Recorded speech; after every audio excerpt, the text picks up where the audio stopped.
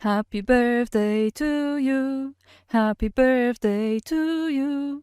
Happy birthday, Light VIP. Happy birthday to you.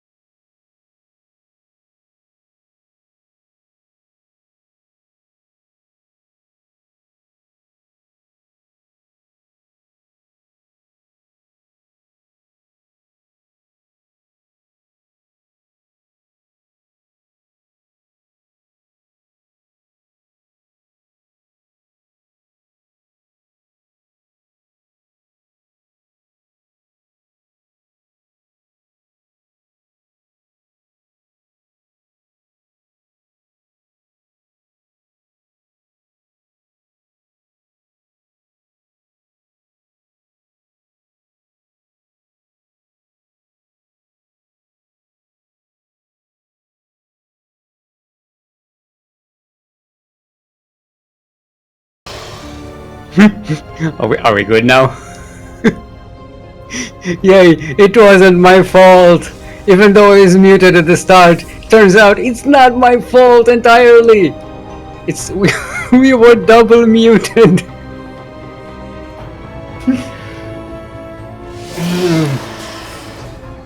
Anyway, I'll do a recap. I am Steelmold. Still like the metal, mold like the thing you put the metal in so that it retains its shape when it cools down. With me is Kuro, otherwise known as Krook, hero of the Wasteland and savior of esports and muter of casters. And this is the Master Swan Open number 64. The Kuro is angry at me now. Yes, so we are casting Lamduy versus Zester. Welcome back. I have a duckling now. Look at that. Huh? Yeah, it goes up and down. It's riding my microphone, as is tradition.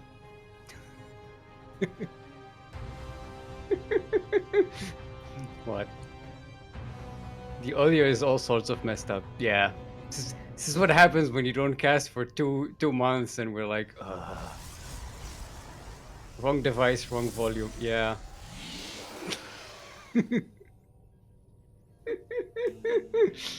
Yeah, I'll notify chat.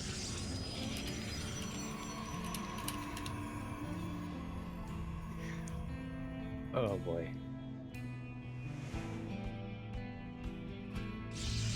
Can I do like sign language casting?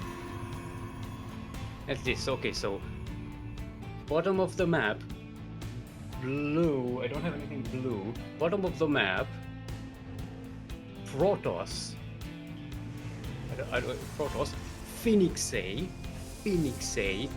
flying. They're flying to the northwest. Okay. We're good. Okay. Terran, bunker.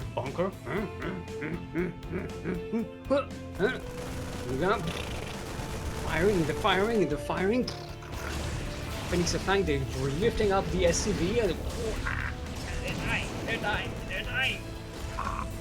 The Phoenix are flying.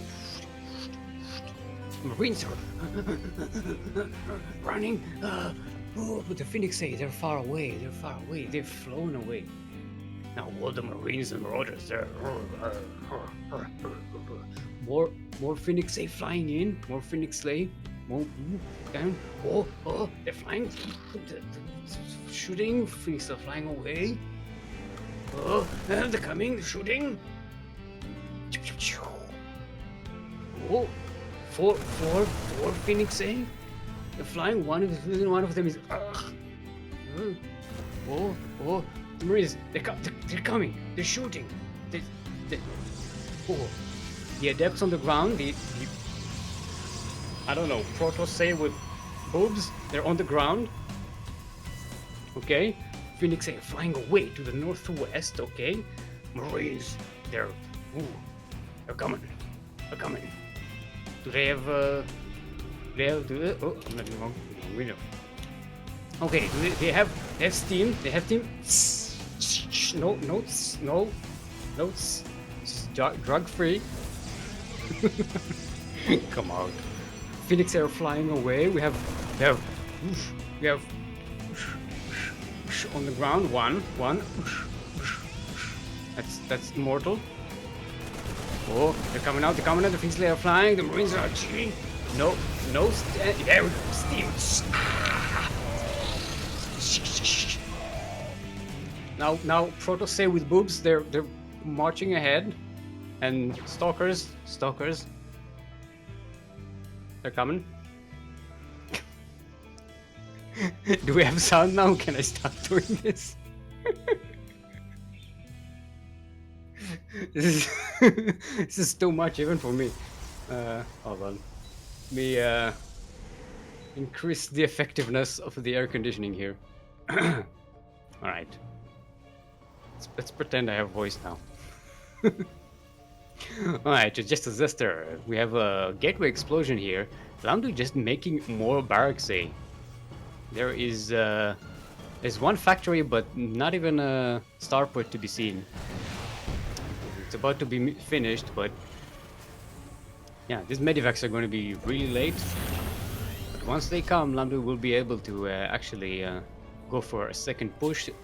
By then, though, just as will have some Colossi. We have Thermal Lance on the way as well.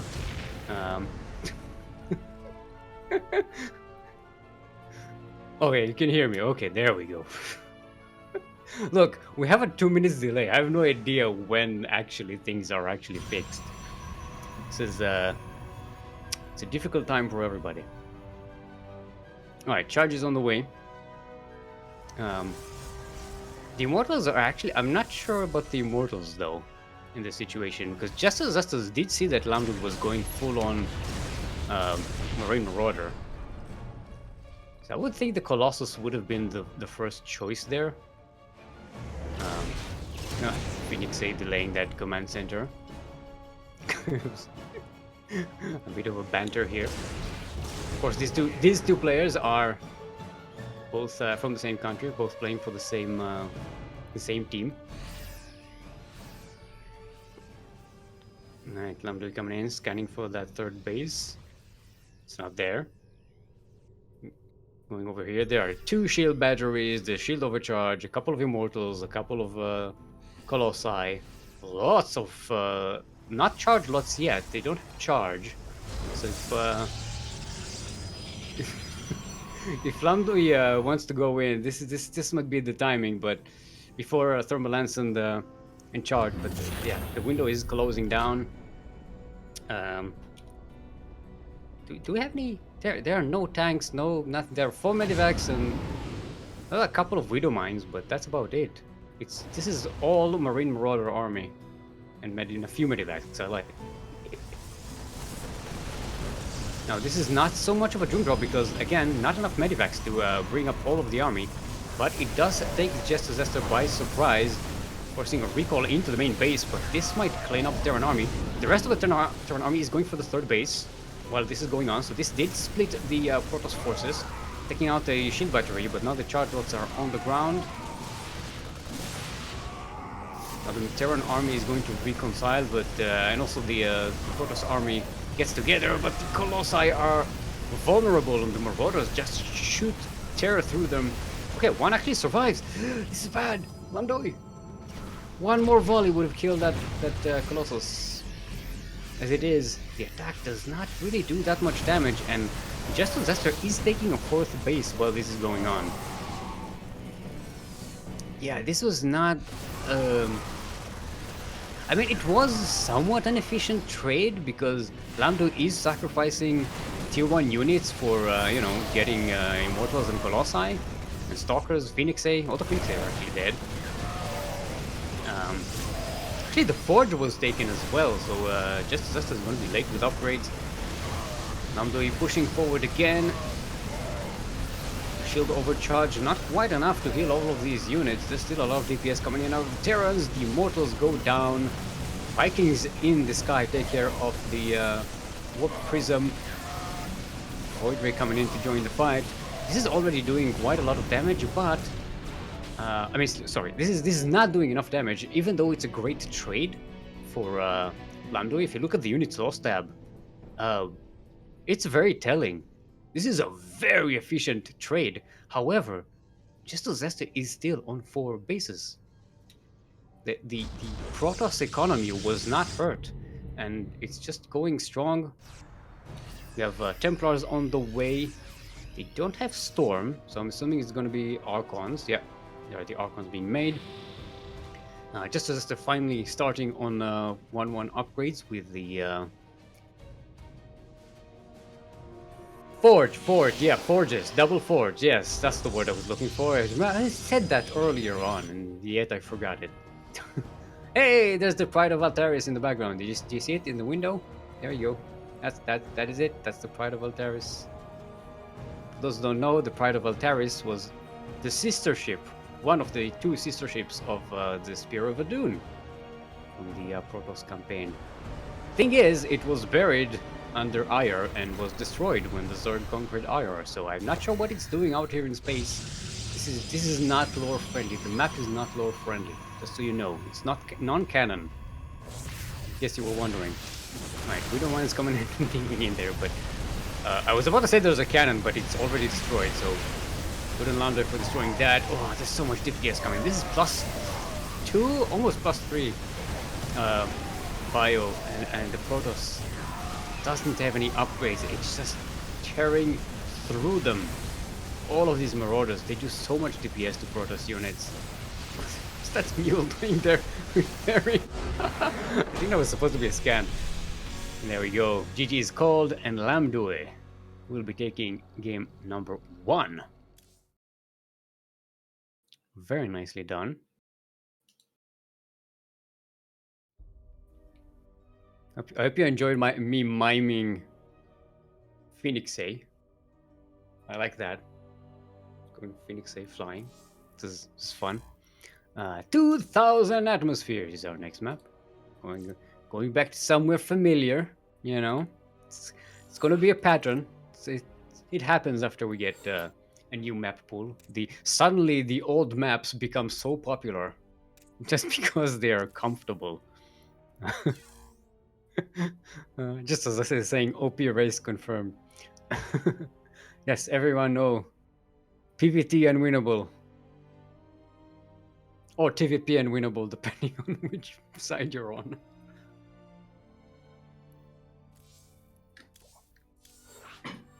Look, how do I mime adepts as opposed to zealots? Like zealots, I go like, you know, like, yeah, you have the claws. But you know, adepts, they're like, you know. Okay, Lamduy has trouble entering the lobby. Logging the lobby.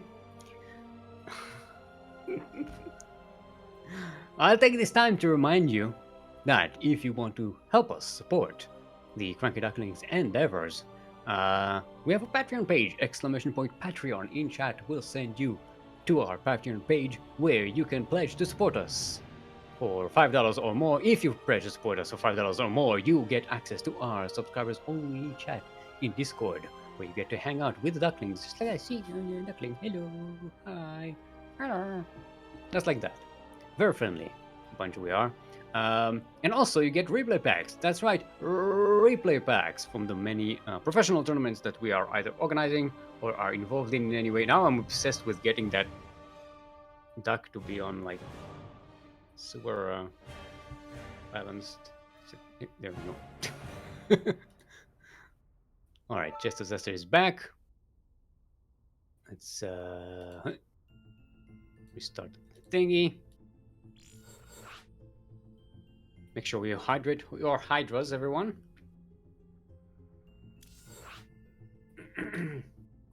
Not sure if T meant to hit before. No, don't. The forge was sniped. Lamduy sniped the forge in the drop into the main. That's what delayed all the upgrades for the Protoss. So even if it wasn't intentional, it was definitely the result of the Protoss the Terran aggression. Everyone's ready. Let's go. Boop, boop, boop.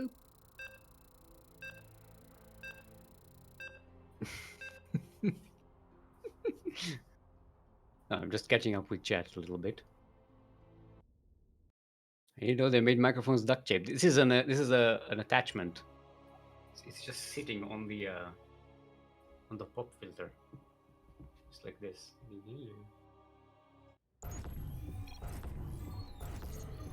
Now you're gonna see it, and now, hello. Cuckoo. Cuckoo. Quack. Quack. Quack. Quack.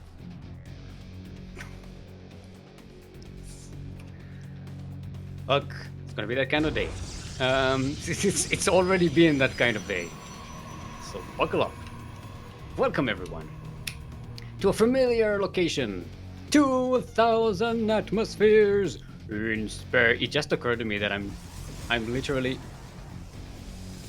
talking to a duck spot. This is a bot over here, and I'm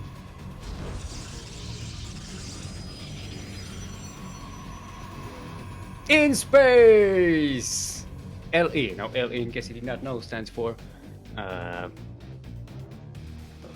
Loyal Emperor. Loyal Emperor. That's an emperor who is loyal to their empire and subject. Unlike Emperor Mangsk, who was very traitorous. Very traitorous. In southwest corner of the map, all the way from the land of Vietnam, representing Platinum Heroes are Blue Protoss, otherwise known as Pleiades. Give it up for Jester Zester.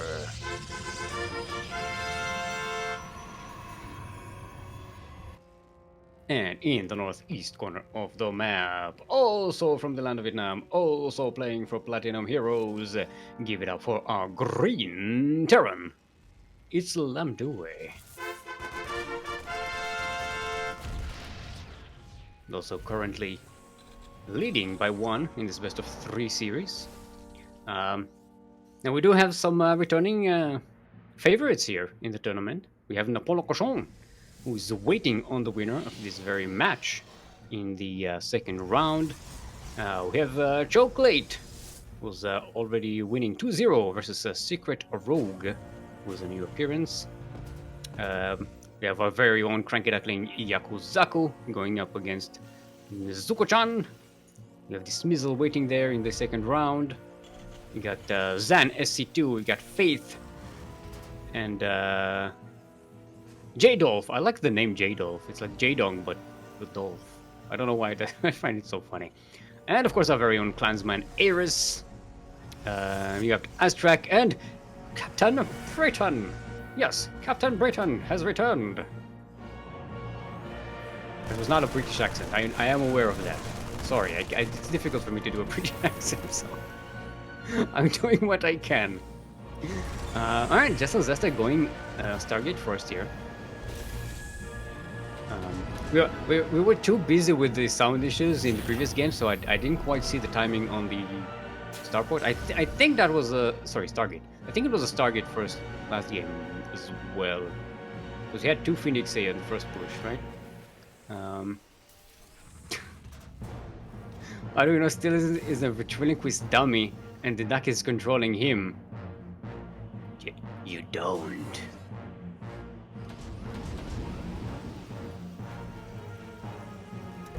Adept trying to come in here again. Ooh, gonna get trapped! The Marines are shooting! The Marines are shooting! That's 1 Marine. How much health is that 1 Marine? It has 1 health point! That Marine has 1 health point! And 1 kill. This is like... Hey guys, I can still fight! I have some fight left in me! Just give me steams and I'll be fine!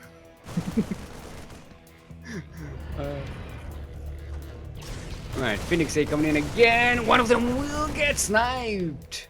Nice response there by Lamduy. ... Oh, it's another Phoenix! Oh, don't go there! I think that was just rallied there by mistake. And that was not intended. Yeah, this Jester Zester is not controlling this one. Alright. So 1 Phoenix was taken down.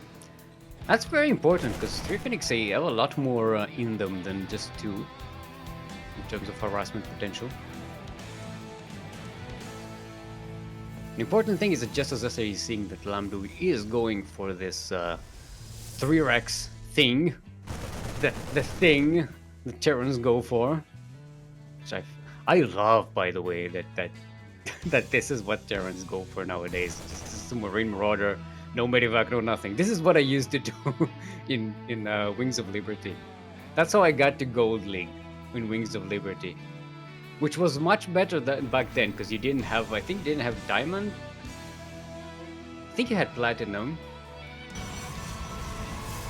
I think there was one of the leagues that was missing. They didn't have the same structure back then. Oh, look at that DPS. Look at that. Everything Protoss is destroyed. 1 Immortal remains and will just be surrounded and bloated up. The Phoenix are just looking from the sky hopelessly. Can't do anything. This 3rd base is forfeit for the low, low price of 5 Marines and 1 Marauder. Holy crap. Gotta be careful though. Yeah, a few starter steps here would be in order. We hit that Stalker as well. Dude, these are very low in health. That one Colossus can definitely take care of this army, but the Nexus will go down. I like the splits here. It's just Lamduy is getting a lot of DPS out of this very low health army.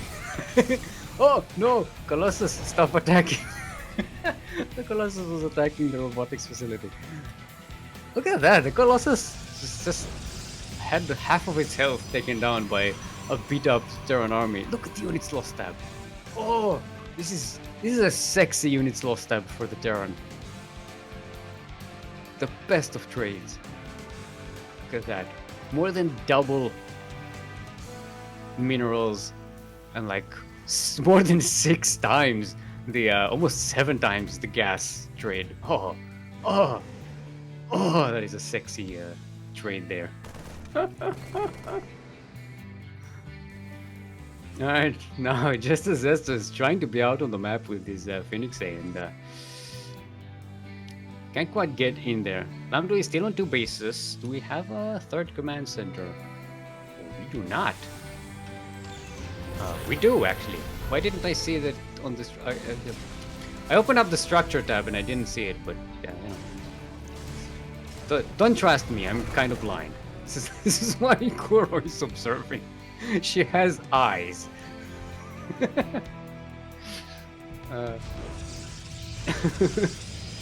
Steelmold 7 years ahead of the meta. Yes. Yes. I am relevant again. I'm not. Alright, medivacs are finally being made. Finally some health plan going for these poor Marines and Marauders. This Terrans not taking care of their veterans. Anyway, that one Marauder finally getting some health care. I don't think that Marine that had the 1 health point survived. I think it probably died in the first attack. Check. No! It's still there! It's still in the bunker! It is in the bunker! Lamduy! Yes, taking care of that one hero Marine. I mean, it can go out now. There are medivacs. It can get healthcare, but no. That Marine will stay in that bunker. And think about what it done.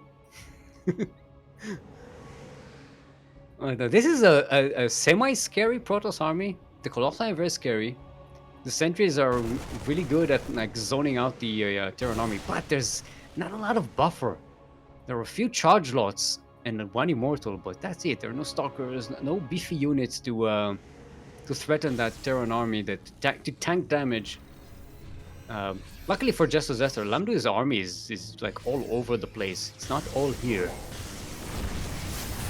Otherwise, the Terran would have pounced on this Protoss army. Alright, more zealots coming in. Starting to be a lot more dangerous. Lamduy does have forces on both sides of this army, but can't quite get the surround here. We're going to try and buy some time. More reinforcements are coming in from the back. The force are doing a good job here. Oh, but the reinforcement is just walking into the Colossi fire. They're not being controlled. Nice juggling with the Warp Prism. 1 Immortal will go down and 1 Colossus will go down. So the Terran just lost all of their army. So not the best of trades here. And Protoss still has enough to continue on with the pushing. There are Vikings in the air and some Widow Mines here though, so gonna have to be careful about pushing in forward. Gonna do it. Definitely the Protoss can definitely push in here. Just gotta do it carefully.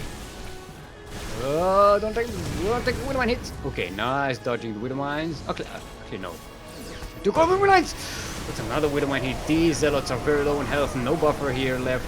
The charge lots. There are stalkers on the ground though. Vikings are killing the Colossi. Marauders on the ground are taking care of what's left of the sentries there, but there is enough Protoss to mount an attack on the 3rd base, and Lamduy is where's the Terran army? Terran has double the army supply, but it's not here. Alright. Lamduy manages to actually chase Just Zester away. Does lose 11 SCVs, but that's not really not that big of a deal, I think. Yeah, the third base is up and running. You get mules, because, you know, you're Terran. So we're about to see that mineral income swing right back up to where it should be. There we go. Now they're evening up, and Lamduy actually has the better mineral income. The Mjolnir is striking. Oh, just as Zester this time going for Storm. I like it. I like the switch here. Get that Marine a rocking chair and a beer. Yes, it's just sitting there in a rocking chair in the bunker. I used to have friends around here that just forgotten about me. Don't worry about me. I'm just sitting here defending nothing.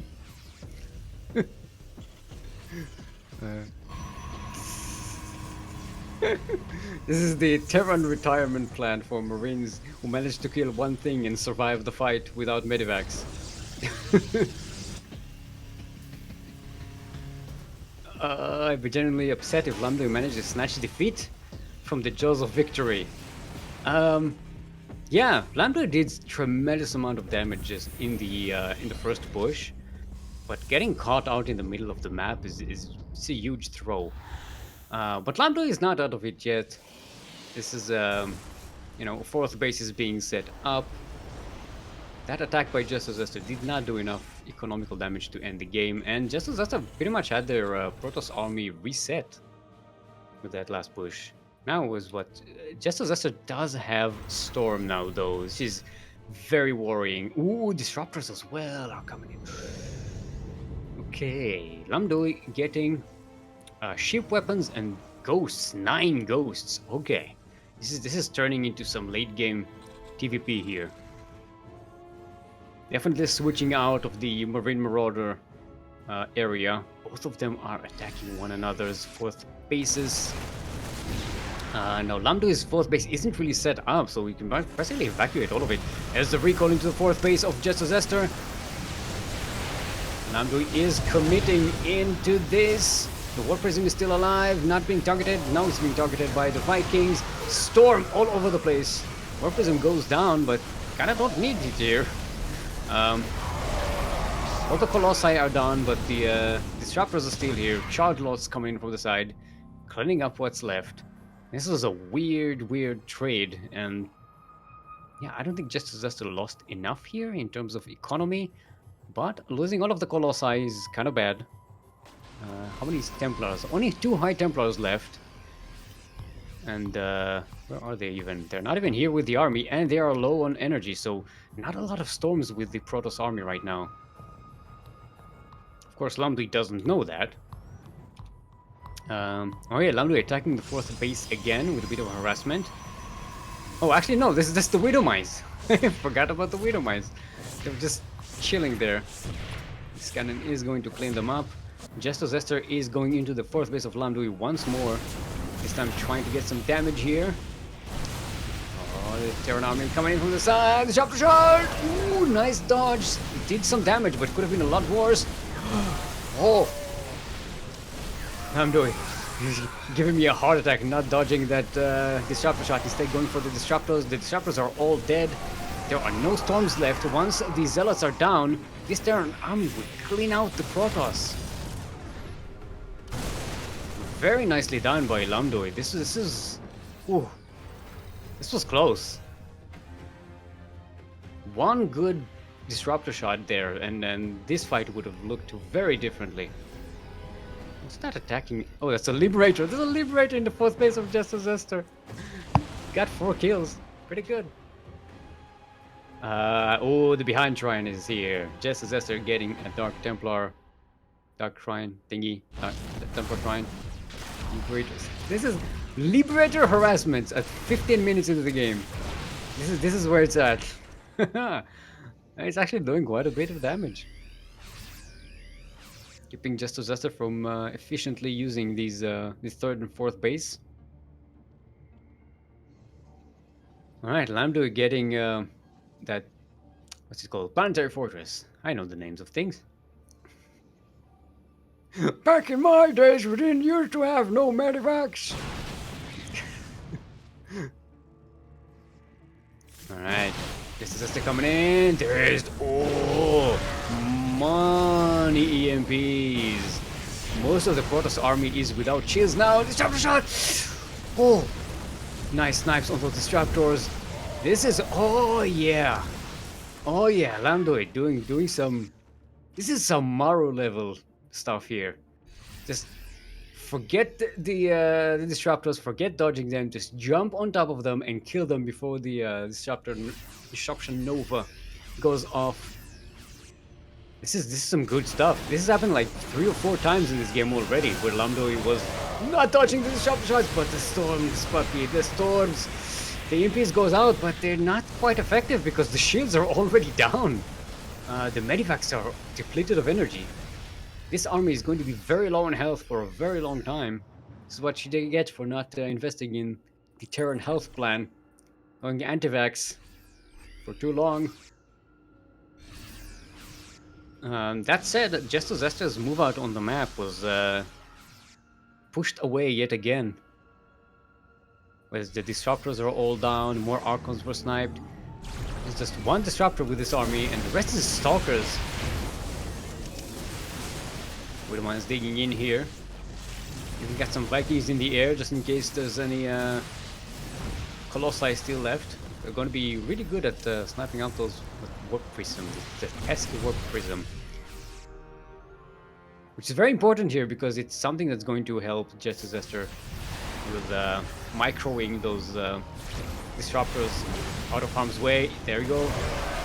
No Warp Prism there. Both EMPs and disruptor shots kind of missing the armies of their enemies. Lamduy is about to be on, it's already on 3/3 ground weapons, but about to be on +3 ship weapons. These liberators are going to be super dangerous. We don't have a. Oh, we do have a core thingy, Terran core. Alright, Lamduy jumping in here again. Disruptor shot coming in from the side. Nice splits there. This army is still so hurt. There's just no healing going on Lamduy's side. This is such a bad health plan. Just get a couple of medivacs, Lamduy. You gotta. This is really hurting Lamduy because despite the fact that they have a much better DPS going on, the army is just so low in health that it can't sustain in a fight. It's already in low numbers. Alright, Liberator range is on the way. It's gonna be a while before it's here though. Liberators are on siege, so they can't really help in this fight. Disruptor shot going in. Does catch a couple of units there. More disruptors being made by Justo Zester. Looking at the resources here, they're sort of even. A better trade for Lamduy overall, but yeah, they're kind of even. This game. Oh, disruptor! Oh, yeah, there's the one. There's the one. There's the second one. Stalker's blinking forward. Those medivacs, just empty. Just running on empty. But now the Liberators are sieging here in the choke point. Yeah, and just cannot go in there. There's 4 Liberators, not 3 Liberators sieging up there. Any unit that steps in is going to be almost immediately shot down. Liberator range is finished, giving Lamduy a lot more options and flexibility with the Liberators. The economy for the Terran is much better, just as they're going to try and swing into the northwest, try and fix that problem. What is the Protoss taking into? There's no tech coming out from the Protoss. This is it. This is the late game that the Protoss is going for. We haven't seen any Dark Templars, by the way. I'm surprised by that. Some DT harassment would have really done the trick, I think, for Justo Zester. We have what's it called? Hold on, no cheating. I'm not cheating. I'm not looking at the tooltip. Stride something. Shadow stride. Shadow stride. Shadow step. Shadow. Okay, now I'm going to look. Shadow Stride. Yeah, I was right. Yay! I'm patting myself on the shoulder. Ooh. Nice dodge there. Look at those Liberator ranges. Liberation zones. Inching forward with the backup of the Inferno. That was so close. Lamduy, stop. Whoa, whoa. This is killing me. I'm too old for this shit. Oh, so many dodges of those disruption shots. Oh no. And Lamduy attacking Jester's 5th, 6th base. I don't know what's that.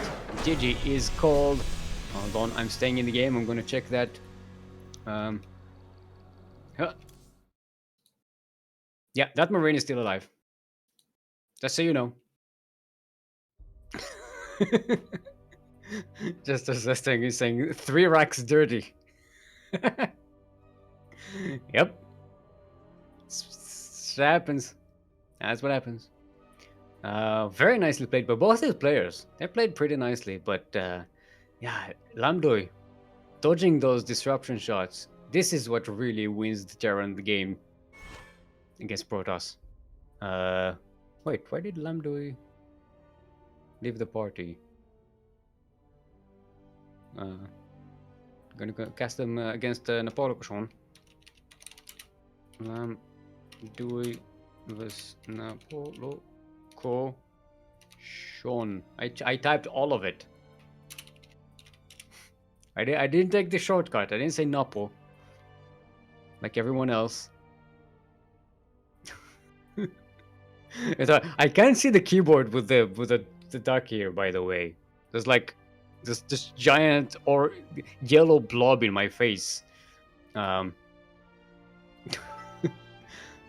get Napolcochon into party. So now we have Vietnam versus EU. So it's gonna be US West, right? Yes, West.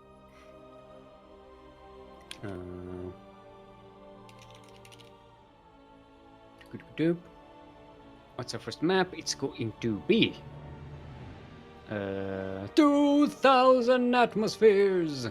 Haven't seen it in years.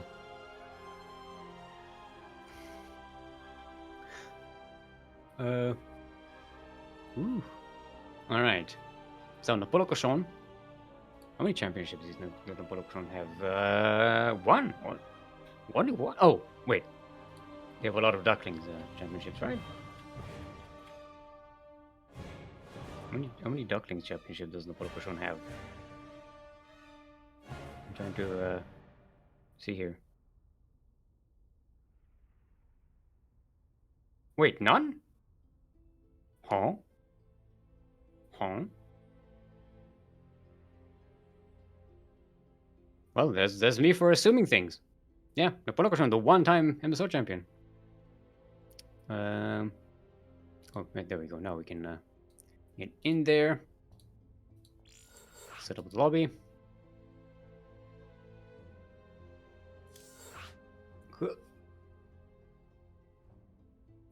Come back next time stronger. I will come back next time stronger.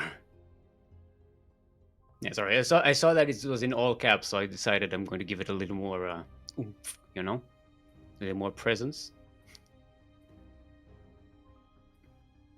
Is there any way to rewatch? Yeah, you can rewatch the VODs right here on Twitch, or you can wait some time and at some point we will post these to our YouTube channel. ! YouTube. We'll send you that link, and you can go ahead and subscribe to our YouTube channel. Yeah, and of course, right VODs right here on Twitch. It's very nice thing. What are we waiting for? Lamduy.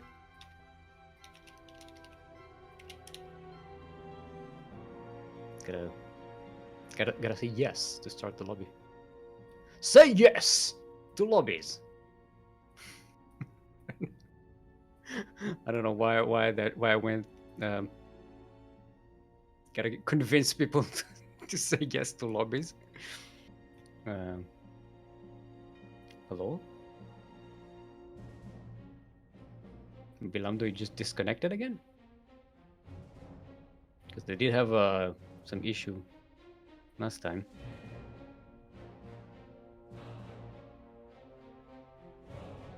Mm.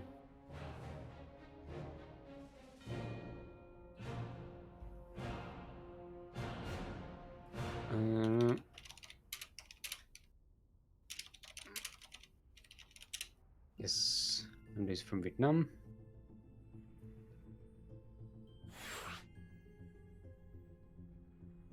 Okay. Well, we're having, I think Lamduy just either disconnected or something, or AFK.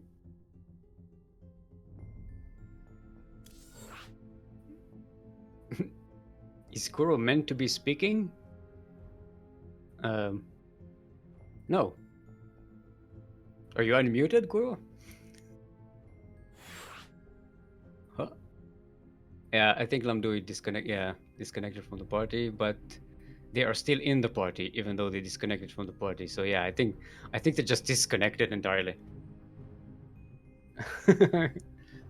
Okay. Kuro is muted both on OBS and on microphone. Yes. Okay, there you go. Lamduy is relogging. See them there in chat. Everyone say hi to Lamduy. Very hype Terran. Elsewhere on the bracket, in the meantime, we do have Jadolf going 2-0 against our very own clansman Ares. And will face CaptBritain, who has won 2-0 versus Aztrak. We do have NezukoChan going 2-0 versus our very own clansman Yakuzaku. And will go up against Delsmizzle in the second round. So, wait for, just checking if Lamduy is returned.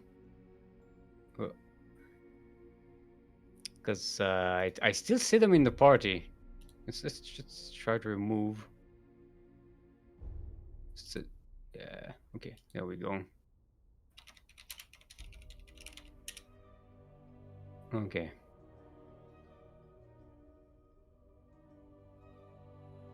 So what happens? Don't worry about it. There we go. There's Lamduy. Send him an invite. Is Kuro the name of the duck? Is that your name? It's giving me Kuro face, so I think it's I think this is Kuro. So every time I say what Kuro is talking, like, I'm muted in OBS and on Nick. There we go. Every time Kuro says something to me, this guy will pop up and hello.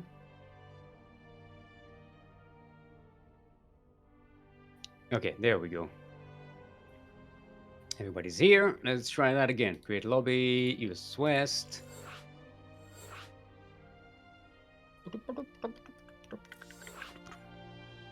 And we have a lobby. Yay!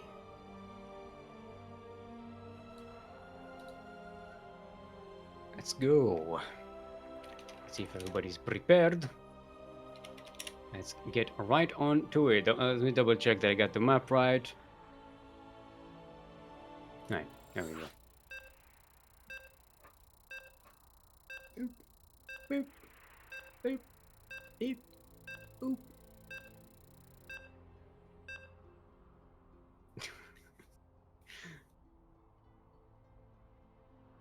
Alright.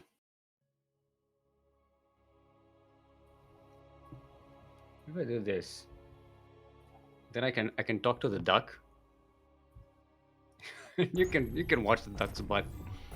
Clearly now you can't see the game. So like I have to look around. This is look, this is the level of entertainment we are committed here on the CranKy Ducklings. Just, you know. Yeah. Welcome everyone to 2000 atmospheres in space. LE. LE in case you did not know. And I'm not reading this from a list. stands for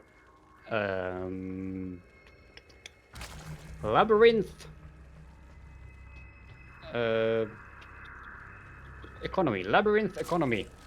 That's when you have such a an incomprehensible web of like trade agreements and stuff. So and you know, and economical practices. Like you have a lot of different currencies and stuff, and it's like it's a labyrinth. It's an economical labyrinth. It's a labyrinth economy. Sorry. I know my L is in the northeast corner of the map. All the way from the land of France. It is our green Zerg, the one-time MSO champion in the past, representing Team GDA. Give it up for Napolcochon.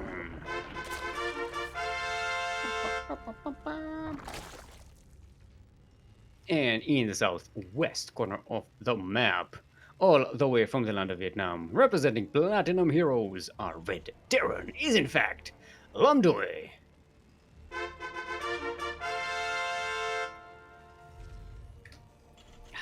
Make sure to hydrate your hydras, everyone. It's very important. Whoa.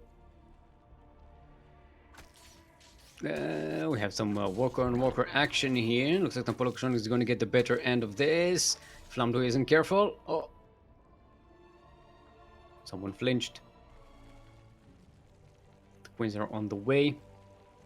We have a very solid opening here from Napolcochon. Nothing too crazy.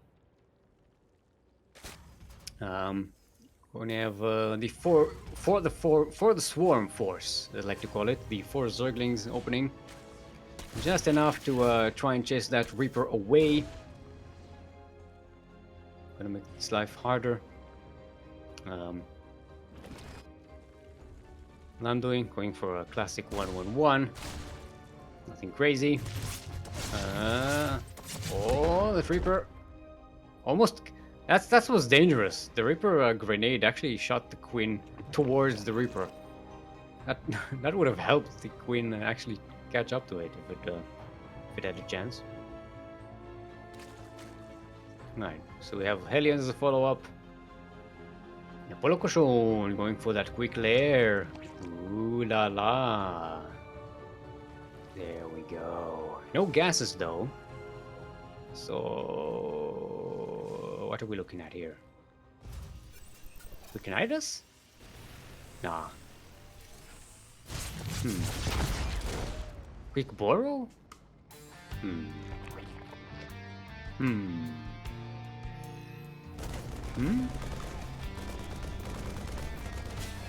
Still no gases though, so I'm not sure what that. Lair stuff usually takes gas, so I'm not really sure what Napolcochon is going for. Lamduy getting that Beishi with cloak, yeah. All right, this opening is dropping down, which is nice.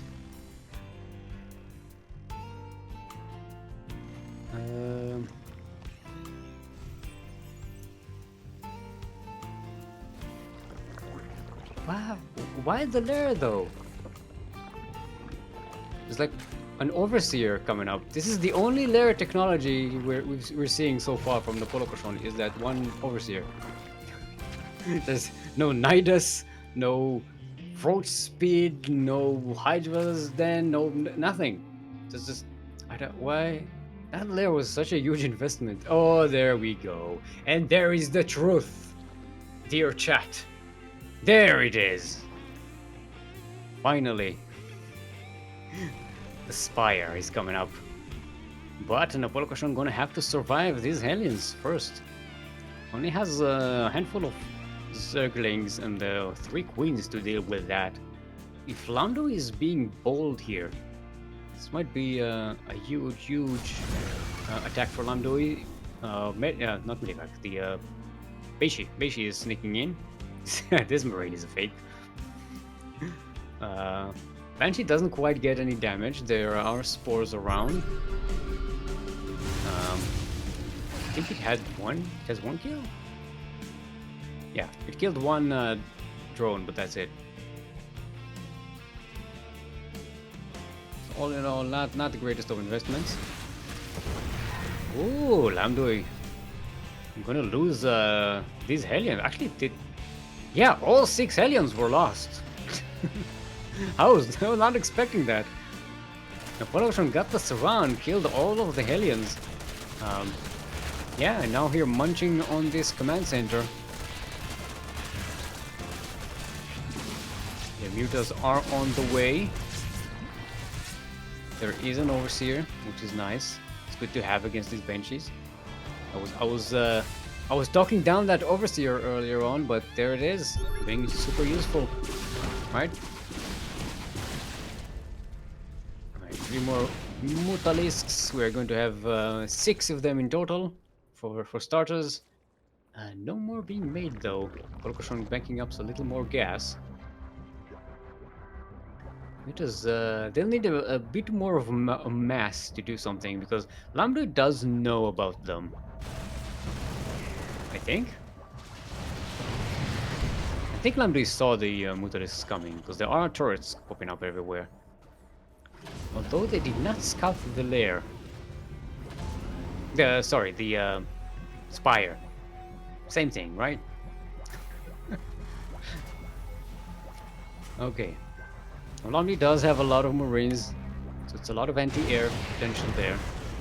And with the turrets around, this amount of Mutalisks aren't going to be able to mount much of a harassment effort.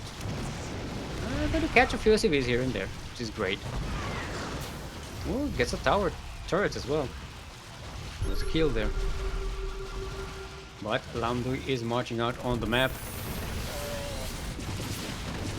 The bench is going forward, but the Marines are sneaking around, trying to catch that 4th base of Napolcochon. As they have some medivacs back up. Just stim, run forward and then stop. Look at the amount of banelings here, but yeah, Lamduy gonna eat it. Ooh, does lose all of the Marines though. That's unfortunate. Not a bad trade, you know. A hatchery and a few banelings for a whole bunch of Marines. But yeah, those Marines were really nice to have right now, had they not been stupendously killed so successfully. Right, more mutas on the way for Napolcochon. We have 13 in total. That is a problem of Mutalisks if you don't know the current terms of Venery for the amount of Mutalisks. I believe the command is Mutalisk or Muta, exclamation point Muta in chat. We made a graphic for that to explain it. Above 10 is a problem of Mutalisks.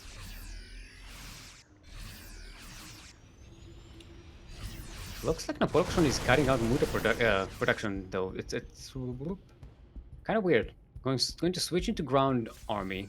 Going to get ground carapace, ground melee upgrade. I'm assuming going towards those Ultralisks. Ultralisk deck. Okay, now more mutas are being made.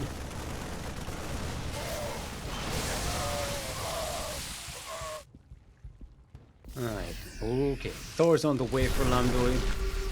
4th base not quite set up, but command center is stuck in the middle. Ooh, eating up a few baneling connections here. This is still a scary army for the Terran. That is gonna snipe the Liberator, and then the banelings roll in from the side. Oh, what a great cleanup! And the Mutalisks will chase the Medivacs. That War Marine will be munched on by Zerglings, and yeah, Lamduy is really struggling in the mid game here against all of these mutas. How many Mutalisks died so far? 5 Mutalisks died. We have 14, 6 on the way. We are about to have a catastrophe of Mutalisks. Catastrophe of Mutalisks is 20 Mutalisks and above, for those who aren't aware. And these are the official terms that I've decided upon. I'm going to jump out of the turret and no repair on it. And all of these SCVs are going to be deaded. Wait, do we not have... How do we not have Game Heart? What the hell? I messed it up. Sorry everyone.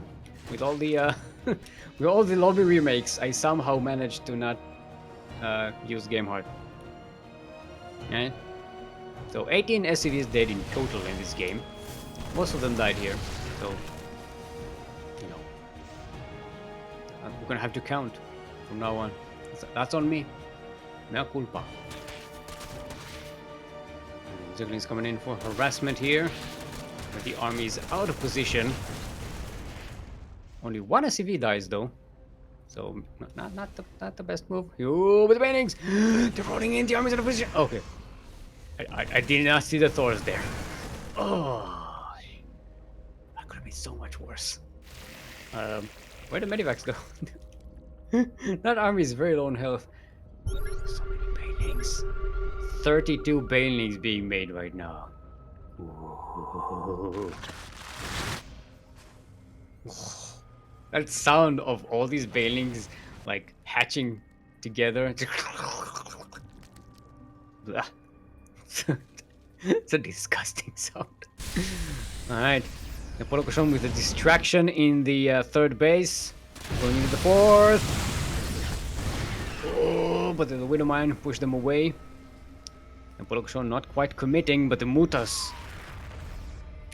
Not quite a catastrophe. It's 18 Mutalisks jumping on the main base. Gonna snipe the turret here. Kill about 10 more SCVs. Get a Liberator. Catch the Medivacs. Oh, there are no more Medivacs. Actually, there are 2 now. But look at these Marines. They are so low on health. They just can't stand even to Zerglings. Lamduy is attacking the 5th base of Napolcochon though. It's not a big force. Very easily be dealt with by Zerglings. But Napolcochon brings in most of the army, even the Banes. While marching on the other side of the map, I think, yeah, Napolcochon going to get some more Banelings and try to roll into that planetary fortress at the 4th base location of Lamduy. Marines are the opposite of retiring in this game. Yeah, they get the classic Terran retirement, which is death. Oh! One Baneling does manage to get to the mineral line, kills a couple of SCVs. Nothing too crazy. The health plan in this game is... Terran health plan in this game is even worse than the previous match. Okay, there's that Ultralisk then on the way. Plus 2 Carapace and melee. So Napolcochon going to be a little behind on upgrades. Which is quite important against Ultralisks because, you know, Ultralisks kind of rely on being super tanky with the +3 Carapace and the chitinous plating. And if they don't have that, they are a lot more vulnerable than you would expect to the Terran bio. Although Lamduy does not have Marauders. Now starting Marauder production, getting 3 more Barracks A. So Lamduy theoretically should have enough to deal with the Ultralisks as they arrive. Ultralisk is still getting value here, eating up a couple of Widowmine shots though. Yeah, they're starting to dwindle in numbers. Napolcochon is down to 11 Ultralisk, not Ultralisk, Mutalisks, the other Lisks, you know. Banelings, rolling, but oh, that was a kill. Yeah, that was a kill on the command center. But the Widowmines make sure that the Banelings do not reach the mineral line. 47 Banelings died this game. For those who don't know, Banelings that die are Banelings that did not detonate. Banelings that detonate don't show up in the units lost tab. That's 47 Banelings that were sniped by Lamduy's forces, which is a lot. Alright, chitinous plating is finished. +3 Carapace is coming in for Napolcochon, but Lamduy is about to get three ground weapons and armor rolling into the Widowmines here. The Banelings not quite getting the connections. The Ultralisks are left without much backup there. There's a Corruptor here for some reason. Not Corruptor, the other one. Not the Filer. What's the name of it?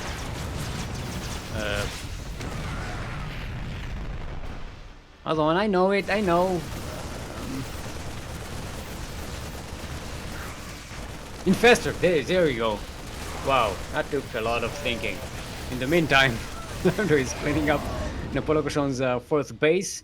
The Ultralisks did clean out Lamduy's Thors. How many Thors do we have left? Yeah, no Thors. There are a lot of Widow Mines on the Terran side though, and those do okay against Ultralisks. They're not I wouldn't say they're ideal. You know, you either want Marauders with +3 weapons and armor, or Liberators ideally, maybe Ghosts for snipes. Napolcochon jumping on top of Lamduy's 4th base here. Oh, that was the 3rd base, sorry. 3rd base. Oh, Lamduy getting another snipe on a hatchery. There's 3 hatcheries that were killed this game. Napolcochon does have a fresh mining base in the eastern edge of the map, but you know, so this isn't the end of Napolcochon's economy, which is still much better than Lamduy's at the moment. Oh, Ultralisk eating up some Widow Mine shots, going to have to back away. Now there are Corruptors, and these are Corruptors, not Infestors, Sky Infestors if you will. They're not quite effective against all these Marauders though. Yeah, Lamduy gonna have a chance to maybe snipe another hatchery here. Napolcochon doesn't have much. It's got the Ultralisks. There are a few transfuses available with these queens, but there's not a lot of buffer for them. One Ultralisk will go down. Lamduy kiting back. Oh, all these Ultras going down. 4 Ultralisks. And the queens are going to get sniped as well. This is getting to be way too much damage. Lamduy is still on this side of the map. Going to drop here into the natural base. Not that there's much left to kill here. So it's pretty mined out. But yeah, this looks like Napolcochon is in an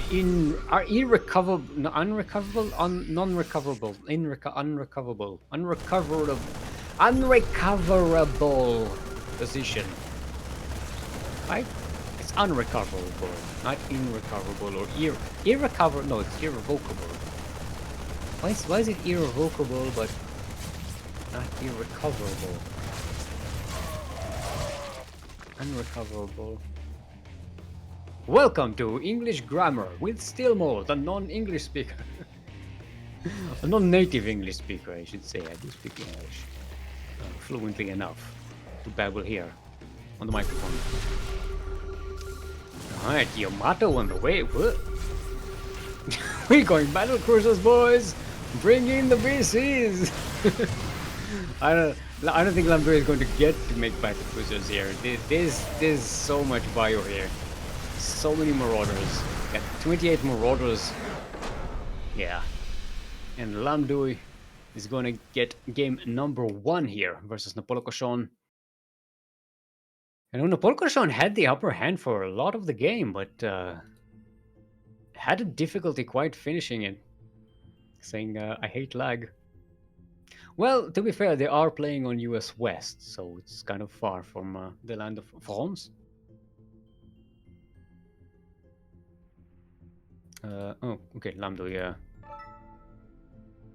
had rejoined. Okay, so Napolcochon going to be choosing the next map. This is how long we haven't had a Ducklings tournament. People forgot how to even play the tournament. Okay, we're going into Curious Minds. Curious Minds. Hold on. Yes, Game Heart. Yeah, I'm double checking that we have Game Heart on. Ooh.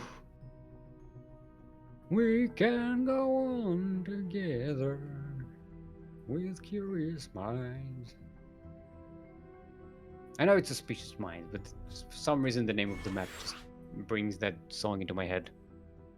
Okay, so Lamduy is going to have to relog just for safety.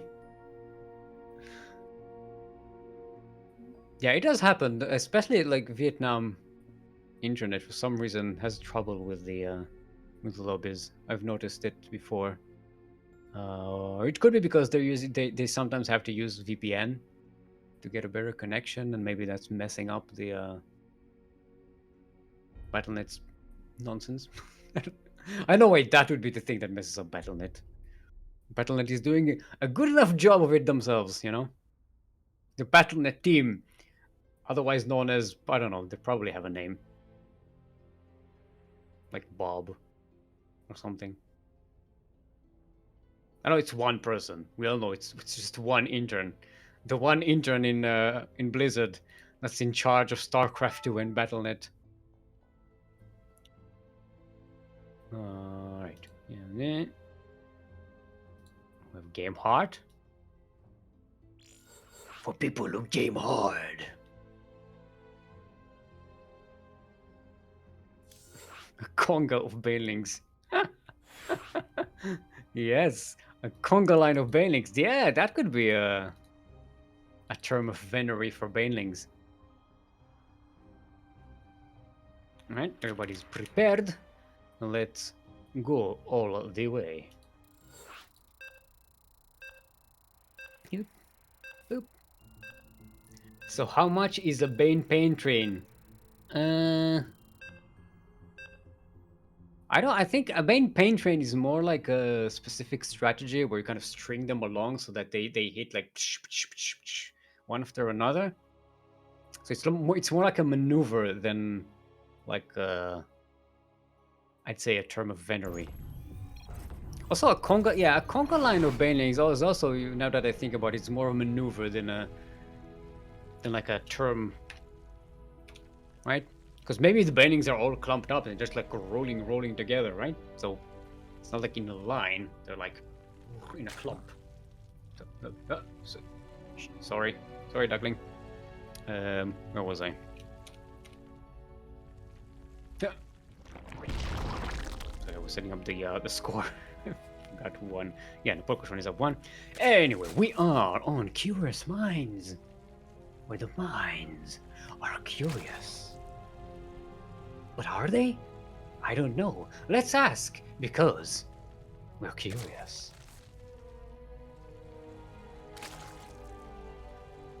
In the southeast corner of the map, all the way from the land of France. Yeah, thank you, girl, for correcting me. Yeah, the Lamduy is up one. All the way from the land of France. Our Green Zerg, representing Team GDA, the one-time MSO champion. Give it up for Napolcochon.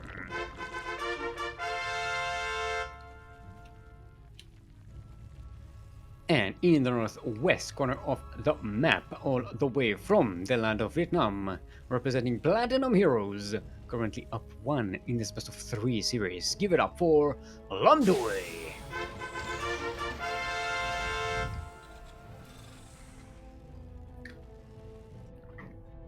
They don't even try to maintain the cables. We get about 90 in Singapore. Yeah, Vietnam is god awful. Yeah, well, you know, it happens. So every country has its thing. We have, I live in Israel, and we have decent internet. Okay, like it's not the best in the world. It's not the worst. It's semi-stable. It's not the best for streaming because the upload speeds are kind of trash, and we're supposed to get fiber here. Like we have fiber infrastructure already set up around my neighborhood, but the supplier, our like ISP, can't really turn it on because some nonsense.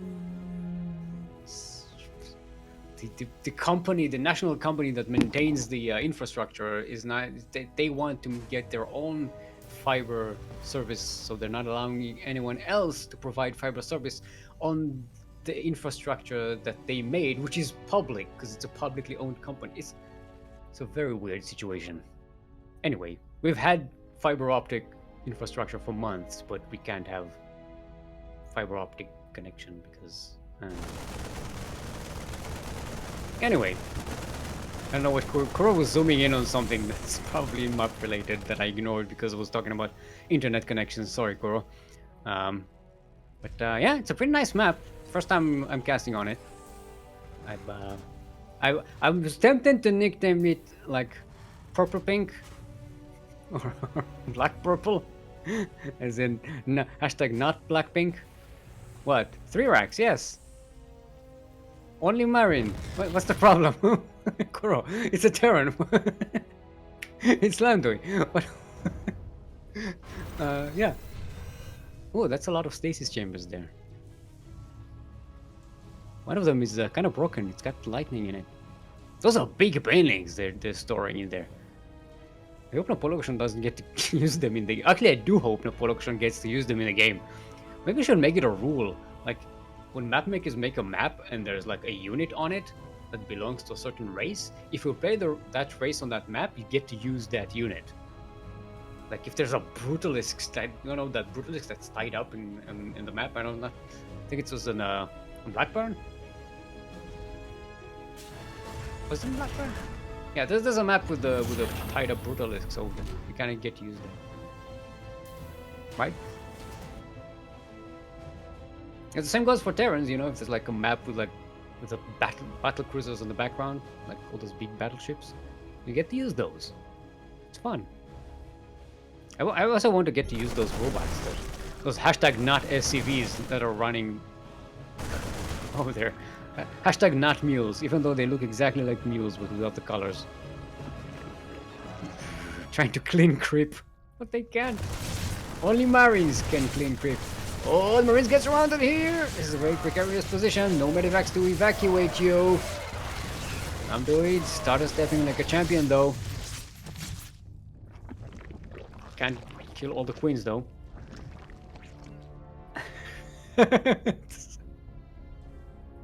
Kuro, someone asked if I'm Kerwin.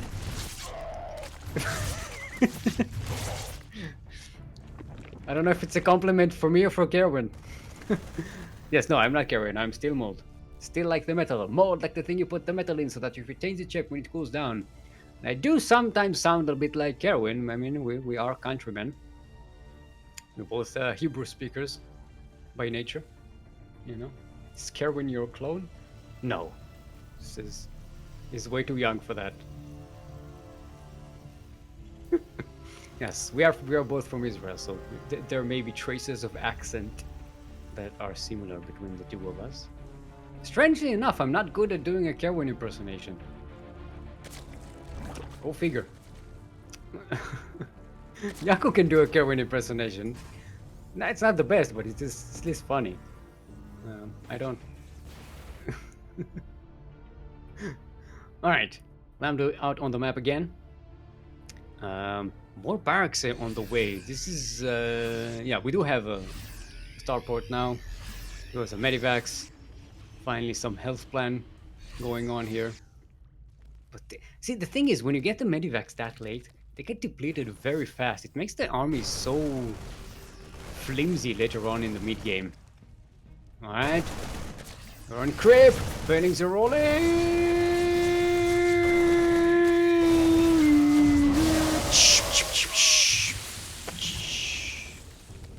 Oh, okay. Half the Terran army managed to survive. Someone in chat is trying to communicate with you, Stick, using sign language. It's not sign language, it's Hebrew. Hey, shalom, SW4.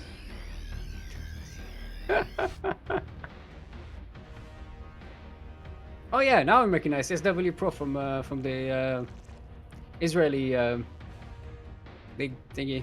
What do you call it? The Israeli Championship? That we did. Way back when. Alright, Ducklings coming in again. Lamduy has to back up his Marines. Let's look at the damage that was done so far. No workers died this game, surprisingly. This game is all Marines versus Linkbane and creep clusters. It's so far it's a good trade from Lamduy, but the problem is that the economy of the Zerg has not been interrupted. No queen sniped, no workers killed, and the Zerg is getting away with getting a 4th base here. But the multi-prong is coming in. Lamduy coming in from the north. There is another attack set up in the south as well, towards the 4th base. This is just a distraction. Actually, Lamduy is not using the other force. Okay, now it's on the move. So 5 workers killed here. And this 4th hatchery might get sniped down. Production bringing in some Zerglings, but there are no Banes with this force.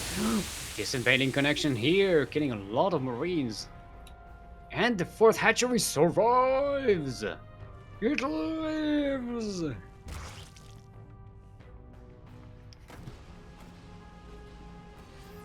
Did he just go finger? Go figure.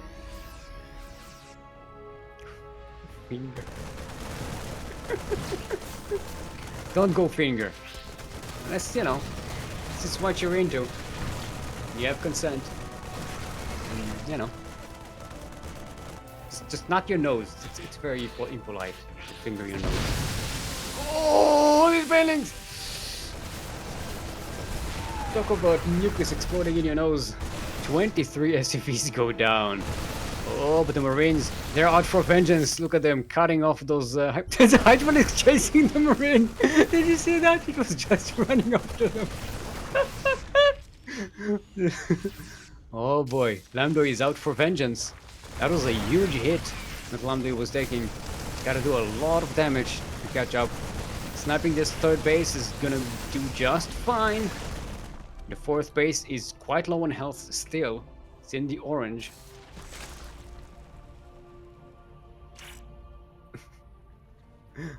Like they are living out the Widow Mine here. It is visible. There's a spore here. That, you see it. There's a green dot in the minimap. It's an overload stuck in the corner of the map. Curious about it. This fight is going on. What? Did you hear that? Did you hear that sound of destruction? That was a tank. Lamduy met a tank, a siege tank, and it was siege. GG is called Lamduy, taking out the MSO champion. Oh boy, and this is a single elimination bracket today. We have today. Woo! Just want to see. Napolcochon won the championship. The number 61. MSO number 61 was where Napolcochon won. Alright. I was back. Ah! Look at it. Oh, I wanted to look at the bracket. Okay. So what do we got? Lamduy moving forward, going to face CaptBritain in the semi-final. We have our first semi-final of the day.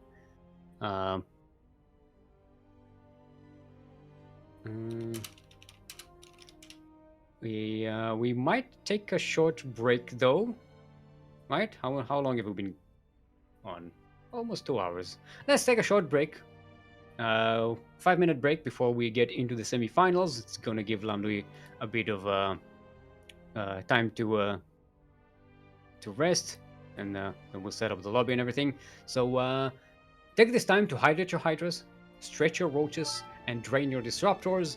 Not necessarily in that order, you know, whichever one you want. And be back here in 5 minutes. In the meantime, we'll get you some clips from times gone by. So don't go anywhere, because if you do, we will not forgive you.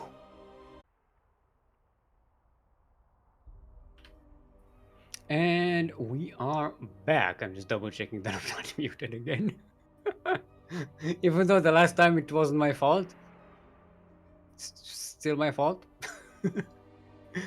Hope you enjoyed those clips. Which one did we show? Was it the Yakuzaku thingy? No. I forgot all the duct tapes and which one is which. Well, anyway, I especially love the clip that was funny. We are setting up for the first semi-final of the day. It was the Chrome one. Yes, the Chrome is a lie. It's a lie. It was always a lie. Everybody's ready. Let's get right on to it. This is the first semi-final of the day.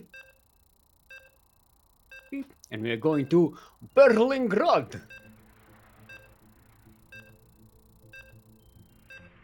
Nach Berlingrad.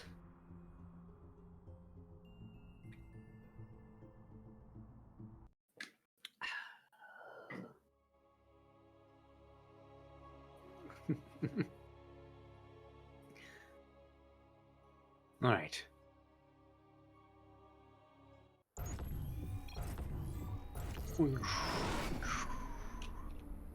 Welcome everyone to Berlingrad. Berlingrad, of course, it's a map that is totally not British here. LE. LE, in case you did not know, definitely not reading this from a list.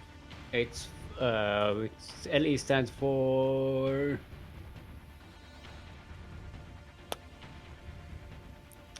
Lasso Empowerment. Lasso Empowerment. That's when you're like, you tell that you say a lasso in your hand and you like swing it around, you roll it like, you can do it, you can do it, you can do it, lasso. I know you can. And you just like, whoosh, and then it does the job, like it gets the thing, and it, like you have to empower your lasso to do the job well. I think that's what that means. I am not an expert. My name is not Webster. In the in the northwest corner of the map, all the way from the land of the Philippines, not Britain, representing Anito, Philippines, it is our purple Zerg. Give it up for CaptBritain, the captainiest of all the Britons. And in southeast corner of the map, we've been following them all day. Give it up for Platinum Heroes' very own Vietnamese Green Terran, Lamduy. Okay, before we go anywhere, can you zoom in on that gas geyser? What the fuck is going on here? Is it just my client, or is just the texture just starts out of nowhere? Like, what? Is there like a missing doodad here, or texture, or something on my end, or is this for? Is everyone seeing this? Just the texture of the tiles just stops immediately and turns into something else completely, like a metallic texture from a different tile set or something. It's very odd. Look, I'm a designer. This is the stuff that breaks my brain. Hello, doggy. Hello, doggo. What's the name of? I can't click the doggo. What's the name of the doggo? Wait, they make the dog unclickable so that people won't kill it? It's not a critter. The Marines are dancing for the doggy. So cute. Yeah, I think they made the dog not a critter. That's why you can't select it. Just so they don't get like blamed by people for people killing dogs. Now we can kill very cute aliens, no problem. Like all those megalodons. What were their names? Yeah, all the cute aliens can die for all they care, but doggies no. Hashtag biased. Hashtag protect all the life in the universe.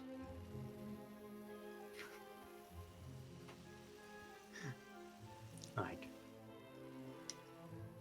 It's a Terran pet. Did they get dogs? I'm trying to think to see. I don't think we saw any dogs in the in any of the cinematics. Like, I'm pretty sure they wouldn't bring dogs with them on the Ark ships, you know, from Earth. Right? Hashtag welcome to lore discussions with Steelmold, who hasn't played all of the campaigns of the game. Alright, Marines trying to move around here, trying to find an opening. Lamduy again going with the anti-vax situation here. 3 racks. Nothing crazy, but there are a lot of queens this time. CaptBritain not playing like Napolcochon here. This is much... Ooh, nice snipe on that creep tumor. Very annoying for the queens. Alright. It's a lair. And 2 more gases coming in. And you know what that means. Mortalisks. Yes. I like it. Yes, it's a crime against humanity that you have unclickable creature. No, what I'm saying is it's a crime against nature that you have clickable creatures in other maps that you can just kill. What did they do? All these cute little carracks and Megas Mastodons. What was the name of that big, like, white thing that was on... Ursadon, yes, the Ursadon. Like giant, like polar bears. It's cute. And everyone kept killing them. Shame. If you click 15-20 times, I think it still explodes. Kuro, don't try it. I'm going to try it off stream, just in case it actually works. Where's the doggo? 1, 2, 3, 4, 5, 6, 7, 8, 9, 10, 11, 12, 13, 14, 15. Yeah, that's not working. Yeah, no. It's unclickable. It's unselectable. Alright. So CaptBritain got some Link Banes. Do we have... Got the... The lair is finished, but we don't have a spire. We don't have nothing. This is just...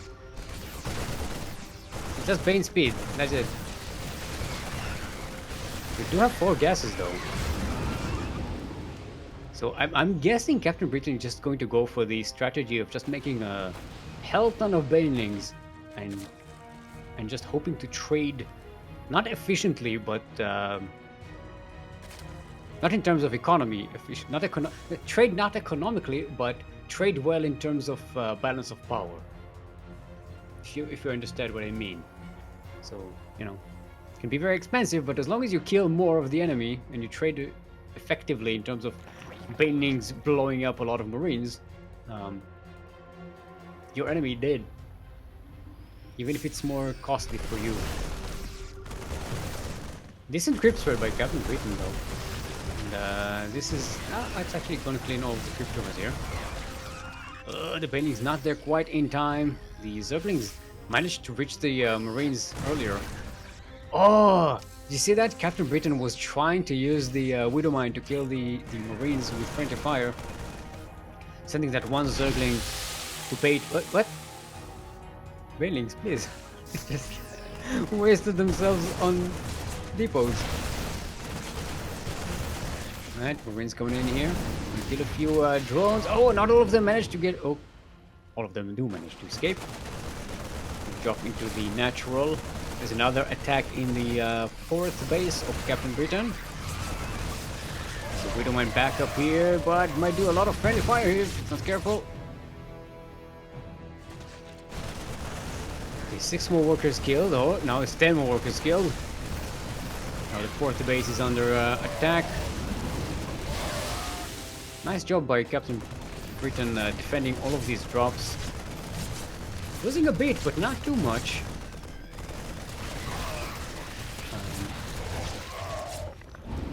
There's another hatchery. Oh, it's a macro hatchery, so I thought there was a 5th base coming up, but no, it's a macro hatchery being set up. And an infestation pit. 2-2 ground carapace and melee starting up. Lamduy... Yeah, Lamduy is on 1-1. Didn't start +2 armor though. Getting the +1 vehicle armor instead. Man, both of them are not very eager to push out. They're CaptBritain a little more active on the map. Ooh, losing a few banelings to that Widowmine shot. Lamduy playing it very conservatively, considering they started with 3 racks, right? You know, you have a game that starts with 3 racks and 10 minutes in, and it's just look at the units lost tab. It's not been a super hasn't been a super active game in terms of like attacks. There hasn't been a big push. It was really good harassment by Lamduy. Oh, nice, sniping up that 4th base or the 3rd base. Forgot which one was first. Banelings roll into the Marines. Good splits there, but yeah, the Marines will go down. Should be noted, Lamduy way ahead economically right now, and CaptBritain not quite catching up. 20 drones, only 10 drones died this game, so you know, the death of drones does not account for CaptBritain's behindedness in terms of economy. There is that a hive? That's a hive. All right, a hive is finished though with 11 minutes into the game. Oh, and double lurker then?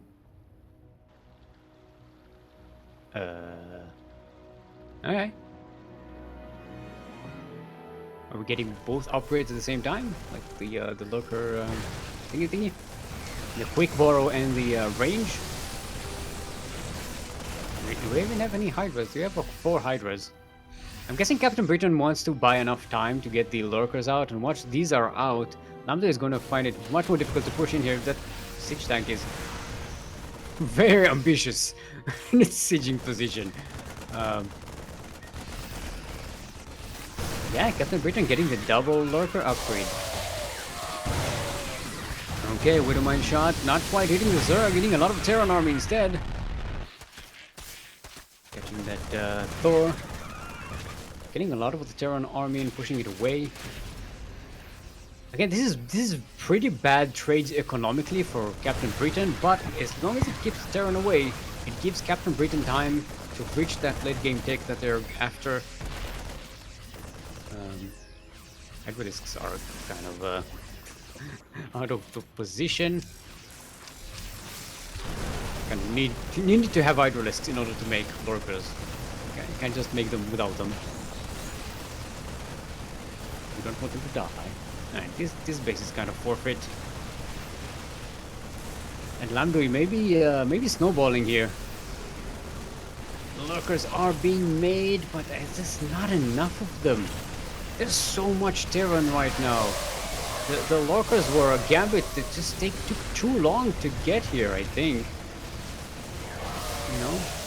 As long as Lamduy has some scans, it's gonna be fine. There are some run-bys in Lamduy's base. So far, they haven't really done a lot of economical damage.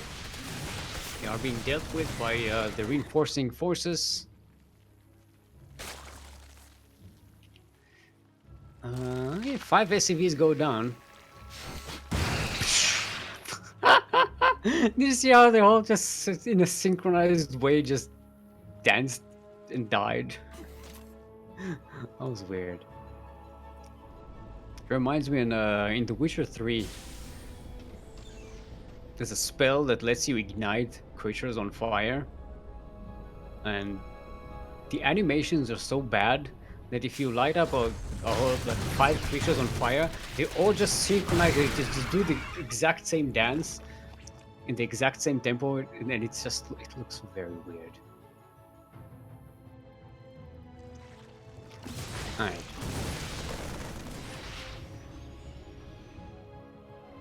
So the lurkers are out. and about. Just use defensively. There are only... Oh, now there are 8 of them.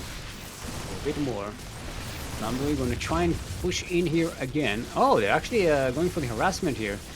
As a siege unit against this planetary fortress. Widow Mines are digging in there though. Boom, gonna get one of them. Not the other. Lamduy bringing the entire army to deal with these lurkers. Oh, there's one on the back there as well. I didn't even see that one. But keep in mind, this only killed 3 SCVs and did not get the planetary. That was 3 lurkers for 3 SCVs. That is not the best of trades. However, Lamduy's army is out of position. As CaptBritain pushes in here. The wall of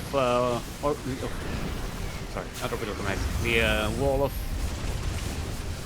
depots. Yeah, supply depots. That's their name. Buying enough time for Lamduy to get here. Oof. Look at the units lost stab. Yeah. CaptBritain lost almost double the resources that Lamduy did. And Lamduy mostly just traded Marines. 304 Zerglings died this game. 50 Banelings. And remember, 50 Banelings died. That means they did not detonate. They did not get to fulfill their mission. They died without doing damage. Alright. This army is kind of low in health. The medivacs are pretty low in energy, but at least there are a lot of them. Battle cruisers are about to become operational. I missed that completely. Didn't even see that. That fusion core over there. We're about to get some hype late game PvZ here. I like the lurker location there, blocking up reinforcements. Lamduy pushing in again, gets another base. 3rd hatchery. And will snipe this game. And everything backs up as soon as the lurkers push in and are going to drop into the main base. There aren't a lot of workers to kill here, but the macro hatchery would be nice to snipe. Yeah, I don't see getting the hive, but yeah, battle cruisers in the meantime. Did they jump? Yeah, they used the tactical jump to get to the 4th base there. Yeah, CaptBritain is running out of mining bases. Using 21 more workers. This base can't be mined for him as long as the medivacs are here with the drop. 3 battle cruisers clean out this mineral line. Don't even stop.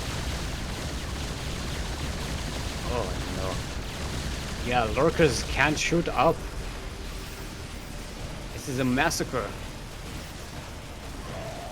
Looks like Lamduy is going to get another game here. Not the first game in this semi-final. GG is called and Lamduy takes the first point in this match. Very nicely done.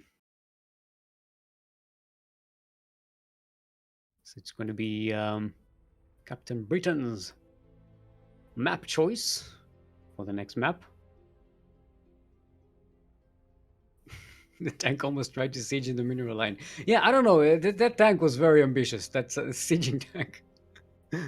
So it's like Lamduy makes 1 siege tank at most in each game, if at all. And they don't get to do much. That's because Lamduy is so active with the Marine Marauders that the tanks just don't get to do anything.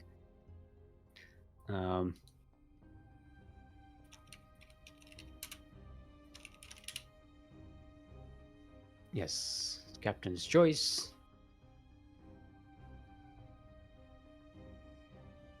Okay, one benefit of having this duckling here, you don't see it, but like my screen is right there, and it's like blocking the bottom of it, so I have to like sit up to see the actual game screen. And I gotta say, this is the best posture I've had in casting, you know? It's actually, this little guy is actually helping me sit up straight like a proper like a proper caster. I hope he's not blocking the microphone because, like I said, I'm not speaking to a microphone. I'm speaking to a duck's butt. Duck a butt. See, it's a butt.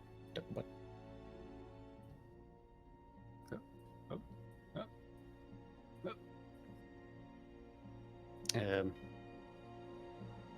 Yeah, Captain hasn't chosen a map yet. Oh, I see Lamduy is reconnected. Okay. I didn't even notice that. Good on Lamduy, just immediately just reconnecting, just let there be quietness. Let's just reconnect.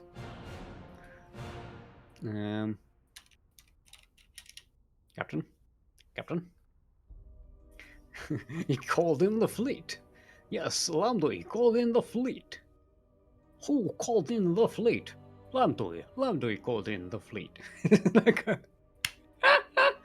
It's like a children's book, like a StarCraft children's book. Who called in the fleet? Did you call the fleet? No, I did not call the fleet. I am Protoss. I did not call in the fleet. Well, who called the fleet then? Maybe they called the fleet. Did you call the fleet? No, I'm Zerg. I did not call in the fleet. There's Terran. Did you call in the fleet? Yes, I am Terran. I did call in the fleet. Yes, finally. I am the fleet. I am called. I don't know. Look, we're gonna have to, workshop this. It's obviously needs some work, but the the basic principle is sound. Governor is saying, I'm thinking. Brain a bit rusty. Haven't thought in quite a while. But it is going to be Blackburn. Wait, what happened?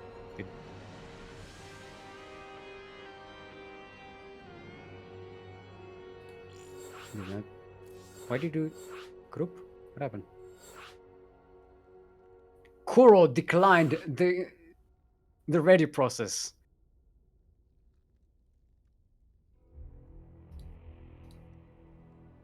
Look, I'm sorry. It was a misclick. I didn't mean to click it. This is my best Kuro impersonation. Alright, everybody's ready. Let's get to it. Make sure the duck is straight. Yep. Oh, there we go. Duck improves posture confirmed. Yes. If you want to improve your StarCraft 2 posture, casting posture, put a duckling on your microphone. It's a thing.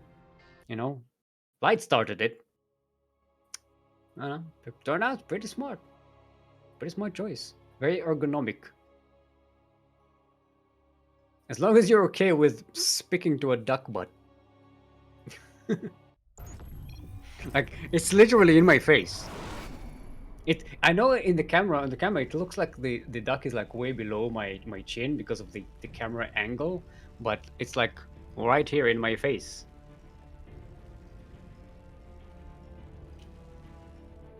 Alright everyone, enough about duck butts.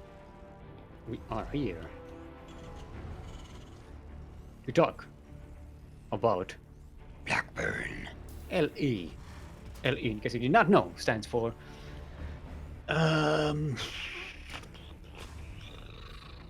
lesser entertainer. That is not what you are getting here today. You are getting a golden entertainer here. Huh? Yeah. In the southeast corner of the map, all the way from the land of Vietnam, representing Platinum Heroes, currently up in this best of 3 semi-final of today's Master Swan Open, the number 64. Give it up for our green Terran. It's Lamduy.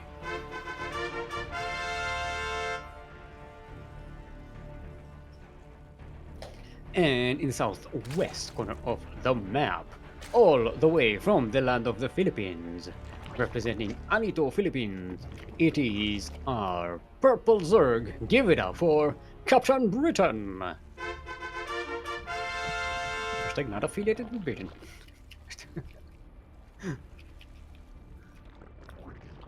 I guess it's confusing a lot of people that you're like, you're not from Britain, you call yourself Captain Britain. I wonder if it's cultural appropriation, right? Oh no, please, tone. No. Hold on. Hold on. Hold on. Hold on. I know. I know. I know. Okay. Now we can now we can look at the thing is. See, I can block it out with my cap. With my duck cap. Yeah, see, you can dance there all you want. I don't care. It's blocking the sun. Yeah. Yeah. Should have gotten my sunglasses now. Would have looked cooler. See, I have a duck hat. Hashtag not official merch. This is not official duckling merch. Just a hat that I bought. I ordered on Amazon because it had a duckling on it, and I wanted a hat with a duckling on it. This is making it difficult to actually make eye contact with the camera. It's like I have to sit up because of the duck, and I have to like raise my head because of the cap, and I'm like, Actually, this doesn't work with the headphones. Hold on.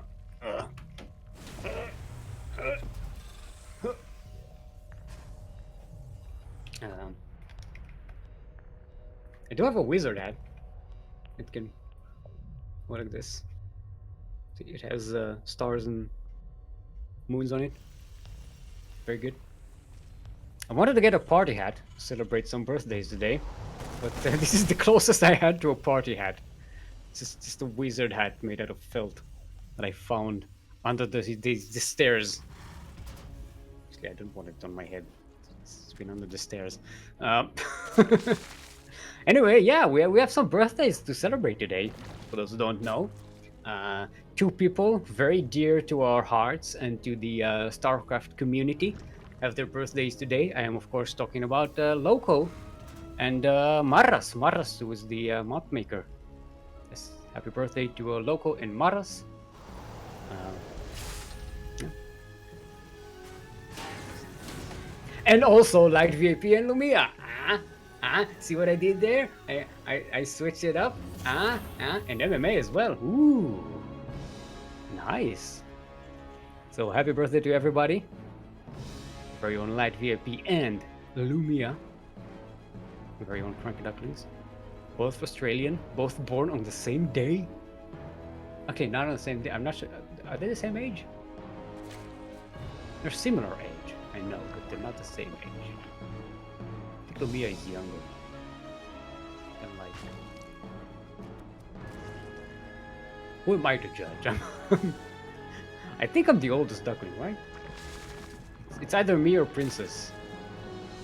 Like the oldest ducklings. I'm definitely oldest in my brain. My brain is the oldest one. Alright, what's going on in this game? We actually have we had a 1-1-1 here. Was that a 1-1? That was a 1-1-1. Right? Not a 2-1, nothing crazy. Yeah. Okay, no, it was 2-1 because we have Steam. Sorry, I wasn't paying attention. I was talking about other things. Alright, Lamduy is sneaking all the way around to the northwest. Going to catch CaptBritain unawares. There is crypt spread here though, so it's not that we will be completely unawares, and there are overlords watching.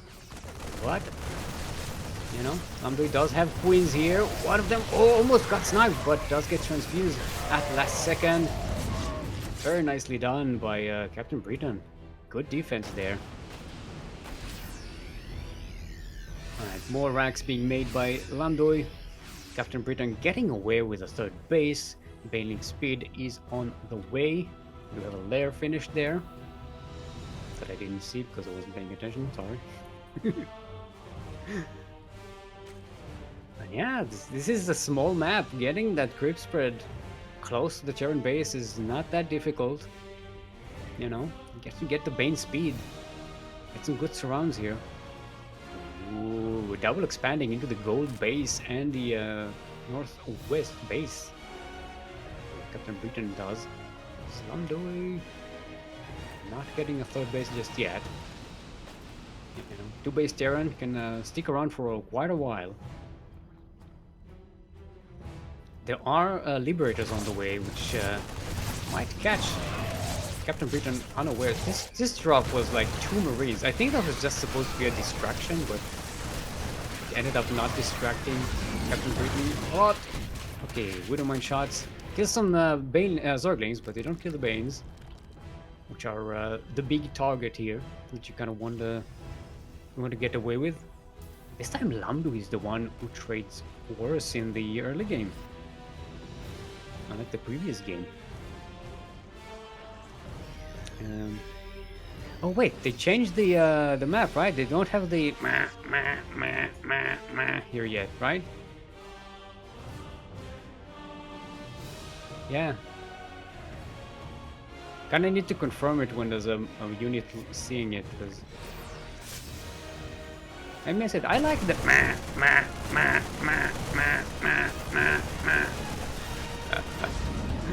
I find it funny. I like weird alarm noises. Alright, I've been pushing in here again, trying to see if there's a 5th base going on. CaptBritain sending some banelings to the 3rd base of Lamduy. Sorry, the natural of Lamduy. But, no, actually, I'm gonna get some depots here. This actually supply blocks Lamduy quite hard. Lamduy, prepare. No, Lamduy hasn't noticed. No, they haven't noticed yet. Okay, now they've noticed. No, they're just building 2 supply depots. You need more. You need more. So 2 supply depots will just make you even. Alright. Lamduy is dropping on the other side of the map while this is going on, though.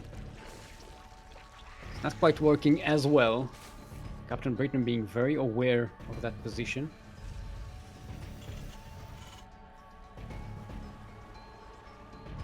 There's another macro hatchery. I like the macro. I like the return to macro hatches.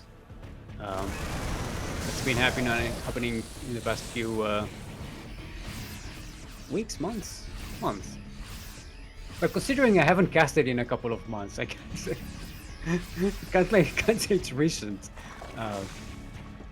But yeah, I like it. I don't know. There's something really cool about the macro hatchery. Adds just a little bit extra without being super vulnerable. Well, the gold base really hasn't done much, but almost getting these Marines trapped there. Yeah, see, there's the trap, the thingy, the Brutalisk, right? So imagine if the Zerg could actually use this thing, like it just breaks the chains and just goes. That'd be cool. And maybe the Terrans could use the little things that fix the map in the corner. I think this is just an Ultra. No, because it has the thing.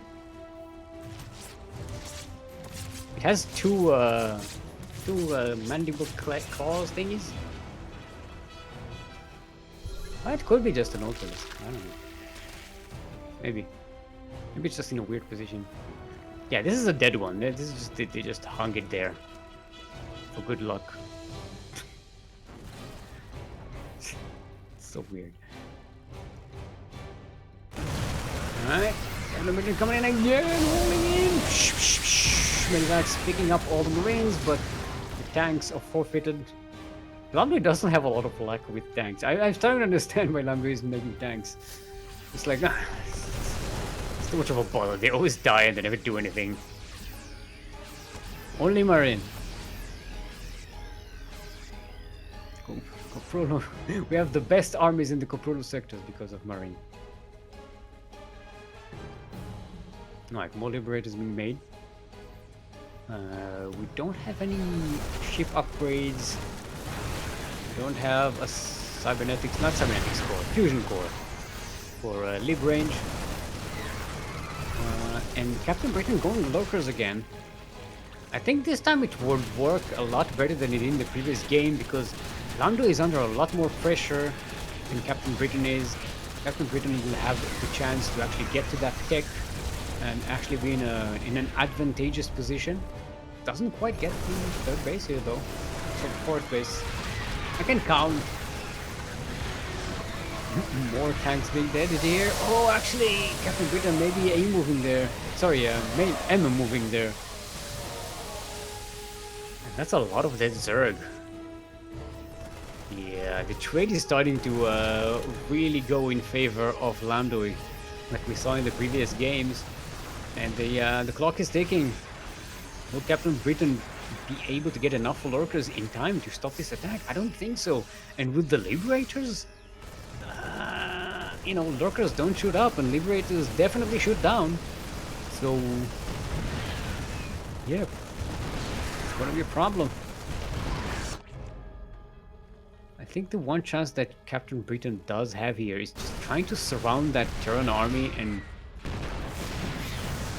just attacking it before it can actually do damage, because there's no way you can actually defend against it right now effectively. CaptBritain is doing well with the harassment here, but this is the end of the world for Lamduy. Lamduy already has a pretty big army. Ooh, I like to borrow Zerglings here. If Lamduy isn't diligent about cleanup, doesn't check the underside of the base, yeah, gonna send some SCVs there, and then just more Zerglings just popping out of the ground. We'll be waiting for them. Like, yeah, these Liberator zones are, yeah, they're not really easy penetratable. The lurkers are... Wait, they do have range, right? Yeah, they do have the range upgrade. They don't have the dig upgrade. Fast digging upgrade. More tanks being sniped here, but in the northwest, that base is still sieged. All Lamduy really needs is just slowly inch forward, kill those lurkers, and, you know, everyone will be fine. And this third base is kind of forfeit, but the fourth base is pretty well defended. Losing these production buildings is kind of a pain, but as long as you don't lose the main bases... Oh, actually, this orbital command is on fire. Gonna need to be repaired. There's one bird Zergling there, but it's not in the... oh, it is in the command center, yeah. But now CaptBritain knows about it. But can't really deal with this. It's too much to deal with when you have an army in the middle of the map. And you have to micro it diligently, moving the tanks around, unsieging, re-sieging. This is a very babysitterable army right there. I like the tanks at the back. In case of a surround there, but you gotta be careful not to lose them. Oh, everything goes into liberation zones. Tanks at the back are getting sniped. And Lamduy is starting to get surrounded here, but the liberation zones prevent it. I think this is just me thinking, but this should have been the opposite. The Liberators should have been covering the back, and the tanks should have been at the front. Right? Correct me if I'm wrong. These Marines are so low in health. The medivacs are completely depleted of energy. They can't heal anything. And these lurkers can basically one-shot this entire army if Lamduy is not careful. But CaptBritain is running out of bases. Oh, I like the Doom Drop here. Oh, yeah. Oh, very sexy. No Bailings though, it's just Zerglings. They are 3/3 Zerglings with adrenal glands. Very dangerous, but not the worst to deal with. Alright, there's the scan. Lurkers have to back away. And now the door is open. The Bailing nest is sniped. These spores are just being ignored, as they should be. Oh, lurkers are trying to come in the siege position. They're not in a Liberator range. But there are enough Marines to actually surround them and kill them. Even though this Terran army is so low in health, it can still dish out a lot of damage. And CaptBritain just can't get into a position to clean this up. Lamduy just keeps on moving. Oh, I like the parasitic bomb on the Liberator. I'm going to kill its neighbor and maybe this one Liberator as well. There's no anti-air for the Zerg. Lurkers finally going to be able to claim this army. Or most of it. It's going to have to reposition yet again. And now Lamduy is taking the gold base. The Terran economy is going to be in a pretty good shape from now on. 11 drones go down, so now they are even on the workers, with CaptBritain kind of running out of bases. How many bases we have? 3 hatcheries sniped this game by Lamduy. Ooh, look at that. Look at that Unislaw stab. So heavily in favor of the Terran. And the Terran has the map control. Got CVs hanging out here for some reason. Not sure why. They are going to spot that hatchery though, so it's nice that they are there. They are providing information, and these two are. Is Lamduy? I think Lamduy has a bad rally point. Where the command center? Oh, I wanted to click on a command center, so I went to the main base. Yeah, they were badly rallied. All the SCVs were rallied to that position.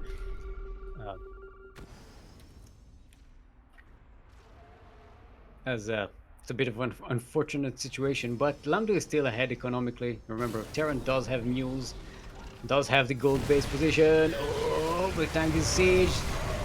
Terran is getting surrounded here. The liberation zones, they're at the back. They're not actually taking part in the fight. Marines are charging at the lurkers before they can get sieged. Yeah. I think Terran has this game. This is a very tough situation. Just as I say that, a lot of the Marines just died to the lurkers and the blinding cloud. But the Liberators are still around.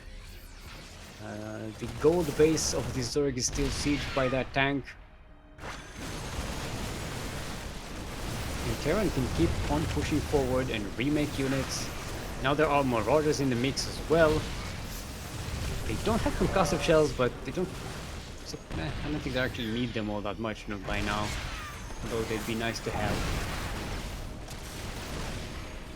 Yeah, the liberation zones are the linchpin of this Terran army. They just keep the Zerg from being able to move out and move freely on the map.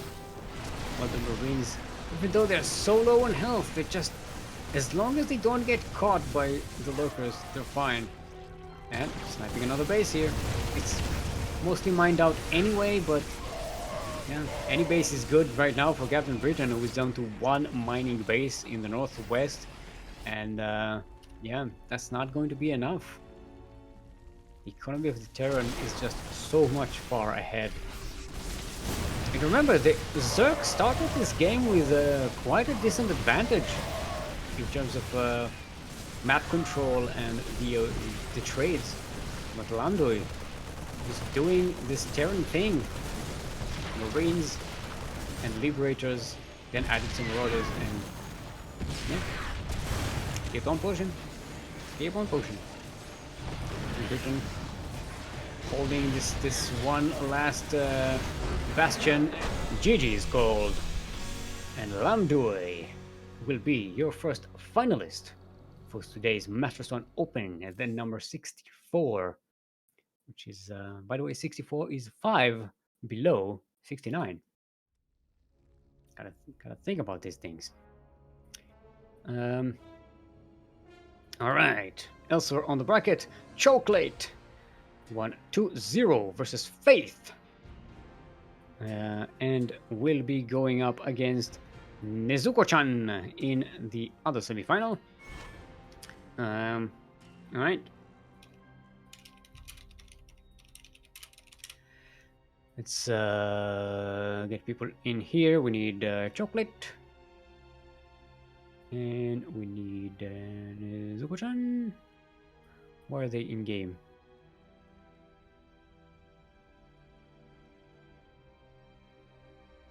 I don't see NezukoChan in game.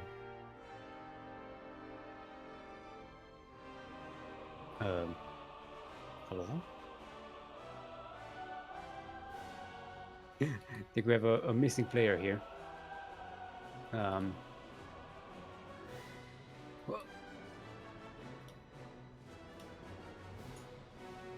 sorry, I'm just organizing my tabs here.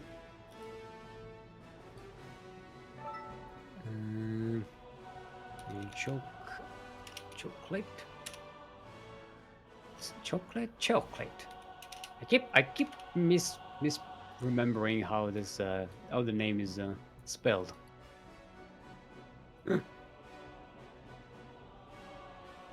Funarra Steelmold. What are you talking about, Funarra Steelmold? What have you found? Oh, it was the wrong Steelmold.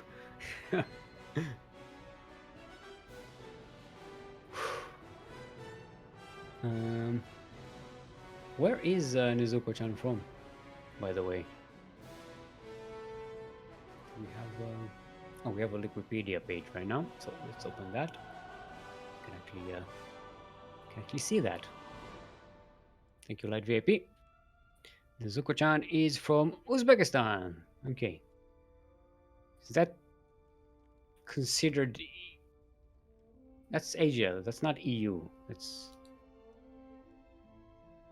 yeah. Okay. Apparently they're here. They're just AFK.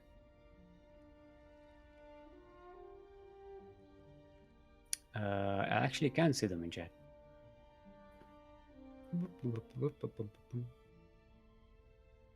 Oh, there we go. Now they're here. Hey. Okay.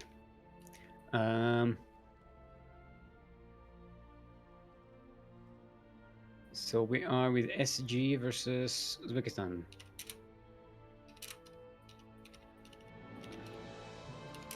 Server do we want? I'm actually not sure which server we want.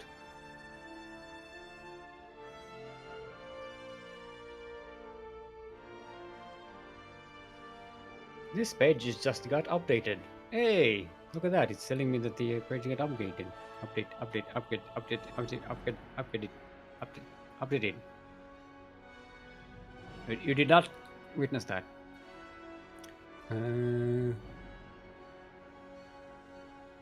Alright, maybe doing US West.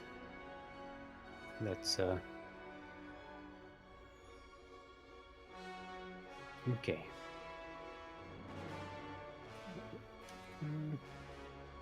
I believe this is NezukoChan's first time in our tournaments. Correct me if I'm wrong. We look on the list.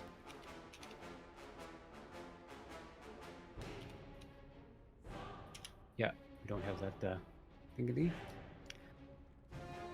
Best choice for me is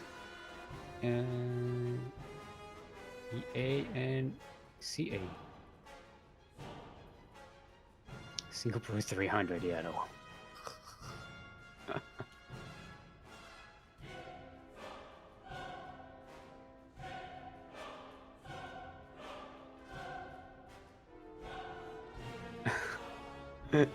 Cheoklate is like, I have 250 to 1. It's such a shame because Singapore has like probably the best internet that I've seen in the world, judging by Yakuzaku's internet. Yeah. He has like upload speed of 300 megabytes per second and download 600. And that was like 2 or 3 years ago.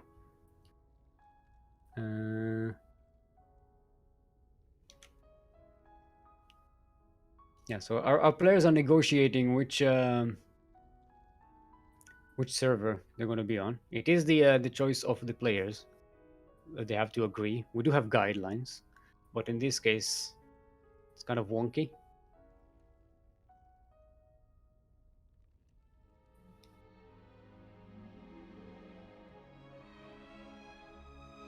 In the meantime, let's tell you about our Patreon page. If you want to support the CranKy Ducklings, !Patreon in chat will give you the link to our Patreon location where you can help us out. And if you pledge to support us with $5 per month or more, you get access to our subscribers only Discord.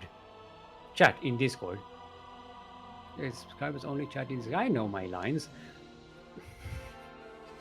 And also replay packs. Yes, that's right, replay packs from the many professional tournaments that we are organizing or are involved in. And we have permission to share. I think both of them.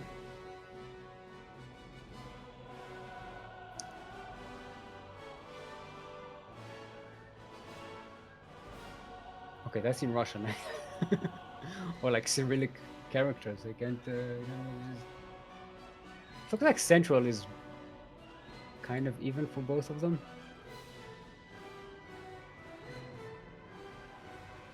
I think that's Central.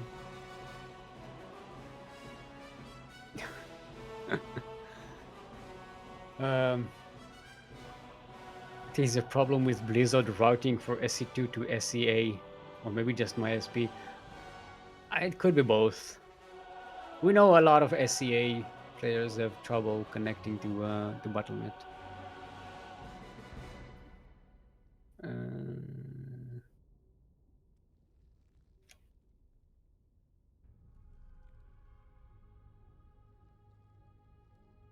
Yeah, so I think US West works the best for everyone.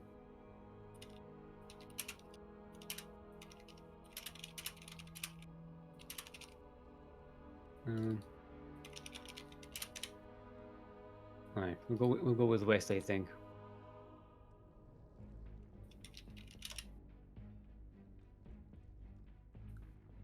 Wait, which map are we? Hold on, I forgot. Berlingrad. There we go.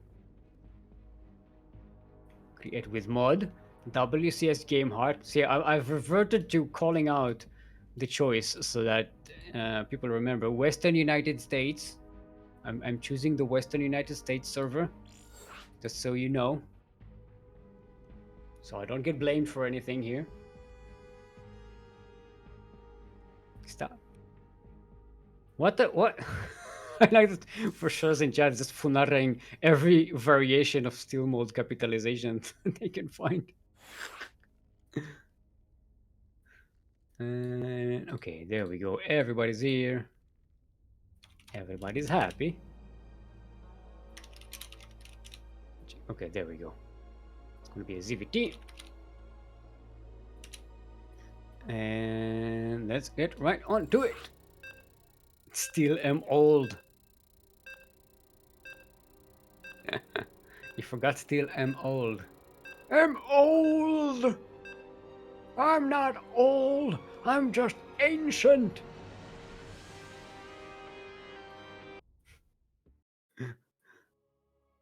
I'm not old, I'm resting! Okay, Berlingrad, otherwise known as the map with bad textures. Uninspired textures, I should say, not bad. Bad. Just a little, you know. Come on, we have standards. Anyway, we are on Berlingrad LE, where LE stands for, in case you did not know,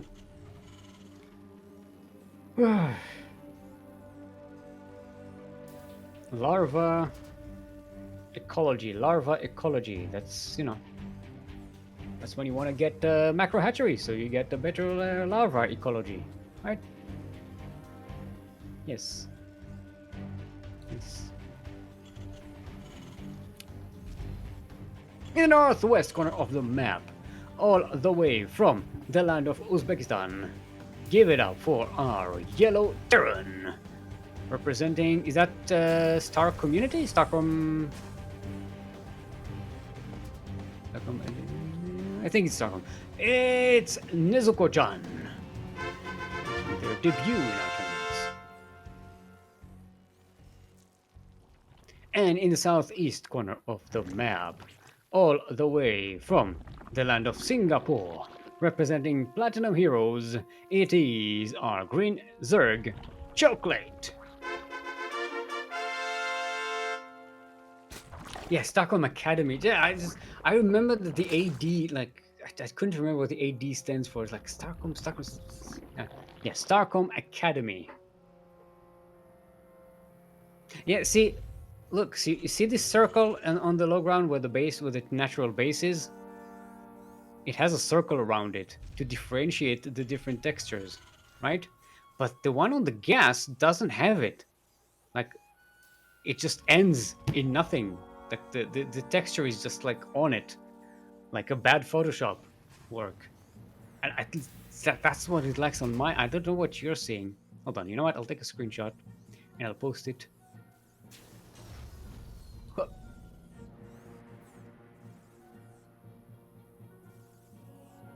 Oop. You know what? I'll post it in the Master Swan Open chat as well. Oop. So everyone else can see. Follow us on Discord to see the nonsense that I'm spewing here in the middle of the cast instead of talking about the game. Oh yeah, see, I don't have the circle. What the hell? What the hell, Blizzard? What's going on? What am I? Chopped liver? Do I not get good circles here? My graphic settings aren't on low or something. Let's see. Graphics. Well, I am on medium. Medium high. Texture quality high. Text quality custom. Text shadows frame.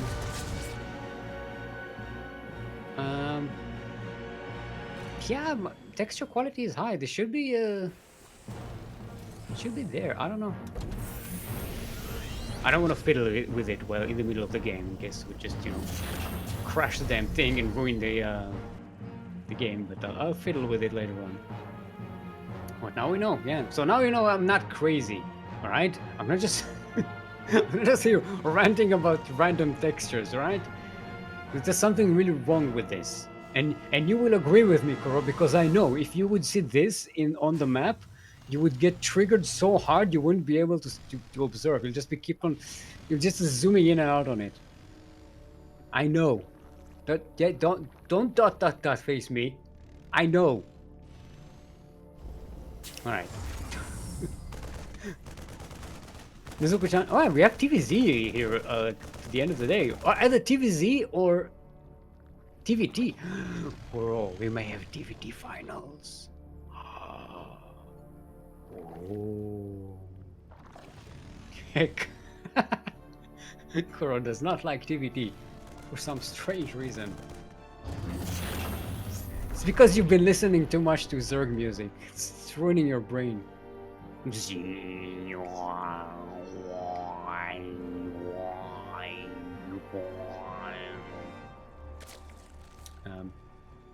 Serve the hive. I am in your mind. Feel the groove. I control the way you move.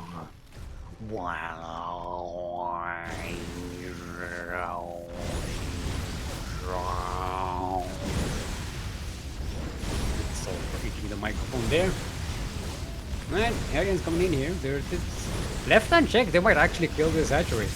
But yeah. The queen posse is here, and they don't do well against queens, those Hellions. Especially not with all of the transfuse that is available there.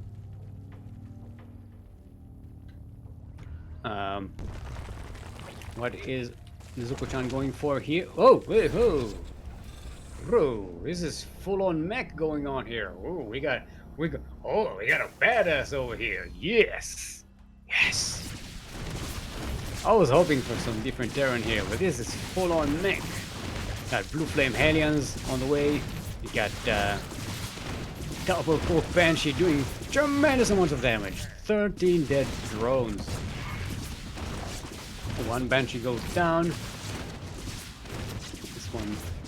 Actually, it can just move a little bit and it may be out of range of detection, but never mind. Hellions are pushing into the... Oh! But they do get scouted. Get Funarad. Oh, NezukoChan coming in here. Cheoklate evacuating the workers to the back of the mineral line, so they're not as easy targets. NezukoChan actually thinks that the base is abandoned. It's too late. Alright, 2 more factories on the way. Oh boy, I'm gonna have 5 factories. Third base is being set up. Cheoklate really needs to start to do some damage across the map, because letting the Terran get away with an economy while going mech is a no-no. You have to, first of all, I mean, Cheoklate needs to recognize that NezukoChan is going mech, because they don't know. As far as they know, it is a 1-1-1. They don't know anything about these factories. Now they might have a bit of an inkling of suspicion with all these Blue Flame Hellions and the Cyclones, but this may be too late. That said, Cheoklate does manage to sneak in some Zerglings into the base, the natural base here of NezukoChan. There are Blue Flame Hellions here to defend though. And NezukoChan not quite pushing in all the way. Okay, now pushing in to kill those drones.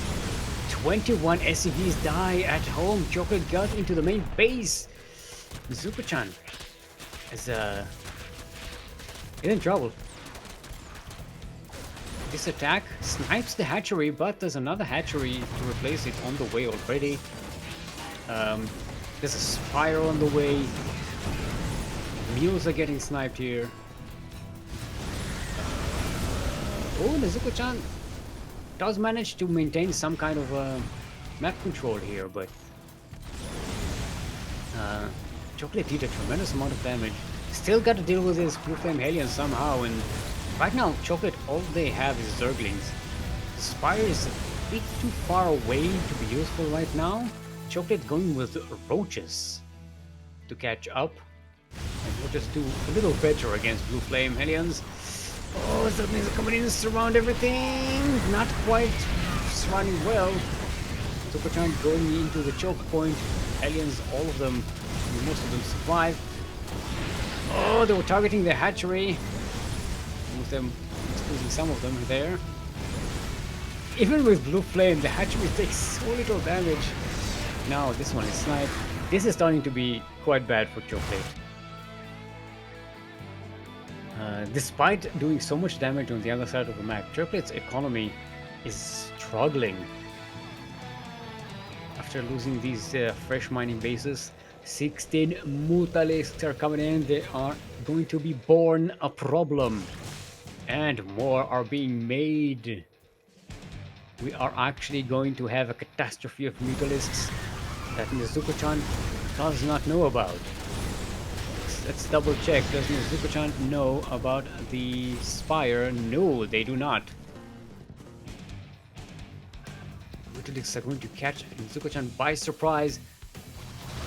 Oh, the turret just about finishes here, but it is going to go down.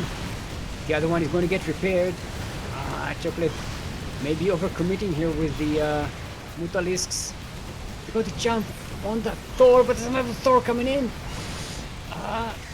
They did get Magic Box though. They're not being controlled. I think Cheoklate just forfeited those Mutalisks and is just as surprised as us that they're surviving. Yeah, did lose 12 Mutalisks in this attack, so despite being caught by surprise, NezukoChan already had a lot of the answers required to dealing with the Mutalisks, including the upgrade for the Cyclone. What's its face? Magfield accelerators. So Cyclones can actually lock onto the Mutas and shoot them out of the sky.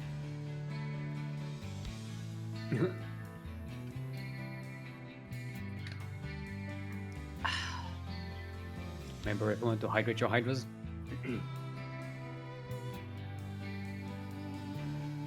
Oh! Alien's getting caught by the Ultralist, the flying Ultralist, you know? Mutas.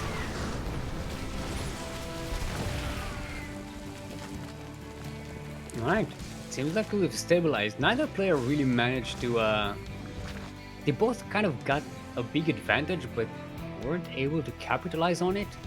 Cheoklate with the initial attack on NezukoChan, killing a lot of workers, but not quite finishing the Terran, and Terran with a counter-attack, killing 2 hatcheries, but not quite finishing the Zerg off. Oh, these Ultras.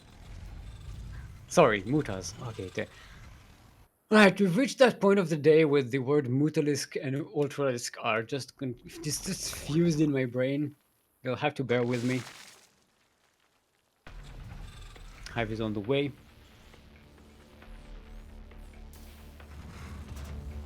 Yeah, that SAV is inside the turret. Is that the guy that's going to be sitting on top of the turret? Oh wait, no, it's a sensor tower. Right? Yeah, it's a sensor. I thought it was a turret. It's actually a sensor tower. Alright, Blue Flame Aliens coming in.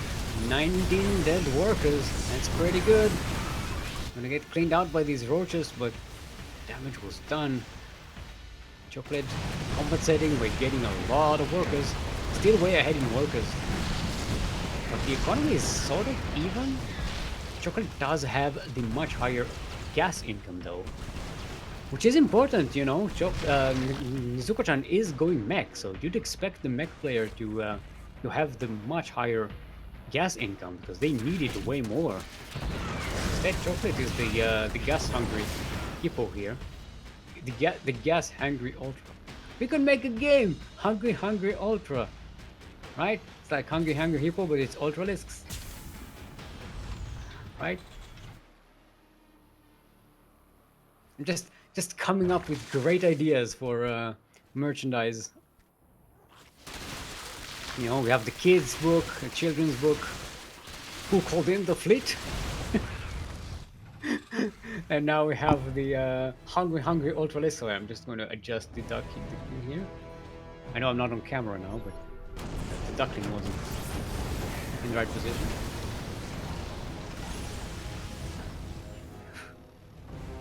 Alright, is that a second spire? Yeah, that's a second spire for Cheoklate. Not sure why that's necessary. Alright, Ravagers coming in here. Biles shut down on top of the tanks. This is a good... Cheoklate has a decent composition for trading against the mech, but it's still a very situational thing. You gotta be in a good maneuverable position, because you can't get caught by the tanks and the Thors. You sort of have to bile and run away. Yeah, like so. Once the tanks are sieged, you cannot stand there and just wait for them to get biled, because, you know, you'll die. Hellions sneaking in. Remember, these are Blue Flame Hellions. They burn. They burn so good. They burn different. Right, killing 9 workers. Pretty good. Cheoklate getting Corruptors and Greater Spire. So some wonderful Broodlords. Some Broodlord action here. The Planetary Fortress will go down. 17 dead SCVs. But Cheoklate can punch through the tanks. You just cannot be where the Terran army is. This Terran mech army.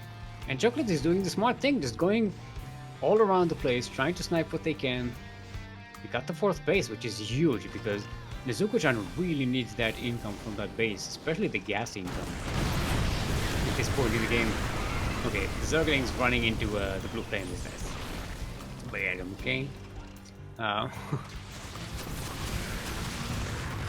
Alright, this hatchery probably go down. Not a cancel, that was a kill. Where were you when hatchery was killed? I cry everything. Alright, Broodlords are on the way. They are being morphed. Warrow is being researched for good measure as well. It's going to be nice for the infestors, of which we have 7. So we have Broodlord Infestor, the good old classic Broodlord Infestor. Does decently against mech. Infestors are trying to find an angle there to try and maybe fungal this Terran army, or yeah, Neuroparasite instead. There we go, gonna keep everything here while the Broodlings, attack, Broodlings. Yeah, there we go. Attack, kill. And now Cheoklate can start trading fantastically well against the Terran mech. Oh boy. Space is going to go down again. Again, this is just not the map for late game PvP. Not like this at least, I think. Just can't get any bases set up. Both players are just continuously losing bases. Now Cheoklate is expanding into the southwest, which NezukoChan has left uncontested so far. Yeah, this is just a lone hatchery just chilling here, waiting for workers to come on in. There's also a run by into the southwest by Cheoklate. Want to catch a tank here. Make sure the space isn't utilized. 25 more SCVs dies. 26, 27, 28, 30. And more will die here unless they get evacuated. The Thors are coming in, so the Plutos, they have to be very careful pushing forward, but as long as they kill the space, it's pretty good. The NezukoChan has 0 mining right now. Almost 0. There's just 2 mineral patches. And 2 gas geysers that are not even fully mining. This is bad income. So Cheoklate, who had the better income for most of the game so far, we now have the better income, and the magic units here to trade with, the Broodlings, they don't cost no money. Yeah, GG is called, and Cheoklate takes game number 1 in this semi-final match. Oh boy. It's okay, Kuro. We may not have a TVT final. Alright, NezukoChan asking for a second. We'll take this time. Sit back a little bit. Hydrate our Hydras. It's very important to hydrate your Hydras.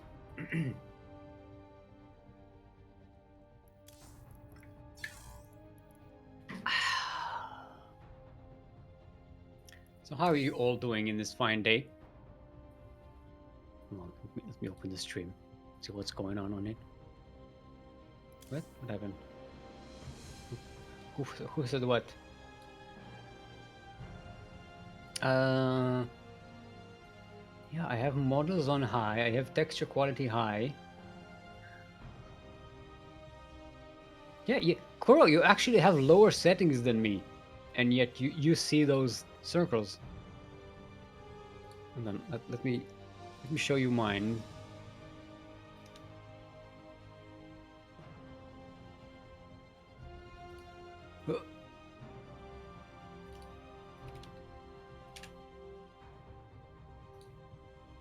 You know, I'm like I have effects on low. Maybe that's the difference. Let's do that on put it on medium, just like groups.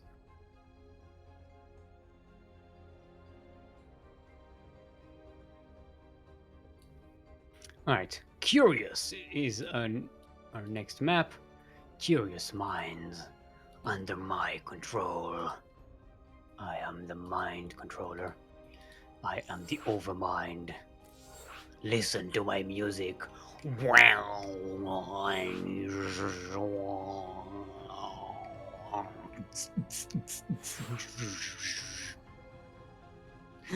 don't know why it suddenly turned into Eurodance, but there you have it. Excuse me, I only listen to Radio Free Zerg. Radio Free Zerg for all your free Zerglings. Frolic freely on Radio Free Zerg.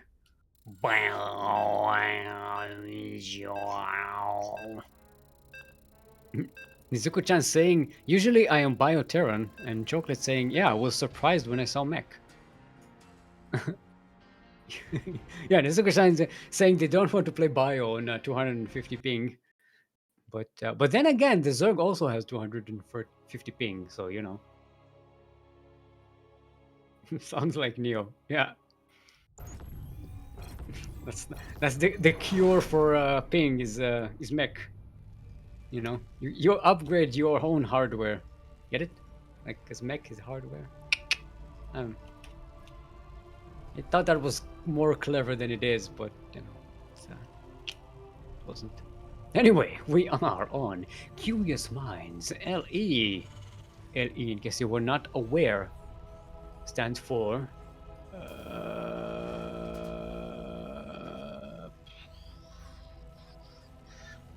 um, Lemonade Elevator. Lemonade Elevator. It's like one of those dumb waiters that you have in like all the hotels that they bring your room service lemonade on. So it's a lemonade elevator. What? Nezuko just clicked the bot to death. Well, but the bot is a creature. The bot is a creature. The dog is not a creature. And that was what I'm saying. Where was I? In the southeast corner of the map, all the way from the land of Uzbekistan. It is our Yellow Terran playing for Stockholm Academy. Give it up for NezukoChan.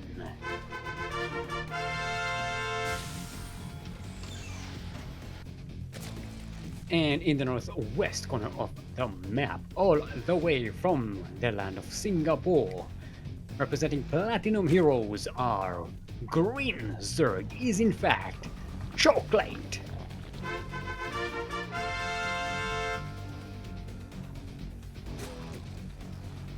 I'm trying to remember, there was like a really dumb, like, one of those summer dance hit songs in the mid 90s.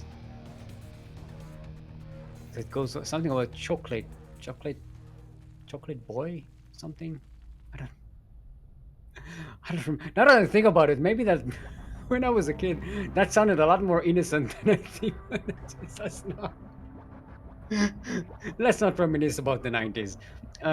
Stick was for mid 90s. I was for mid 90s. I was, you know, like in my teens in the mid 90s.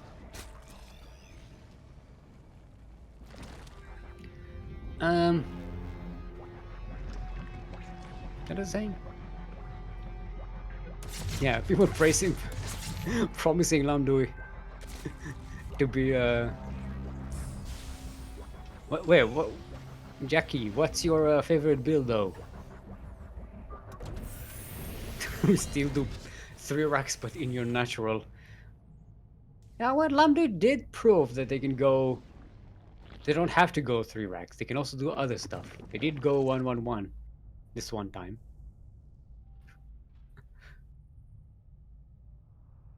Anyway, now that we're on purple pink, otherwise known as black purple, hashtag not blackpink, or not neon, purple violet square. There we go. Neon purple square. Is that it? Oh yeah, if one of them was Protoss, they could use these units, right? They could unfreeze them from the stasis. Because there are Zerg here and there are Protoss units. What is our stance on holograms? Can the holograms just come to life and like fight for, you know, for your race? Okay, NezukoChan going with Banshees again. Not quite mech yet. That remains to be seen. How many gases did we take? 2. Okay.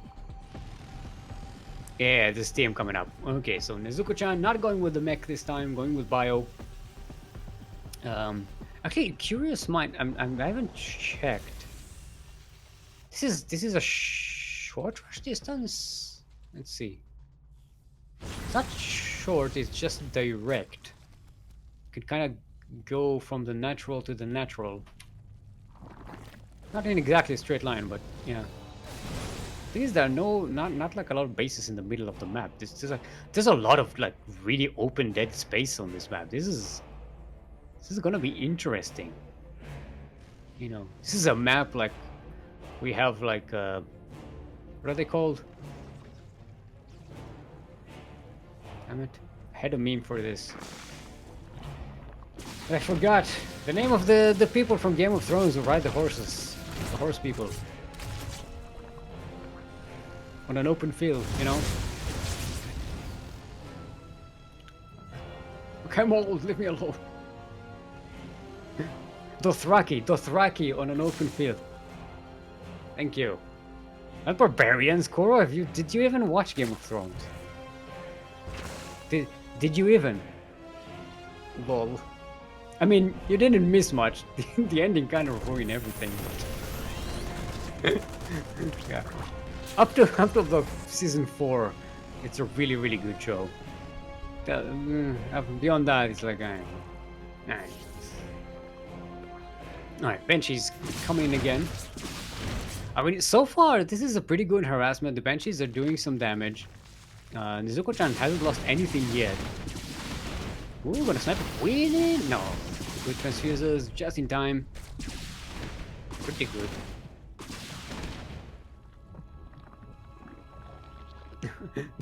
I think the people in chat are already strategizing for Lamduy against Cheoklate. And Cheoklate goes lurkers, Mrs. Bio. It's just, you know, better be smart about it.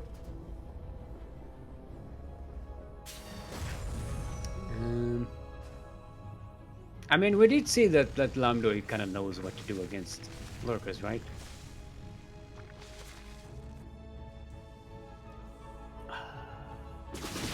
More racks on the way.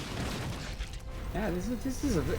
I think yeah, this is a map where you kind of are afraid to move out on it because it's just so empty.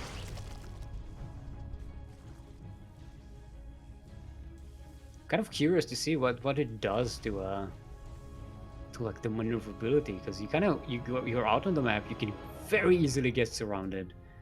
You can be attacked from any position. There are very little choke points for you to make use of.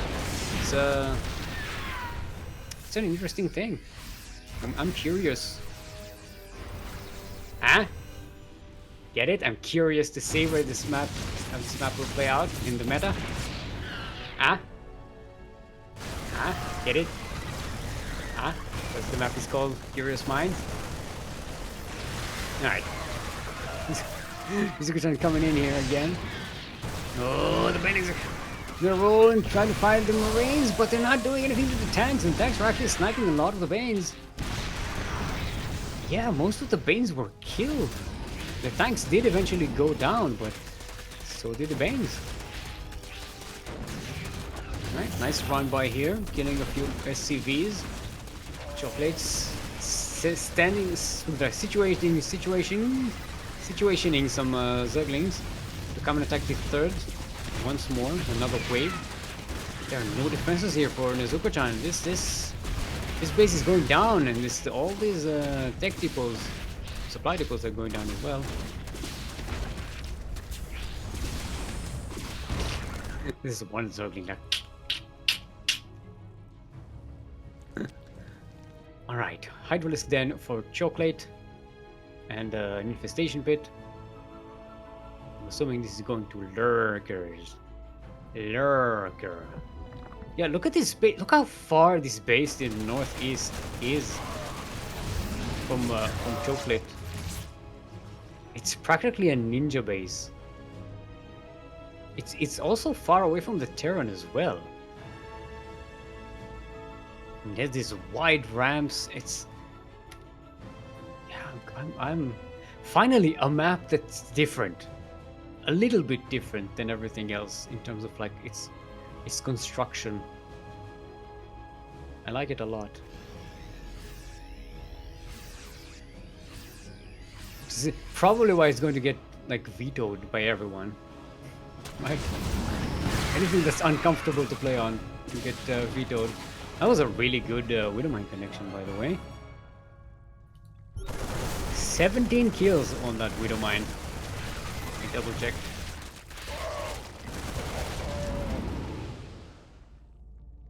Oh, NezukoChan finds the ninja base. Snipes it with no repercussions. Oh, I'm going to get some Banelings here. Oh, Banshee finally going to go down. But the drop is moving in. It's sneaking. It is sneaking in the northwest. Oh, and this one as well. Oh, it's double drop. I didn't even notice the one in the west. Triple drop. NezukoChan is just splitting them all over the place. Okay, this medevac might go down. This is just a distraction. The main drop is in the main base. Snipe some gases. Get some worker kills. And then, oh wait, that medevac in the third base doesn't have any marines in it. I thought it was actually having marine. I thought it had marines in it. So NezukoChan was going for like a triple prong. Bailing troll into the natural base of NezukoChan. That's a lot of SCVs. That's great counter damage. Especially considering NezukoChan is quite behind in terms of worker count.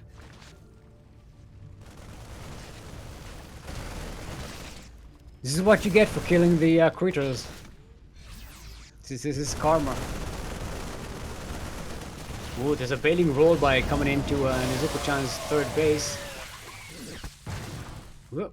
There are supply depots all around and some widow mines, but they're not dug in. Oh, they're not sieged. 11 more workers dead. And now Cheoklate has double the worker supply. And the lurkers are coming in. They're digging in. They're not even digging in. They're just there. Now they're digging in. Capping all of this production here. The widow mines have been shot. GG is called, and Cheoklate will be moving on to the finals of today's Master Swan Open, the number 64.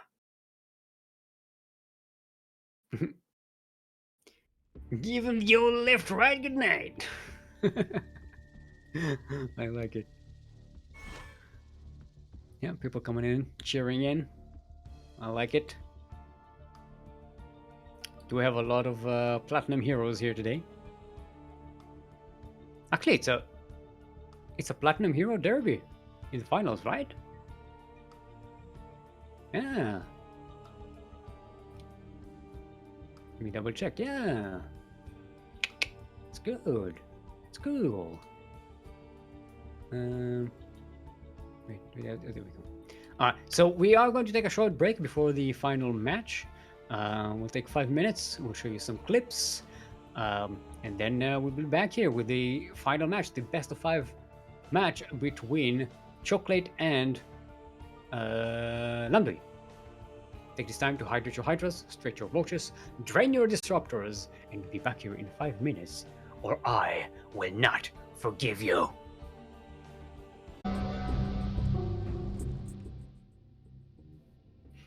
Welcome back, everyone. Sorry that took so long. We were waiting on one of the players. Apparently, here's the thing: both these players are from Platinum Heroes, and they have an in-clan game match, whatever, that they need to play. So they've decided that this is going to be their match. You know. I just find it funny. They're like, it's very lazy, you know. Like, do you want to actually play a game for that tournament? No, we'll make this final our game for that tournament. I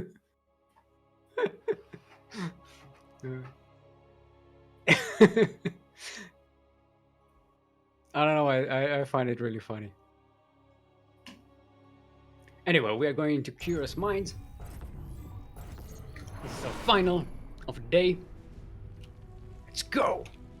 Let's go! Do we have the Let's Go GIF in chat group? I'm not sure. Oh, it's a best of 5. I know we have it in Discord.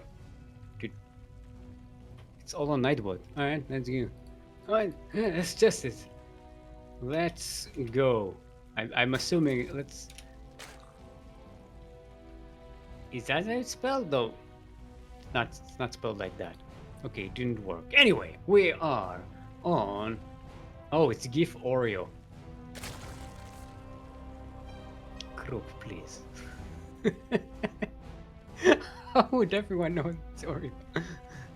Oh, it's GIF. Let's go. Oh, GIF. Any of the GIFs, search for that word. Ah, okay. Look, I don't know how all of these things work. I'm just trying to get through the damn intro in the southeast corner of the map. All the way from the land of Singapore. Representing Platinum Heroes, give it up for our green Zerg. It is, in fact, Cheoklate.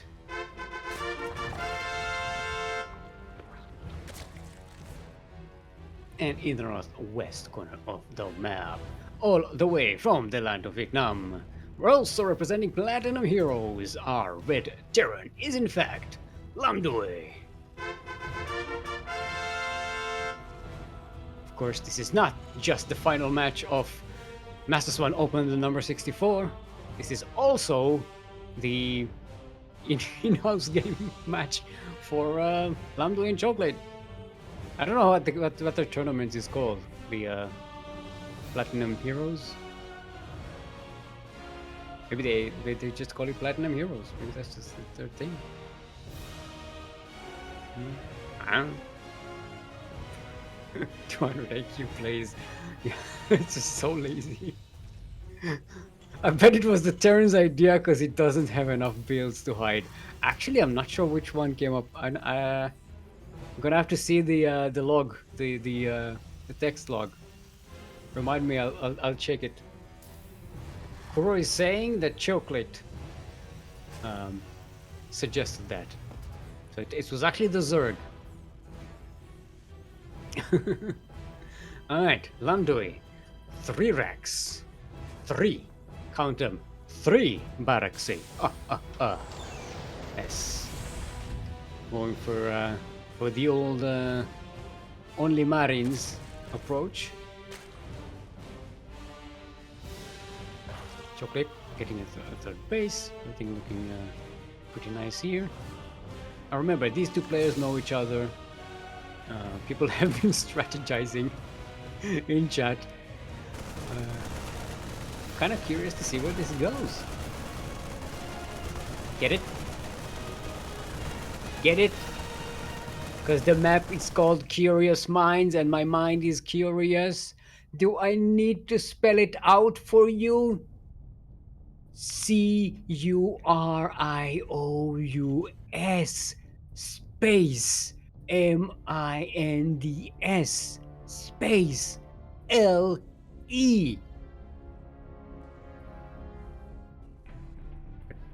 I don't have logos, Kuro. I can't see the logos. What are we looking at? What are we looking at? It's just empty space. I can't see anything. It's just floor. There's just floor tiles.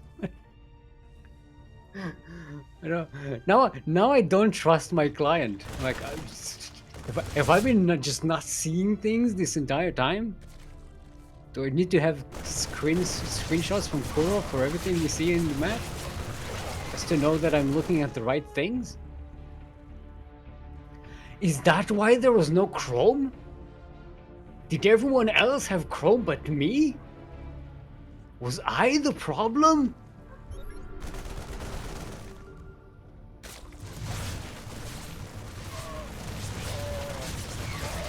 No, I was not. Anyway, Cheoklate pushing with the queens here. Kind of dangerous. A bit of creep. They don't have a lot of transfuse energy. Oh, there's an atom symbol. I don't have that. I don't have that. Hold on, let me screen cap this for you so you don't think I'm lying. Yeah, no wonder this map feels so empty to me. Like I just don't see anything. I don't even see the decorations. What the hell is going on? I did change the settings to effects medium.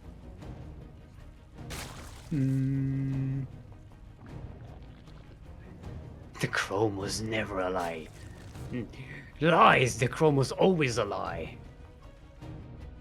It was always a lie. They're just trying to gaslight my findings. That's what they're doing. Someone came in and fiddled with my graphic settings. They're trying to gaslight my discoveries. That's how they do it. They couldn't shut me up, so about the Chrome is a lie. So they're trying to make me look crazy. But here's the thing, man. They don't even need to try. They just need to show clips of me casting, and it's fine. Just look at me. Talking to a duck's butt. Is that not enough for you? It's a butt.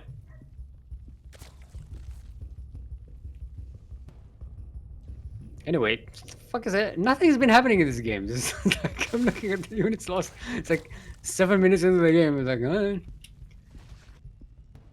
I haven't even heard anything happening. Cheoklate is spreading grip. Lamduy is just kicking back. Getting another factory, setting up a third base. And it looks like Lamduy is setting up a multi-prong here. In the north and the south. One has medivacs, the others does not. The fourth base is in quite a lot of danger, especially if Lamduy manages to draw Cheoklate away from that position. Lamduy has the Zelnaga tower in the south, so Cheoklate has no vision coming in there. No, Lamduy is just letting those marines in the southwest corner there just sit. They're just sitting there. Now another coming in. That is not a multi-prong, people.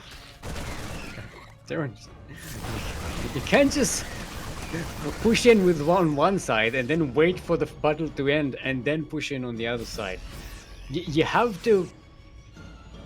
They have to be coincide. Otherwise, yeah, you just leave your enemy the ability to deal with it. The whole point is to have them not to be able to deal with it. Lamduy maybe gets surrounded here. Drawing the army away. See now, there's a force on the other side. And in the same time, Cheoklate going for a run by the third base of Lamduy, cleaning it out of workers. Lamduy pushing forward. This is going to be a bit of a base trade here. As Lamduy going into the natural base, going to snipe this evolution chamber. Upgrade denied. Gonna get some worker kills here. Wedge themselves in the corner. Now the drop into the main base. Gonna get some damage as well. Not so critical, but Cheoklate will eventually clear this up. Actually, Cheoklate has some leftover Zerglings against the start of the map. I was thinking that they should be turned into Banes and then just roll into the third base as it is being resaturated. Assuming this is what Cheoklate is planning here. Yeah, so overall, the trades are fairly even, a little worse off for Cheoklate, but it's fine, you know, it's Zerg, it's expected. Economically, they're, you know, Terran is a little bit ahead in terms of, you know, worker count. I say that, it's just this Cheoklate gets 15 more workers. Never mind. Alright, Lamduy circling around. Planning on that fourth base of Cheoklate once more. We do have Widow Mines here. You're gonna get some Drilling Claws as well. The armory upgrade gives them the ability to be sneaky. Brennings roll in, they're off creep, and they eat some Widow Mine shots. Oh, the Banes get cleaned up. Very unfortunate for Cheoklate. Worst trade possible. That was 20 Banelings died in this battle. And this job gets cleaned up as well. They're both kind of like constantly grinding on each other's economies, trading forces. Losing all those Banelings was a very bad trade for Cheoklate though.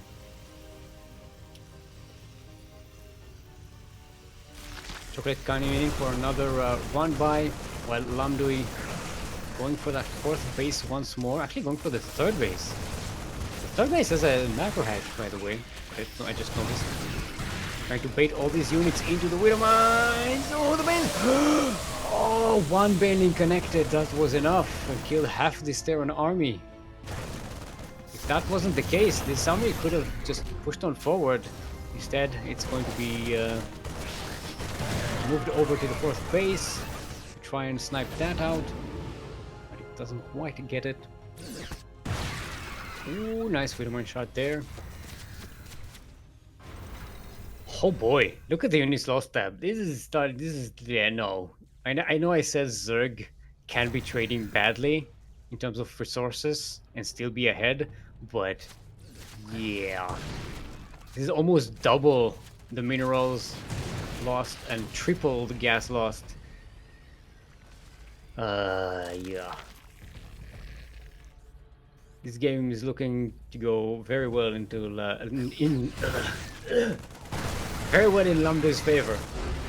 There you go. GG's called. Lamduy going to get game number 1 in this best of 5 Master Swan Open match and best of 3 in-game Platinum Heroes match. In-house Platinum Heroes match. So as you can tell, I'm just like someone was talking about Lamduy was having dinner, so you know everyone else got hungry, and now my stomach is like, I need food. I'm too tired to think. Okay, Pride of Altaris. Now we haven't seen Hardwire or Glittering Ashes yet today, so our map bingo not very likely to finish today. I'm getting a hunger headache right now, Koro is saying. Sorry, I'm getting a hunger. Let's not do that. That just shook everything too much. No, I'll just move the duck. I'm getting a hunger headache right now. I was trying to shake the microphone up and down, and the entire desk was just like, and all the screens started. That was not a good idea. Very, very not a good idea. Hold on, let's just set the thing. Make sure everybody is right. Races are correct. Let's go. I'm powerful. I am powerful. I don't know. I'm not supposed to be Russian, but I'm Russian instead. No, I'm supposed to be Polish. Polish is very different accent. Что? What's что? Is she swearing at me in Polish? What is this?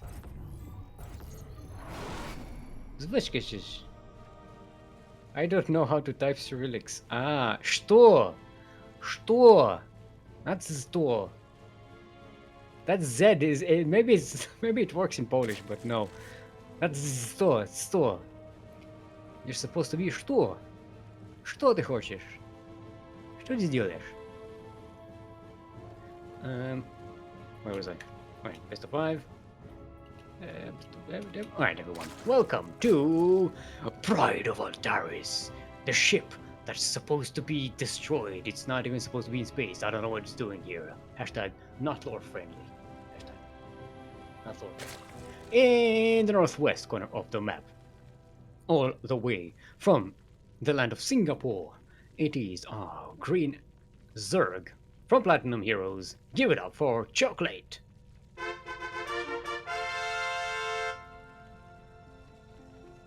And in the southeast corner of the map, all the way from the land of Vietnam, also playing for Platinum Heroes, give it up for our veteran Lamduy.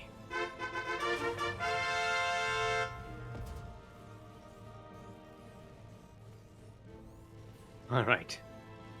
Kora is raising up an interesting question. How do you know that what point in time 1v1 is? Well, let me tell you. Since there are Zerg here attacking Protoss, or Protoss fighting Zerg, this did not happen until the modern times of the StarCraft universe, right? The Zerg were not involved with the Protoss until then. I mean, before the Terran. I mean, the Terrans discovered this time, but you know, it's a bit before that. The Pride of Altaris was buried in the on Ire during the Age of Expansion, at the beginning of the Age of Expansion for Protoss, which is way in the back, before they even met the Zerg. So no. The Pride of Altaris was destroyed when it was buried under the ground of Ire, when the Zerg conquered Ire. This is not lore friendly. I protest.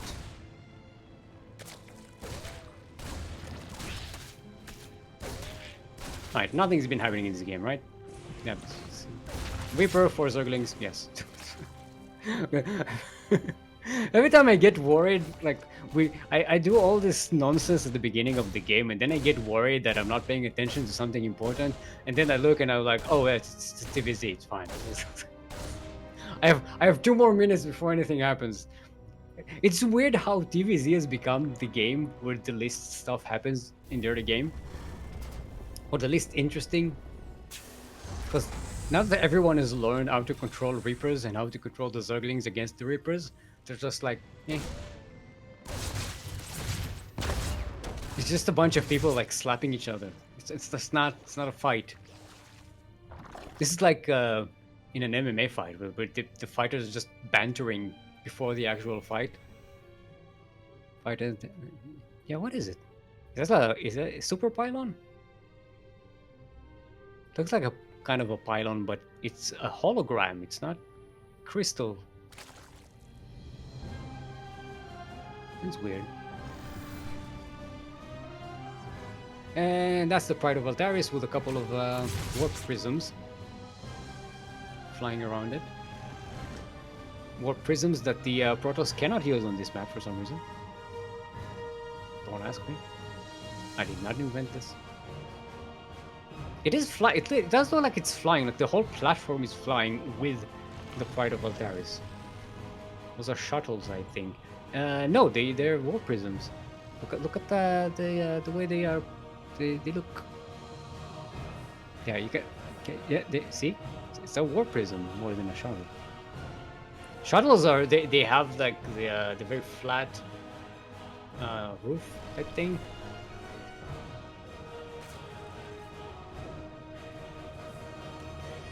One Zergling died this game. There we go. That's the play-by-play. Alright. Biweekly coming in. Oh, it skips the drone here. Not going to get a delay on the 4th base. There are Hellions trying to come in from the south. Which one is the distraction here? And which one is the knife's edge that's going to do the damage? Lamduy just taking their time. Okay, now the Banshee comes back to the 4th base, but it's still too late. The drone is already morphed. Aliens are pushing in though. 5-day drones, 7-day drones, 9-day drones, 12 dead drones, 13, gonna get a 14, gonna get a 14, gonna get a 14, gonna get a 14, gonna get a 14, gonna get a 15, gonna get a 16. Sold for 15 drones to the Red Terran in the southeast, who also gets a hatchery cancel. Oh, maybe a queen? Come on. Yeah, one more father. Alright. Overseer being morphed here. Banshees will be in danger pretty soon. Not unless they kill all the queens though. Oh, this is value, these Banshees. Oof. Oh wait, there are scouts down there. We'll look at them later on. Right now the Banshees are more important. Oh, one Banshee almost dies, but still survives. Another queen will go down. Oh, nice. Very nice. And the Banshee is still doing damage here. 10 more walkers. 12. 13. The Zergling doesn't count. 14. And the Banshee somewhat gets away. stacking extractor. 15 dead drones. That's on top of the drones that were killed before, by the way. 16, 17, 33 drones died in total. Oh boy. That was a lot of damage. Now, Kuro, if you look at the north between the main base and the fourth base, see at the back there? There are scouts. Just chill them. Why confused? Oh, hold on. Am I still here? My screen's crashed. Okay, display driver stopped responding and has recovered. Okay, thank you. Yes. I was worried there for a second. My screen just went completely gray and everything shut down. Yeah, it's been happening recently. I think my GPU is starting to show its age. It's a pretty old one. I was hoping I wouldn't have to buy one sometime soon because it's so expensive now. There you go. Alright, Ducklings roll on in. Ooh, great connection. I think there was only one Baneling. Holy crap. That was a dream connection.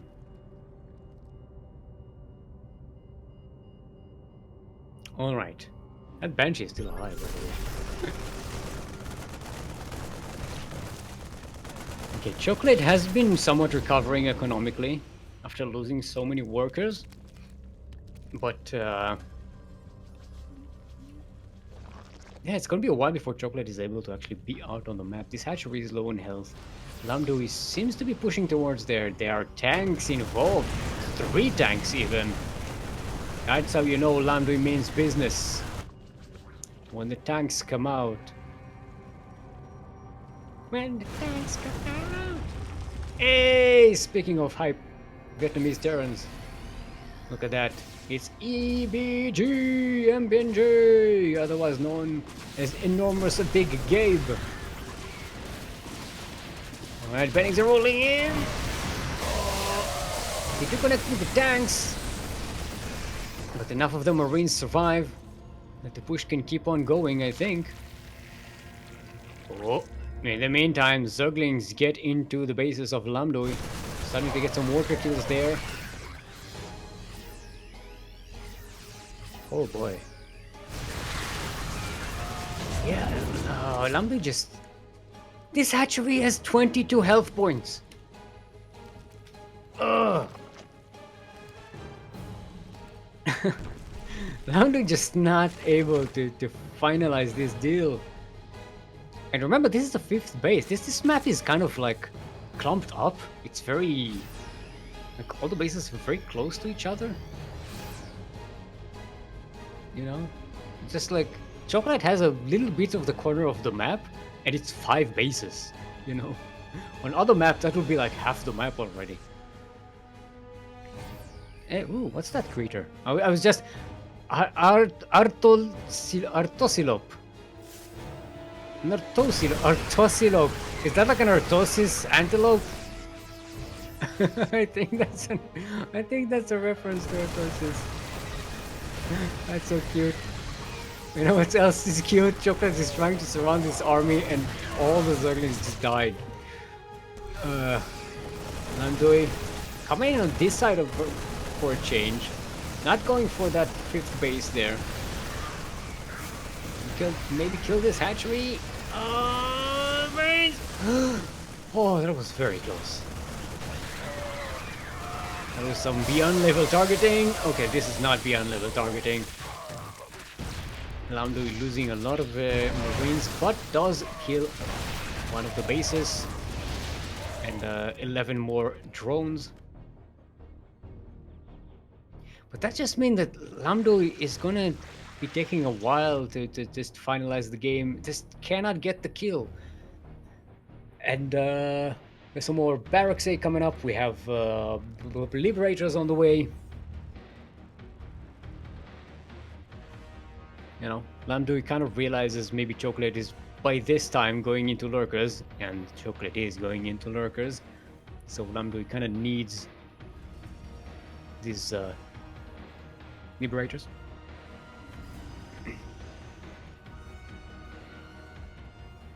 Yeah, like that. Everyone thought that would be game-ending damage, but yeah, no. Yeah, lost momentum. Yeah, yeah, there's a Tastalope. Yes, Tastalope and Artilope. I like it. I like this. I like these little references. The do you think that when they merge, they become the Testosislope? The Testotilope? And just like huge, just like a big old Brutalisk type looking thing. I like the edges of this map, you know? Like the edges of the platform are like nice and ornate. They're elaborate. There's like a sense of scale to them. Pretty cool. Right, everything goes into the liberation zones and the marine zones and tank zones and it all dies.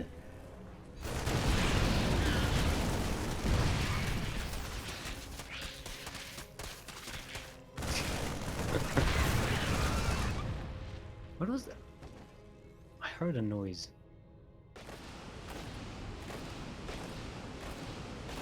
Something made a noise here. Am I imagining it? Maybe it didn't come from the game. I thought I heard something make a noise in the ambient environment. Never mind. Yeah, Lamduy pushing in again, killing another hatchery here. And also at the same time going for that hatchery in the southwest, which is full of health now. Hyperlists and lurkers coming in. They'll be able to clean this up pretty easily. But the other base in the north is that's going to be difficult to rebuild. Oh, nice, getting a Viper. Lamduy must be happy about that. 3 more Vipers being made by Cheoklate.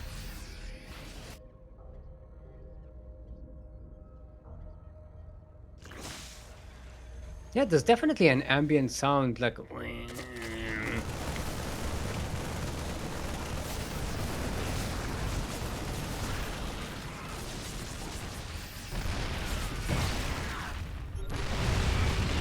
Yeah, I'm definitely hearing it, even over the cannons. Ooh, nice fountain. Look at that, there's the fishes. The fishes in the fountain.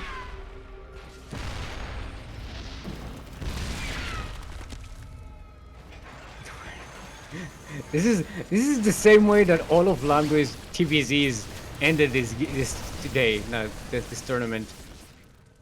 There's Liberators inching forward. Oh, and battle cruisers as well. I like the battle cruiser edition. Just one thing that lurkers hate, it's battle cruisers.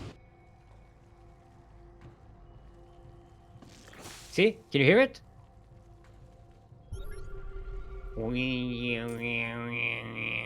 Something is doing it in the map.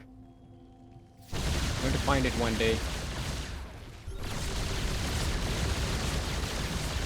Well, it turns out my client sees different map than everyone else.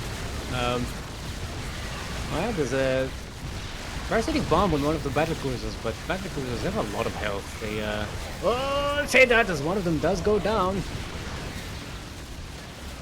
Yeah, I thought this was going to go much better for Lamduy's sake, but yeah, it doesn't. They don't have jump available, these battle cruisers. So they're gonna have to be very careful. Now Lamduy is getting 3 more battle cruisers at a time, and Yamato is on the way as well. Look how long it takes these battle cruisers to kill one Hydralisk. Oh, oof!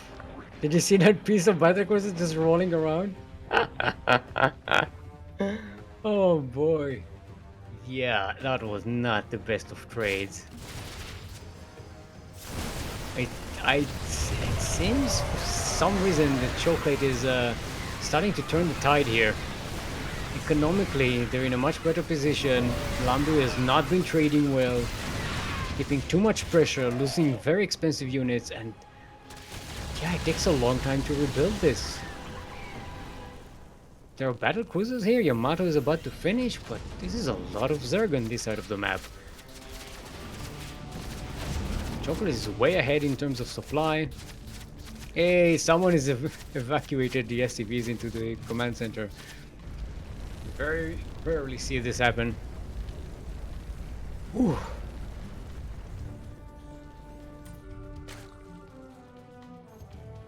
Yeah. This is starting to get very dicey for Lamduy. The advantage was there, but it's not there anymore.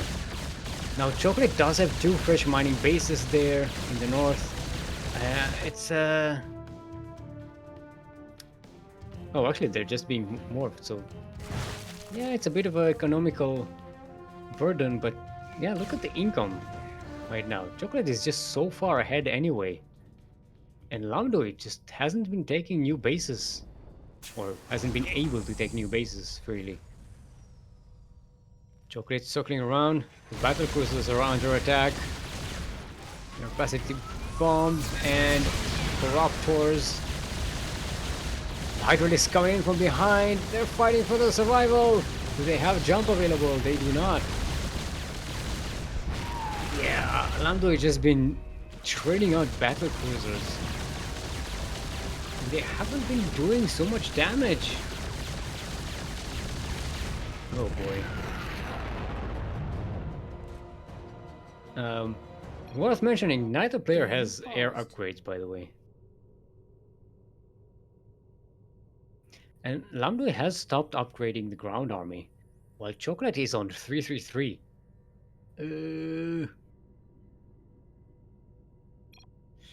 Yeah. Alright. Cheoklate is ready. We'll go back into the game. Game resumed.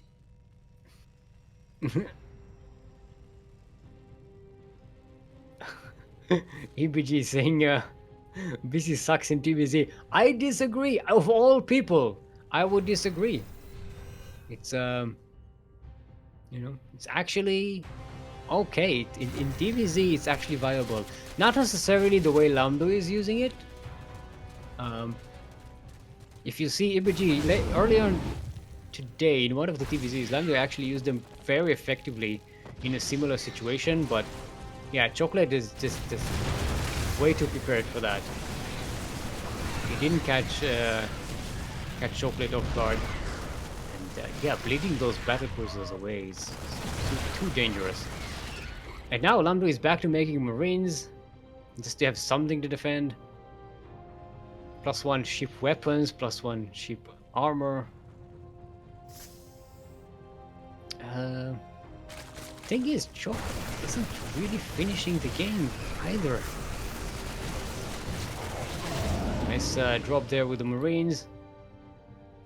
Okay, now Lamduy is banking up battle cruisers in the south corner of the map there, in the south edge of the map.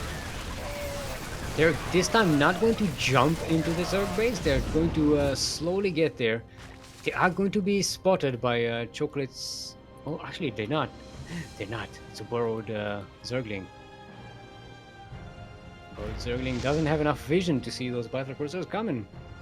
And this will kill this base. There's no way this base stays alive. Cheoklate will never come here in time and save this. And the battle cruisers can just jump away if it gets too dangerous. That nice scan there to see what's coming.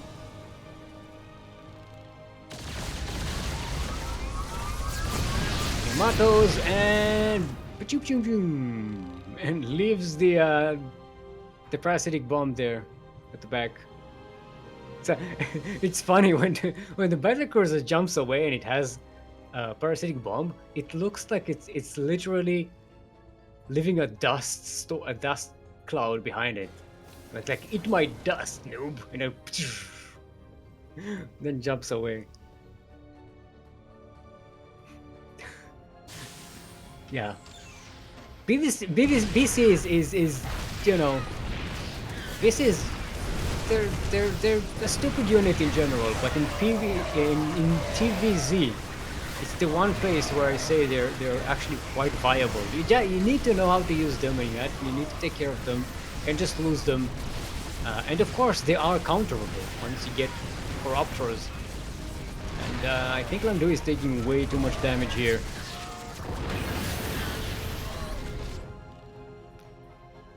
Yeah, but battlecruisers, they're not good when you're behind. I'll say that, definitely.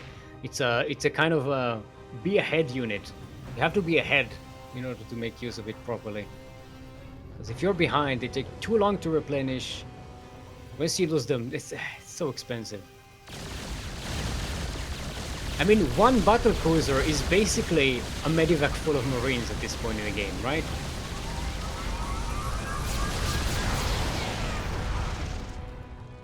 Alright, Yamato, and then eat my dust.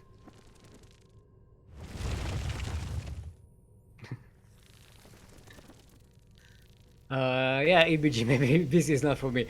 It is for you, I think. I think it is for you. It's tricky unit. You need to learn how to use it effectively, and you need to babysit it. Like a lot of Terran units, you have to babysit it all the time, and you have to use it for harassment, and you have to know where they are. You have to know what status they are on. When you have jump available, you have to constantly make sure that they don't get surrounded or get caught in a position where they can't escape. And as we see, Lamduy in after losing those 7 battlecruisers, these ones are being utilized a lot more efficiently. I say that, but the one is going to die. Yeah, they don't have jump available. See, this is the problem. They get caught in the middle of the map. You get a little overconfident. And one going to escape. 1 out of what was 6? Yeah, 1 out of 6 managed to survive. No, 4, 5, 5. 1 out of 5. 4 died. 1 survived. Yes, I can do maths and numbers on stream. I'm smart. I have a curious mind. I am, of course, the pride of Altaris.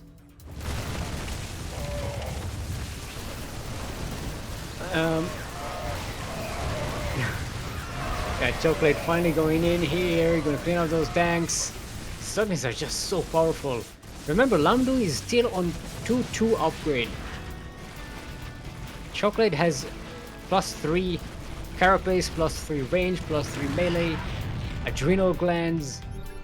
Yeah, it's Lamduy just cannot compete with this. Even if Lamduy makes a ton of marines right now, they're just not going to be enough.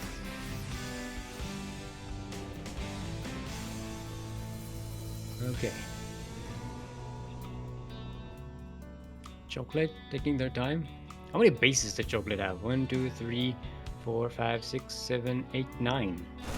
9 bases on their side of the map. Lamduy can keep harassing with his battlecruisers until the end of time, but they're just never going to be trading as efficiently. Cheoklate really turned the tide on this game. Remember, Lamduy was in such a winning position earlier on, having killed, what was it, 33 drones for just some Hellions and Banshees? This is no.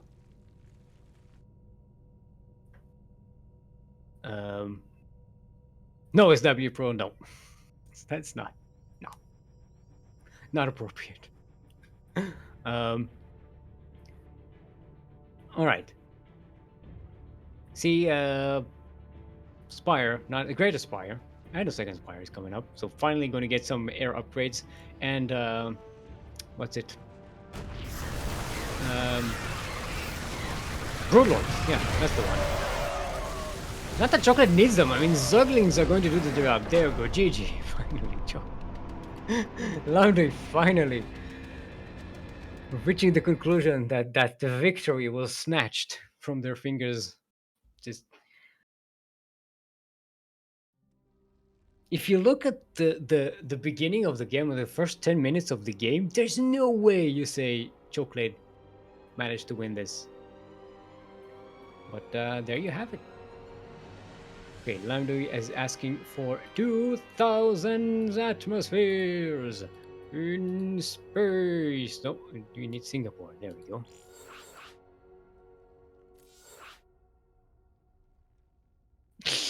Cheoklate is saying, you lie, your ZVT is not 4K.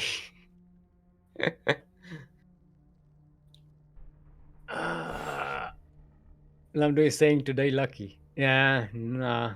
I think Lamduy is pretty good in the ZVT, but this game was kind of I think unlucky. All right, both players are ready. Let's get on to it. Have ourselves a sideways 1-1.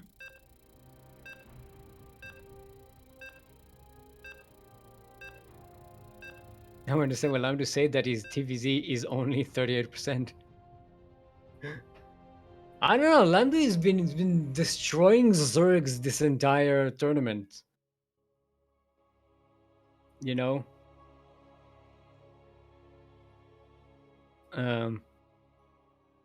Wait, Pleiades was Protoss or hold on, let me check. No, I'm looking at the wrong thingy. Yeah, Pleiades is Protoss. So yeah, Lamduy went up against Napolcochon and CaptBritain. You know, these are pretty hype Zerg players that Lamduy has gone through today. I'd say that's a pretty good TVZ ability. TVZ ability. It's a word.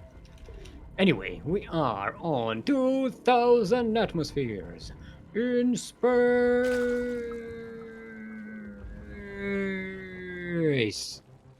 We're in the southwest corner of the map, all the way from the land of Singapore. Currently sideways 1-1 in this best of 5 final match of today's Master Swan Open, the number 64. Our green Zerg representing Platinum Heroes. Give it up for Cheoklate.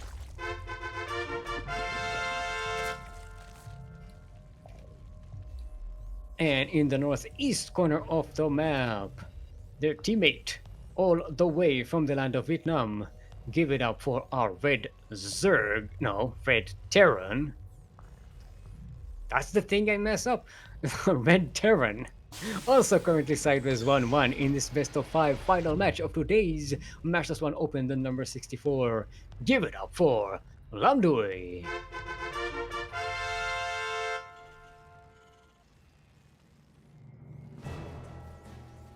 Yes, produced by Shy. Exactly.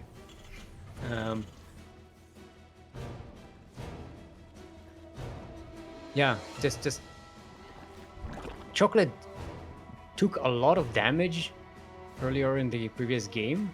33 workers, but Lamduy wasn't expanding while this was happening. At least not hard enough. So, you know, I'm guessing Lamduy was expecting the next wave to be the final kill, and it just 30. What was it? 33 health points on that hatchery. that fifth hatchery that wasn't dying. Yeah, that was what like kept Cheoklate in the game.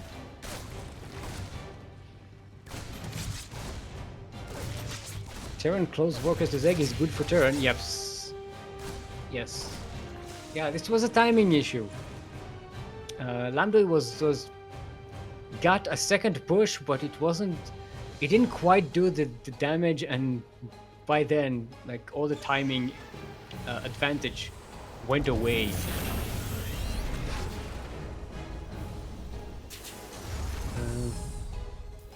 Yeah, definitely should have been way more ahead after killing 33 drones, and not just 33 drones.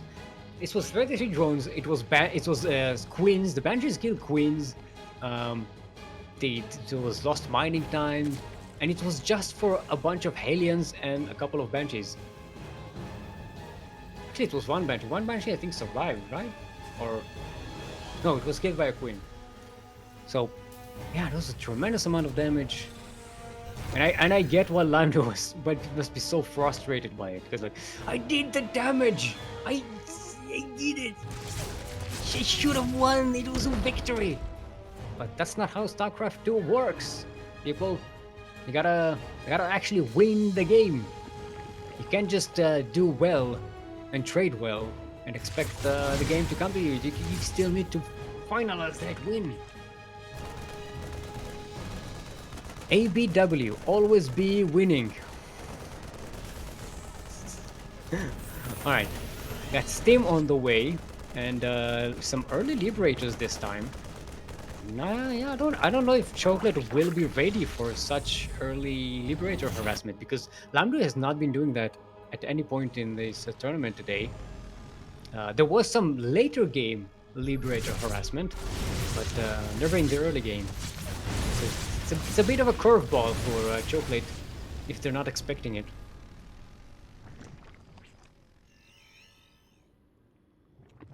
The way you pronounce it makes it sound like many thighs in Vietnamese. Lamduy. Lamduy. Look, it's Lamduy. It's all the information I have. If you can explain the pronunciation, I will happily pronounce someone's name correctly. But I don't know how.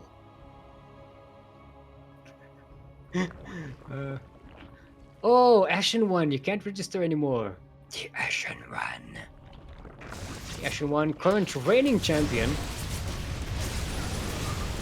Not playing today, but still, until there's a victory here today, in the final match, the Ashen One is still the reigning MSO champion.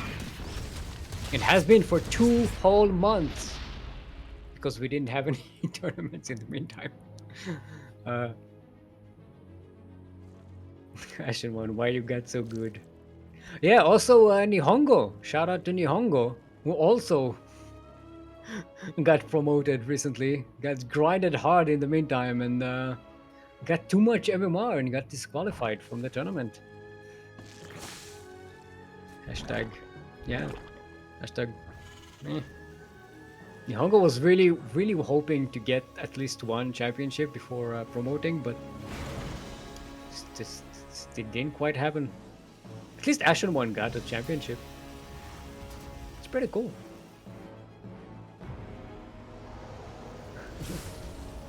Sag. See, I say Sag, and I say Bedge because I'm one of the cool kids. Hey, Kuro is saying something. Stick, I cheated the system.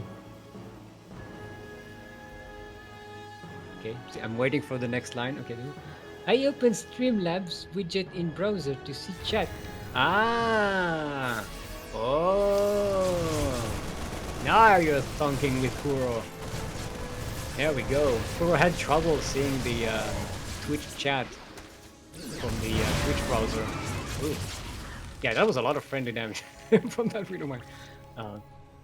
So now she figured out that if she opens the Streamlabs widget, she can see this chat from there. I suppose you can also open it from OBS, right? I think you can have an OBS browser thingy, like OBS. What is it? OBS dashboard is it called or something? I never bothered with that when it came out, so I have no idea how that works. Yeah, I don't have it either. So I don't have it. Yeah, I don't have it either. So yeah, I forgot to play. This is Kuro, by the way. It's not Kuro. This is just a duckling, but it plays the role of Kuro when she's typing in chat and talking to me. Right.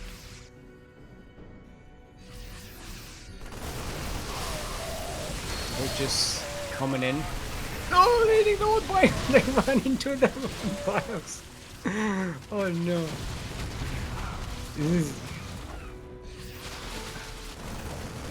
But this is a lot. This is something that Lamduy is gonna find it very difficult to deal with. Lamduy is doing some damage across the map while this is going on, but that's a lot of roaches and ravagers.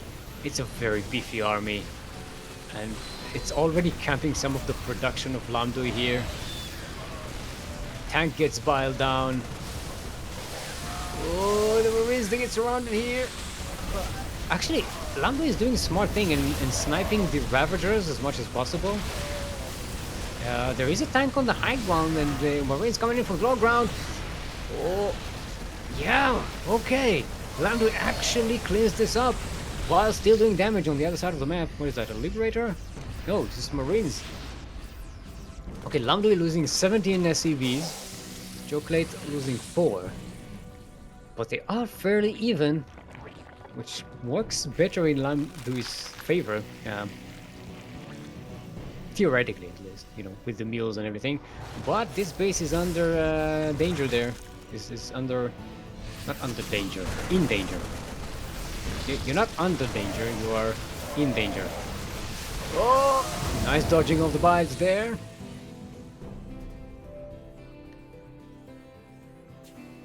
Come back to CranKy channel. It feels like coming back home. You are home, EBG. You've never left our hearts. You super hype Terran. We miss you. You always have. Alright.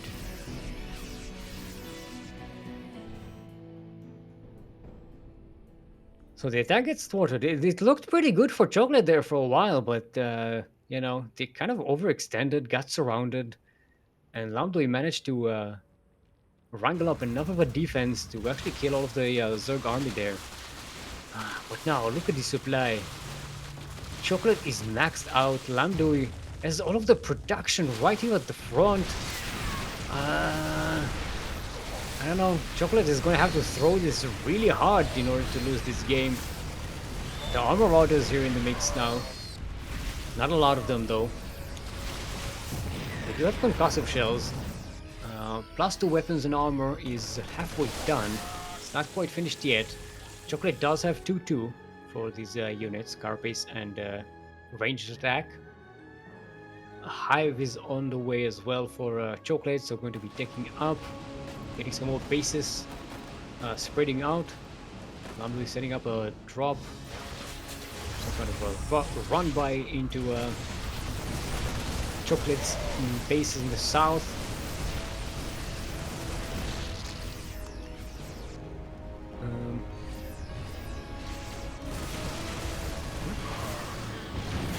Alright, sorry, I got caught in chat. Cheoklate pushing forward.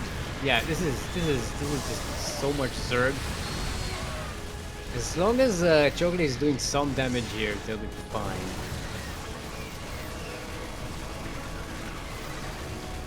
Oh, actually, the 50th base there gets tighted. That's pretty important. But Lamduy is still just hurting so badly. Look at the production tab. Lamduy is not making any units now. Why? They're super supply blocked. And they don't even know it yet. Lamduy hasn't even noticed. There are no supply depots on the way. No nothing. Okay. Once the orbital command landed, it's fine, but yeah, Lamduy is still supply blocked. Waiting on these supply depots to be made, and yeah, and Cheoklate about to be maxed yet again. And this time gonna have some what they're called. Why do I always forget their name? The mosquito units. Vipers. You know, the Zerg Liberators. What do you call them? Who is the best Zerg in Vietnam? Mime Maika, definitely. Oh, I forgot he was Vietnamese. Yeah. How do you forget Mio Maika? Alright, Cheoklate coming in again in full force, just brute forcing their way through Lamduy's forces. And now this base is going to be forfeited. Oh, there were 2 command centers here? What the hell? How are there 2 in here? Where did they manage to fit?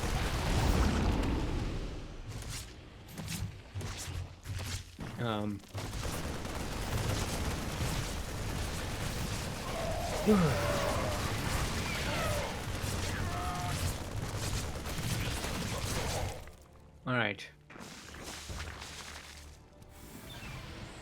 Where are we? 3-3 is on the way for Lamduy. 3-3 for Cheoklate as well. Actually, no, just +3 carapace. Not +3 range. Lurkers are about to be finished, to be morphed here. They do have the range upgrade and the borrow upgrade. The speed borrow. Speed digging in.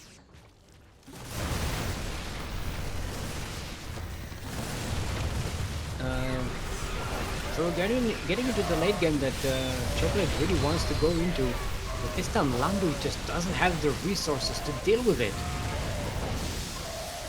There are no liberators.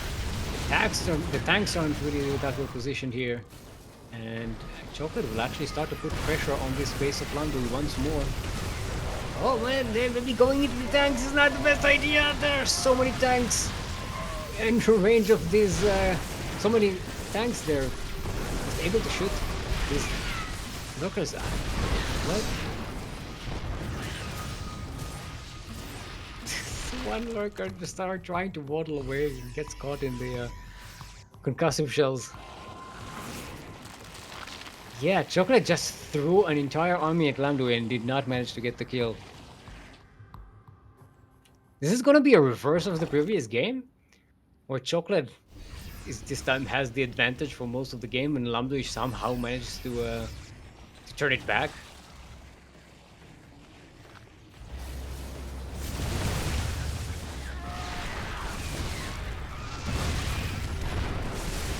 All right,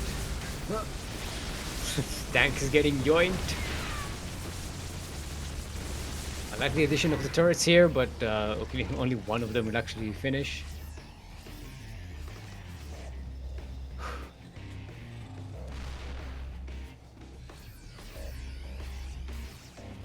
Their series might end up being longer than the rest of the tournament. every game is like the TVZ late game. Gonna need to do some stretches. Make sure we hydrate our hydras.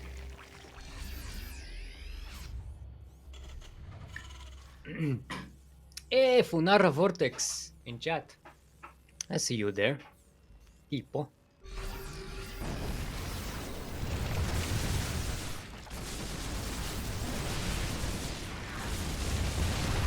Alright. Do you know I just realized that Lurker versus Marine Tank Liberator is basically the TVT. It's basically TVT. It's just siege units versus siege units trying to, each a little bit closer to one another. Neither player wants to really engage into the opponent. Yeah. They managed to turn TVZ into TVT. Congratulations, Meta. You made TVZ into TVT. Are you happy, Koro? Are you happy? Everything is TVT now. Everything is going to be TVT. This is going to be the perfect balance for StarCraft 2. We're going to make every match feel like TVT. Alright, Lurkers brazenly pushing forward. They're digging in and everything around them will die. This is the push that Cheoklate needed. Capping the production here. Now they have +3 weapons, partly range upgrades. Nidus Swarm. Got a Nidus spot being made here. Just finished.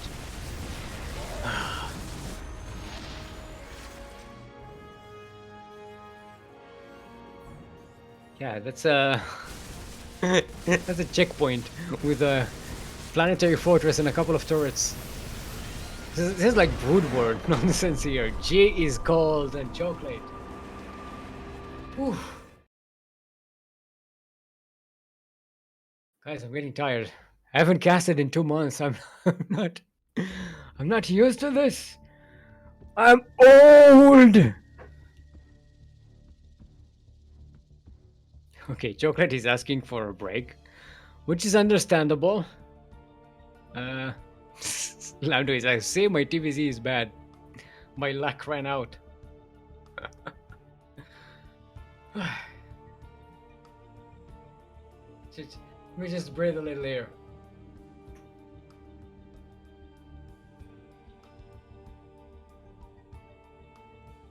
This is just like a back-to-back 25-minute TVZs. I think I'm cramping here. All right. Yeah, ZVZ throws so much. To be fair, I think both of them kind of threw their advantages. They both had advantages in these last 3 games, and they both kind of threw them away. We saw the games going very back and forth in terms of who has the advantage, and both of them very passive in the early game. Not except in the previous game where Lamduy managed to get a little bit more damage there. Yeah, so Cheoklate asked for a bit of a break. I don't think we're going to go into another duct tape. I'm going to take this time to tell you about our Patreon page! !Patreon in chat.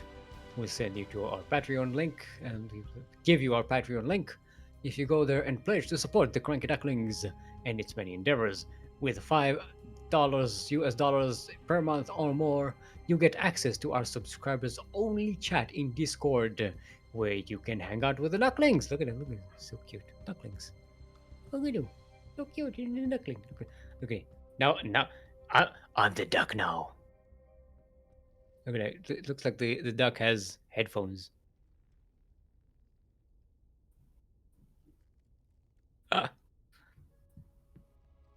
Yeah, and also, if you support us on Patreon, you get replay packs. Replay packs, that's right.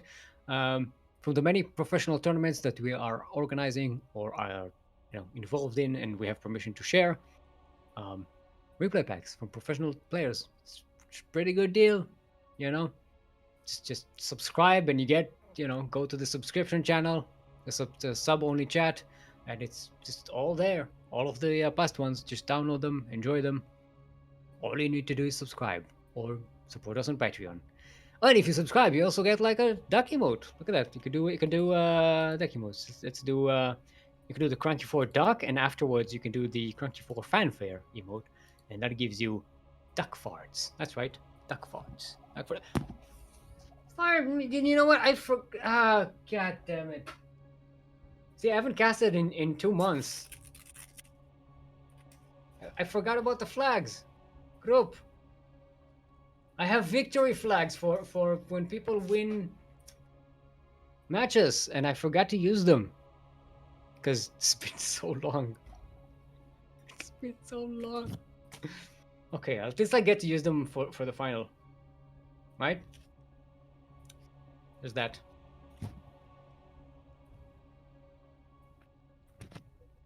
Flags. Okay, I'm going to try and make it look like the duck is waving the flag.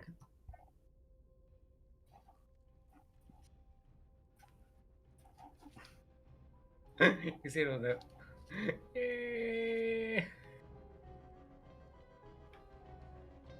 Listen, I have time to feel, and I am feeling it.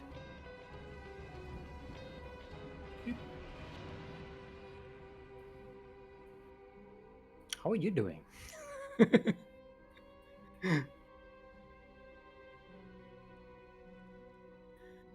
It would be nice if Shy didn't miss the check-in. What a spud.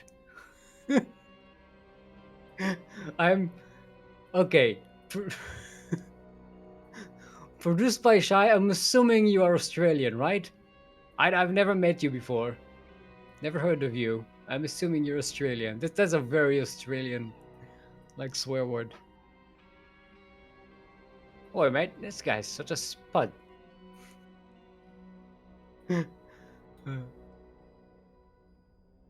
Okay, Cheoklate is back. Let's see what the next map is going to be. This is Cheoklate's choice. Remember, Glittering Ashes and Hardwire are... Oh, sorry, Lamduy's choice, by the way. I get confused. All these Platinum Heroes players look the same to me. What can I do? Uh, so we have Hardwire and Glittering Ashes that we haven't seen today. We can't finish the map bingo until we see those. The map bingo is a game that we play in which we look for to see all of the maps in the map pool in a single tournament. Hey, glittering! Yay! Lamduy is doing it. Glittering ashes. Sorry, glittering ashes. That's how you say it. Glittering ashes. Yay! We have a chance. The map bingo is not dead.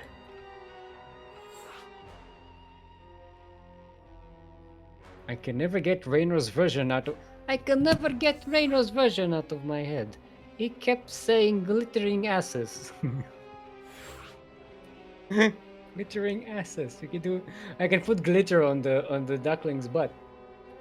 Glittering asses, man. Right? Actually, I do have a donkey puppet that we've had in the family for a long time. It's down in the crawl space for the kids to play with, for my nephews and nieces. And it's like a donkey, so it's an ass. We can put glitter on it and use a glitter ass, right? Glitter asses. Right, everybody's ready. Let's. Lamduy is asking for the green color. Okay, for luck. Okay, there we go. Good job.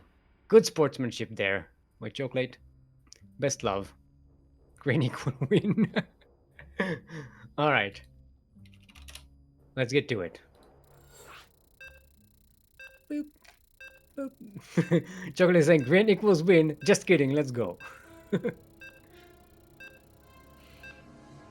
Yeah, next week we don't have a tournament because NZ Champs is colliding with the same time. So go ahead and watch that.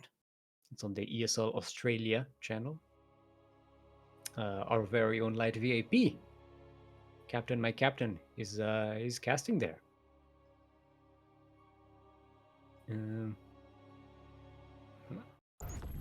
My eye. All right. Welcome everyone to Glittering Ashes. LE.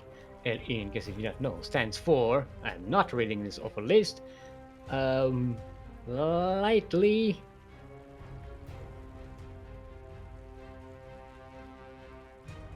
everybody. That's when everyone just looks around lightly, for what it's worth. I don't know. In the southwest corner of the map, all the way from the land of Singapore, it is our blue Zerg, currently on match point to win this entire tournament. The Master Swan Open number 64. Our blue Zerg, representing Platinum Heroes. Give it up for Cheoklate.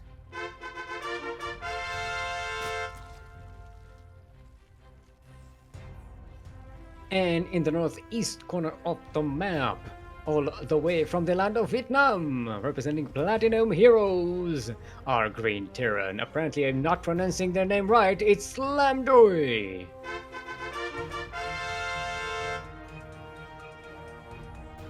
Just please tell me how to pronounce it. It's very difficult to pronounce the romanization of Vietnamese. Makes no sense. Like the letters that are displayed have nothing to do with how you actually pronounce it within the language. It's one of the weirdest situations I've seen in any language, because usually you try to kind of match the type of syllable and that you're doing, kind of sound, but in Vietnamese it's like it doesn't make any sense. I don't know who romanized that language, but they did a very bad job. So yeah, I don't know how to. It took me a long time just to get the MBNJ. Oh, look at that! It's gold lava. We have gushing gold lava. That's why it's glitter. That's why it's glittering. Got it. And it's ashes because it's a mine and it's all lava flowing and they're mining the glittering crystals there. Hey, see? Can you hear the lava? Kuruk. Because I can hear the lava flowing.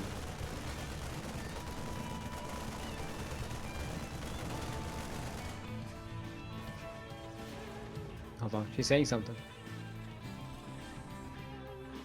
Steek, remember how I said my headset is broken? So you don't have any sounds at all? How do you observe? There's so much information you kind of need from sounds. How can you observe when you can't hear the sound of ghosts dying? I'm using cheap earphones. So, you can still hear things. Alright. I can't hear very well. Hold on, I'll give you headphones. It's a dumb joke. No way to commit to it. I had to put headphones on the dark.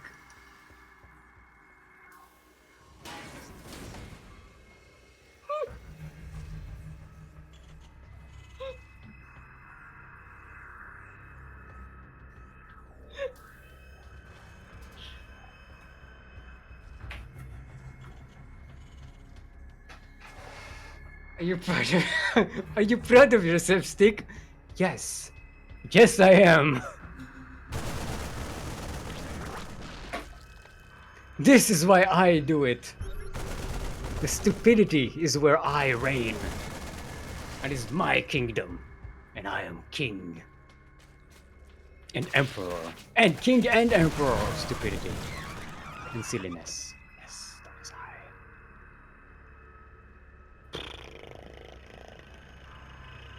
Yeah, nothing much is happening. There's just these marines might get caught out here on the map unless they kite really well, which are kiting pretty good. You can run away from the roaches. The roaches are unspeeded. Oh, one thing I didn't notice on this map, you see those creatures that look like banelings? Those red ones? If you're playing against a red Zerg on this map, like this could be really confusing, like legitimately confusing. And you can't. I don't think you can kill them because they're not selectable. They're not a creature.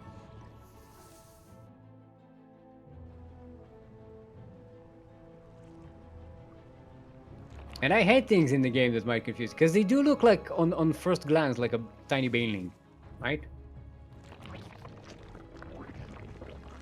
If you're a Terran in the heat of the moment, it's like, oh, it's a baneling. Lamduy.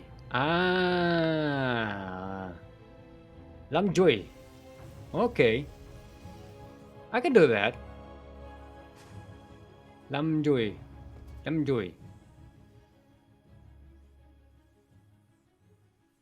Yeah. Lamduy. Okay. Lum with a U, it's Lamduy. Right. One is Lamduy. 2 is Lamduy. 4 is Bob. Tell me in chat which one is the right one. Not Joy. Lamduy. Okay, the 1 is Lamduy, 2 is Lamduy, and 3 is Bob. One of them is correct. Tell me which. Or none of the above. Alright, Lamduy. Finally getting into the push here. And yeah, might get cleaned out. Hatchery go down. Hatchery go boom. Gonna actually get away with most of this army here with these medivacs. Should be able to at least. Wow, that is such a great trade. So many Zerglings are dying here.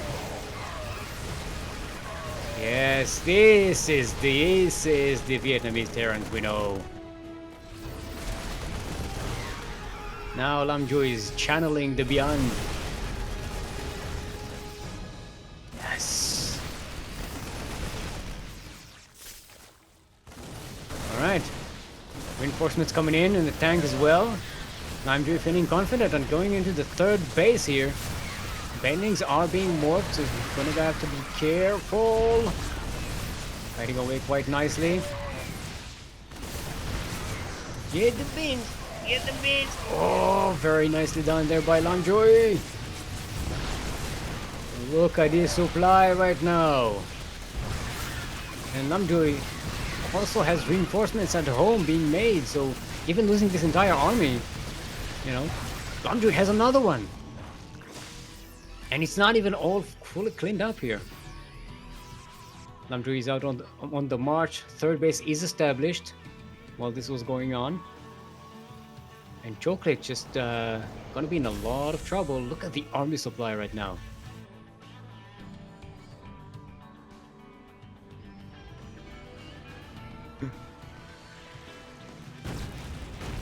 It still sounds like many times, but better. Okay. But you gotta have to send me that pronunciation with like in audio, otherwise I can't imitate it. All right. The fourth base goes down as well for Cheoklate. Lamduy. Oh, and sniping one of the. I don't always blank out on the name of the damn thing. Evolution chamber. There, that's the one. Nice dodging those banelings. One does manage to connect, but Cheoklate is gonna need a hell of a lot more than that to deal with what Lamduy is bringing across the map.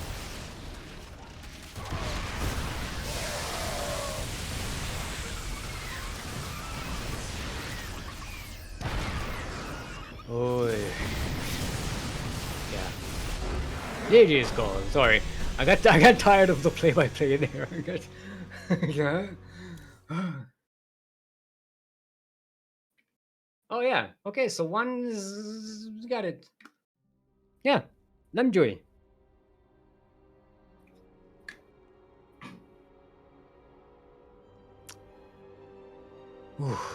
Green is good, Lamduy is saying. Yes. Cheoklate is saying, okay, Migre next. Berlingrad. Wait, didn't we start? No, we didn't play Berlingrad, right?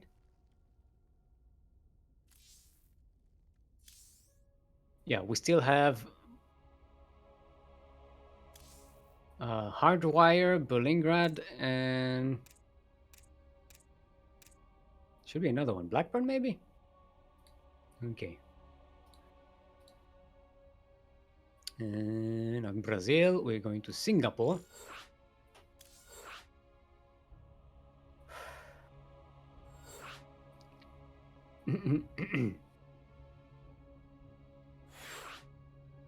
People talking about Age of Empires 4.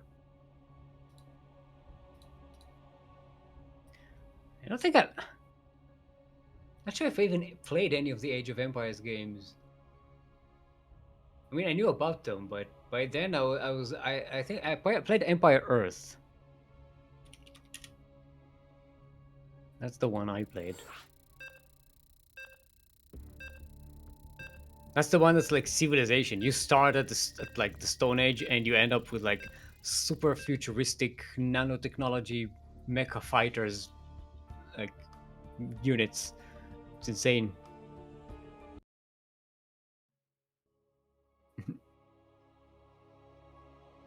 All right, last game. This is the last one. Unless we have a tie for some reason.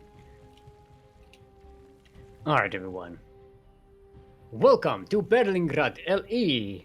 LE, in case you did not know, stands for Linen Enhancement. Linen Enhancement. That's when you buy some fresh new linen. High quality. 800 thread count. Or 1000 thread count. Pretty good. I highly recommend. Expensive, but worth it.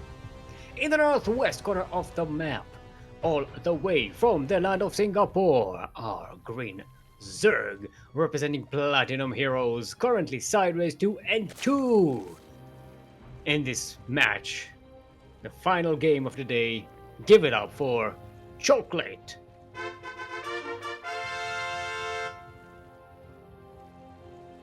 And in the southeast corner of the map, all the way from the land of Vietnam. Hold on, someone's sending me something.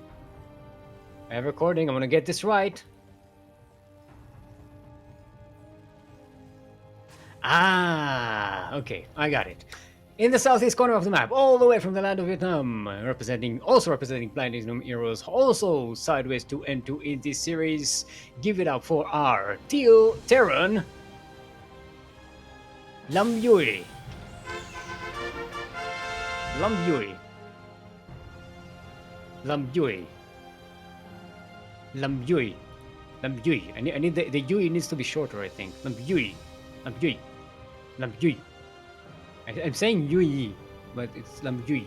Yui. Yui. Lamduy. Lamduy. There we go. Got it.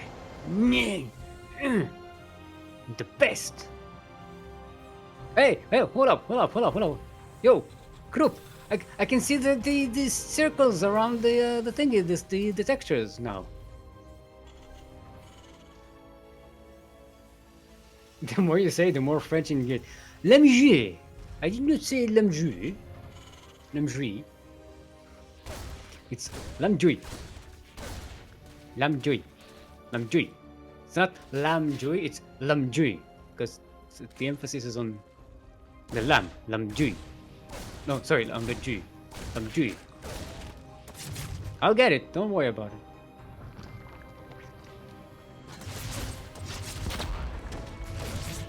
Alright. Now what's happening? Nothing. Stay busy.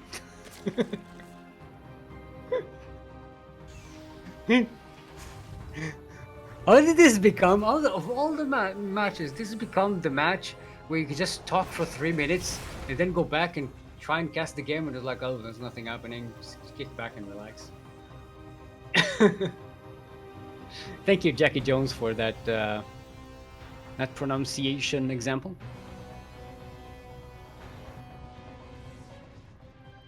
Alright, hold on, I get someone to ban something in chat. Hold on. Ban.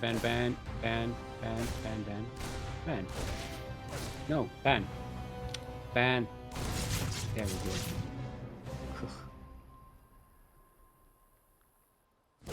Can't have bots in the chat. This is a human chat room. We don't allow bots unless they're ours.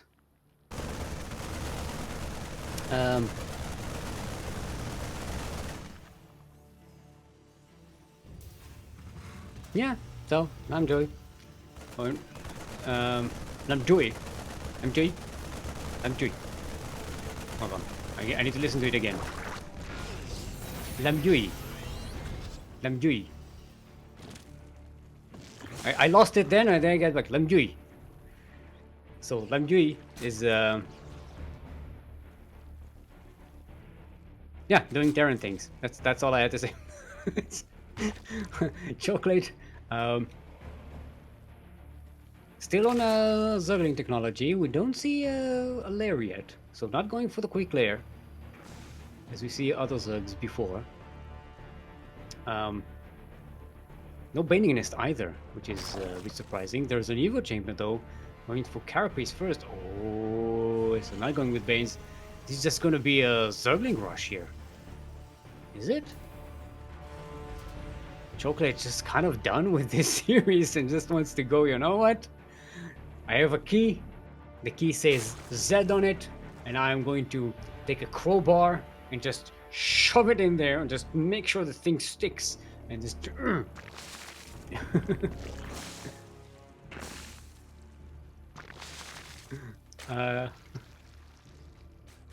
okay, Lamduy. There we go. Because see now I corrected to Lamduy and now that's stuck in my head. So now I need to like, oh no, you gotta think about it. Lamduy coming in first. here with his Marines. Got a Widow Mine for backup. Gonna try and bait those Zergs into the Widow Mine. Boom. Oh, it's actually wasted on the Queens. We do have transfuses, so it's not that big of a deal. And Lamduy is going to be in a bit of trouble here.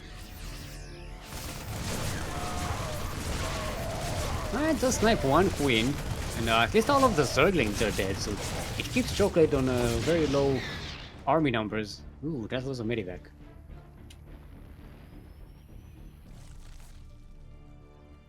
See, Lamduy isn't really like comfortable playing with medivacs, I think. It's like, what is this unit? I'm not supposed to have it. I'm supposed to just go 3 racks, right?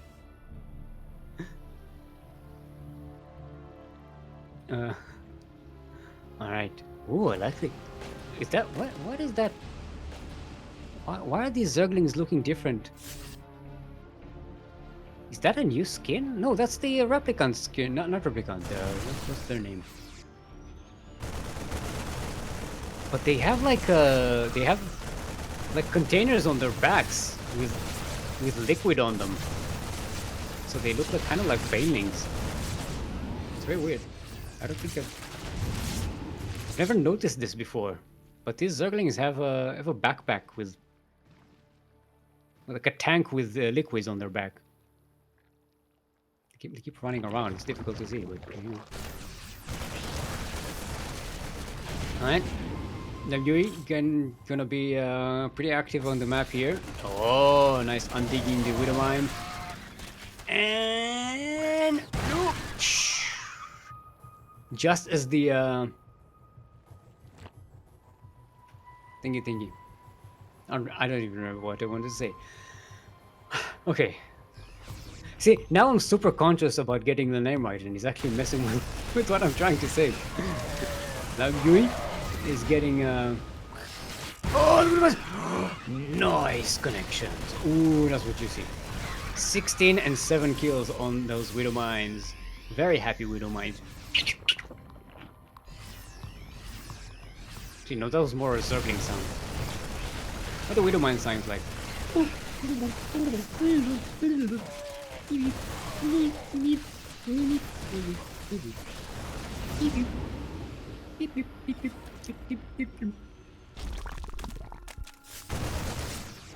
Yes, that's where we're at. I'm trying to find how to do a Widow Mine sound. That makes sense. Okay, Lamduy going for a double prong attack. Actually, a third 3-prong attack with some units in the middle of the map there. I'm not sure if that's going to get a lot of damage done, because there are forces for Cheoklate to defend. But this push into the 4th base might be doing some damage. No, only 4 or 5 drones dead. Cheoklate still has the slightly better economy. But Lamduy is getting so much more army supply. Look at so many medivacs.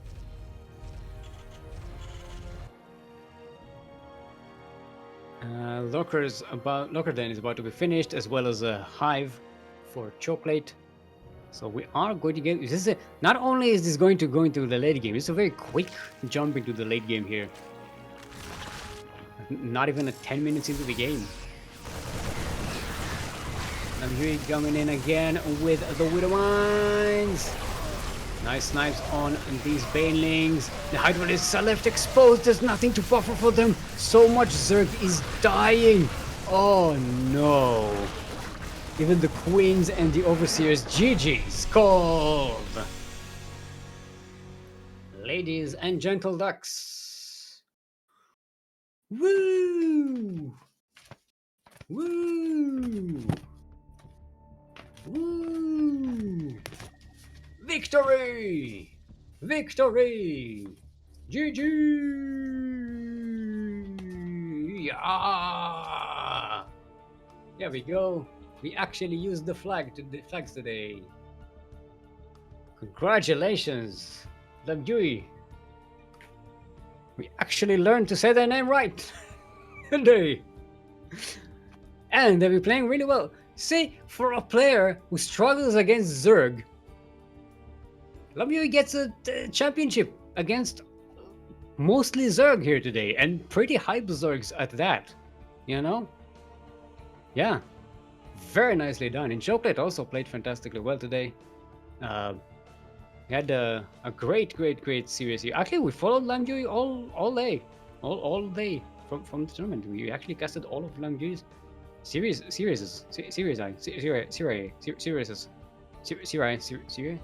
plural of series. I need to get the duck just right on camera. Here we go. So cute. Oh, my back is killing me. Casting for 5 hours. Whew. That was a great ride. So, you know what? We needed that. We needed that. Such a fun tournament. It went so well. Had some fun. It's been a long time coming. Great turnout today. Great games. I miss this. I very much miss this. But that is it for us for today. Our next cast is going to be right here on the CranKy Ducklings channel in 1 hour. Really? Are we doing TSL? Are we doing that, the EU stuff, or are we not? I'm not sure. We don't always do the EU qualifiers for tournaments. I'm gonna have to ask Kuro. Yeah, in 1 hour we have the TSL EU qualifiers.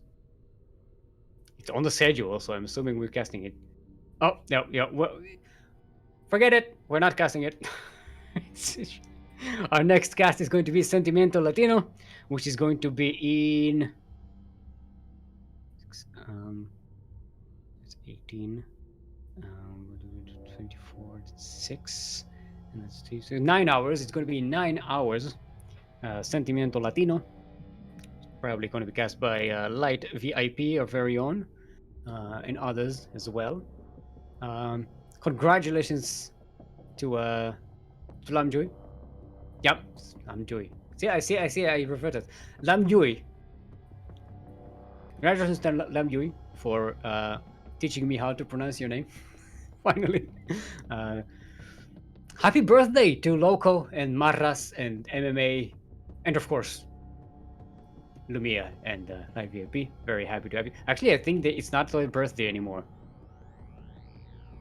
Yeah, in Australia. They're in Australia, so it's not their birthday anymore. It's time has moved on. No, time isn't even playing in this tournament, huh? So I've been your host, Steelmold. Still like the metal, mold like the thing you put the metal in so that it retains its shape when it cools down. You can follow me on twitch.tv/steelmold. That is twitch.tv/steelmold, twitch.tv/steelmold, and on Twitter. That is at @steel_mold, @steel_mold, @steel_mold. And of course with me on production, as always, your observer/streamer/provider of important facts. It is our very own Kuro, otherwise known as the 16th Squad Sanseki, otherwise known as Krupp, hero of the wasteland. Krupp, savior of his sport. It is Krupp. Who deserves all the praise. You can follow her on Twitter at 16th Squad S. I know it's a bit difficult. 16th Squad S. Yes.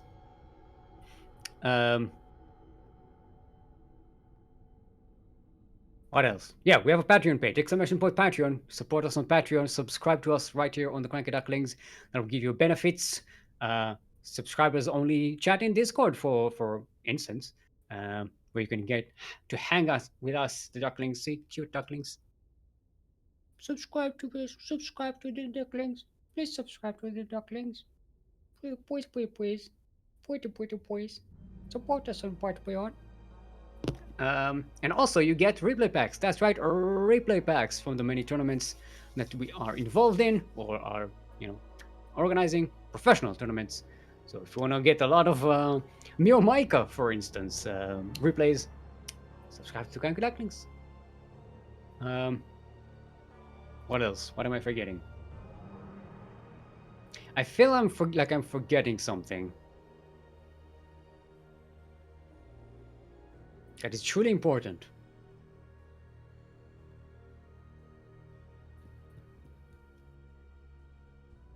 I don't know. Yeah, next week is ANZ Champs, so we don't have an Duckling Open. Duckling Open will be in 2 weeks what is it? 12th of November. Remember, the 12th of November.